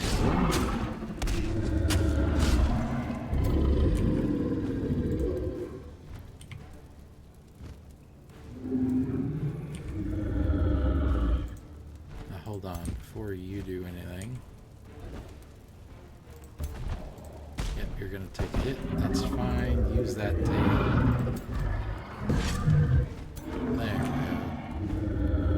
go. Seriously? Alright.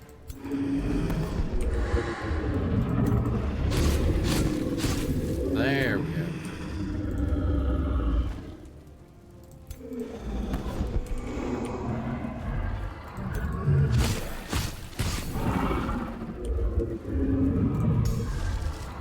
And let's cause despair.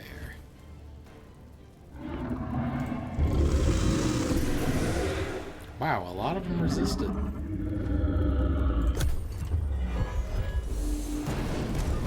They're dealing more damage than I thought they would. Oh, okay. Yikes. That's bad. Yep.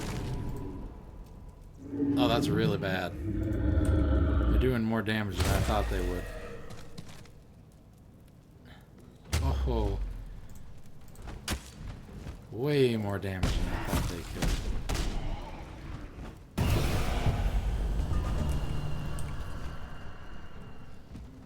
could. Okay. Do I have anything to revive units? No, not really. Okay.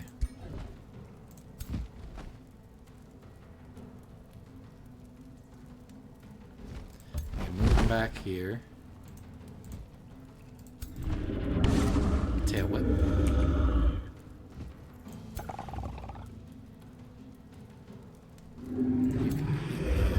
You guys can too.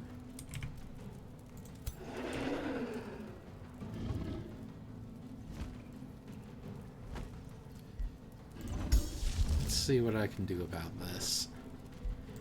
Cause despair again. Hit all of them.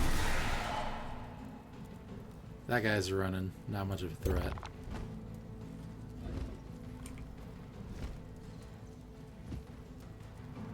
The enemy lord's gonna be a big issue if I don't do something about it.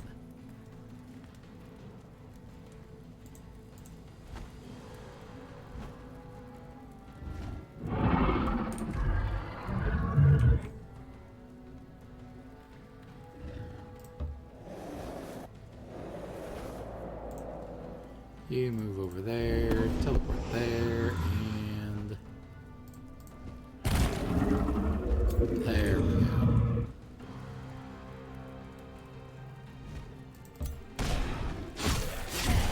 There we go. Eat the corpse so it don't get back up.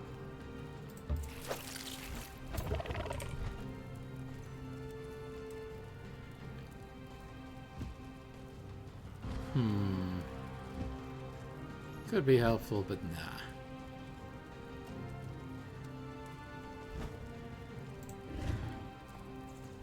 Nope. They're bloodless.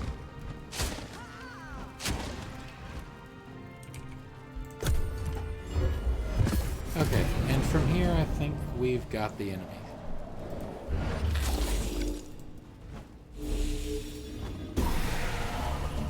Yeah, we've got him.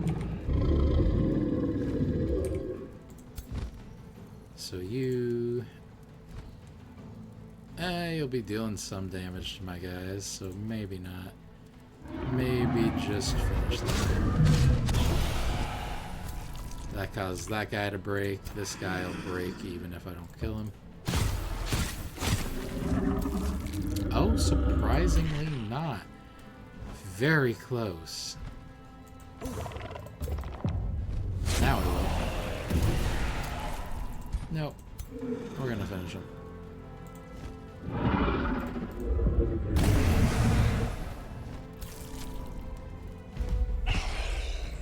It's unfortunate, but I'm gonna accept it because I needed to lower the upkeep for that anyways.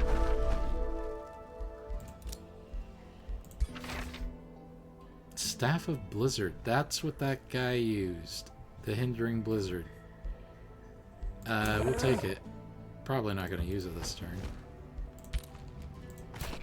That's a threat that I think these guys can handle. I hope they can. Oh. Oh, that's tempting.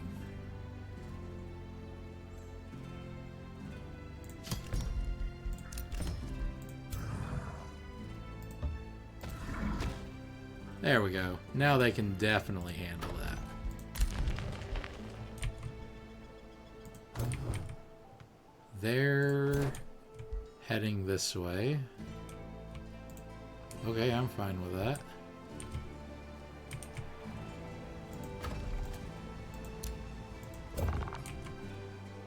You guys head this way. Huh?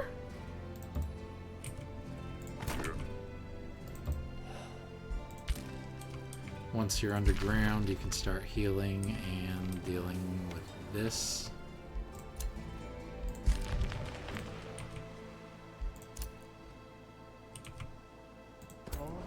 You, I would love to march straight towards the enemy capital, but I'm afraid you won't be able to do it. Although, I don't think they have much in the way of armies at the moment. Gonna march you that way. You'll have the dragon for support. We've got the summon undead army. Gonna shuffle. Shuffle again. True death magic sounds interesting. Battlefield reanimation is better.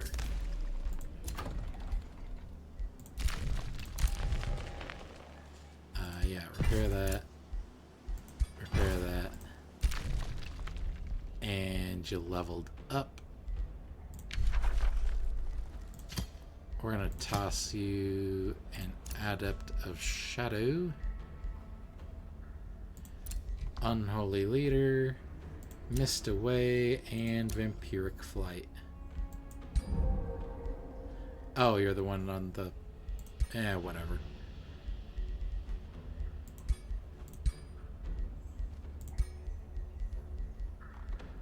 Oh, goodness. Building up quite the arsenal.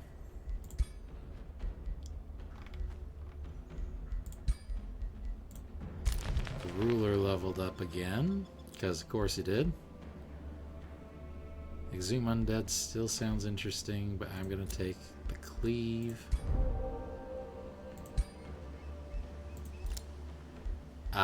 He's been captured, accidentally fell down the stairs. Ooh, ow, oh, he died. And all these guys accidentally gotten bombed. Oh, what a tragedy. Oh, who knew that could happen? They just tripped and fell straight into the fire pit. Yep, that's what happened. Province was pillaged by my vassal city. I love it. Keep going. I'll have to get down there and take care of them later. Province is being pillaged. Right. I'm gonna need one of these three to veer off and eliminate that.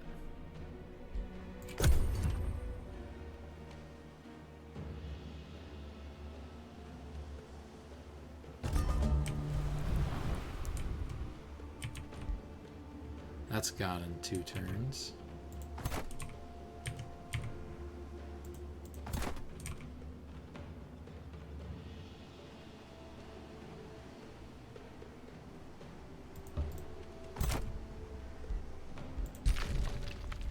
Yeah, no, you're fine staying there. I do wonder... Reanimate. Oh, it just founds a new city. Nah, I'm good.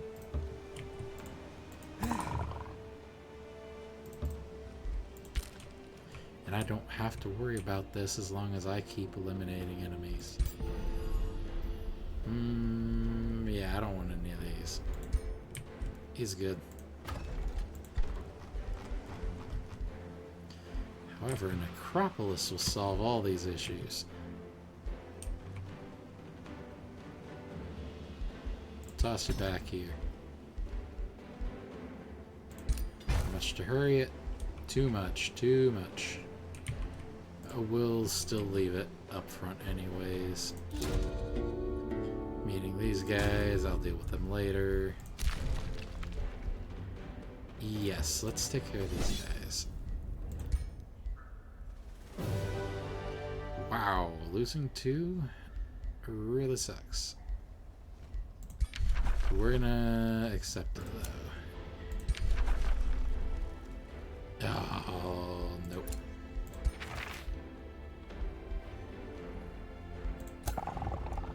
And then you just go back there and relax. Whilst you guys get her a paint bringer or 2 or 3. Get her 3.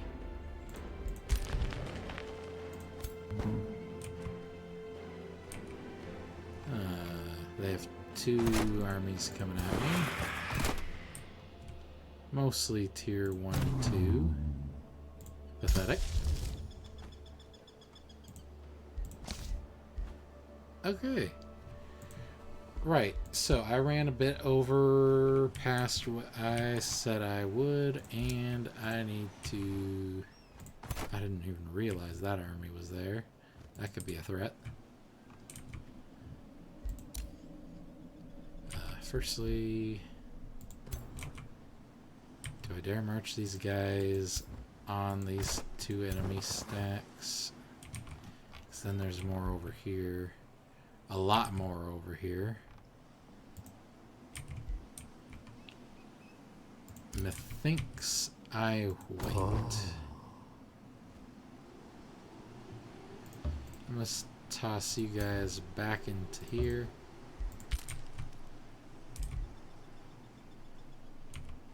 I'm back into the positive on skulls, so that's good news.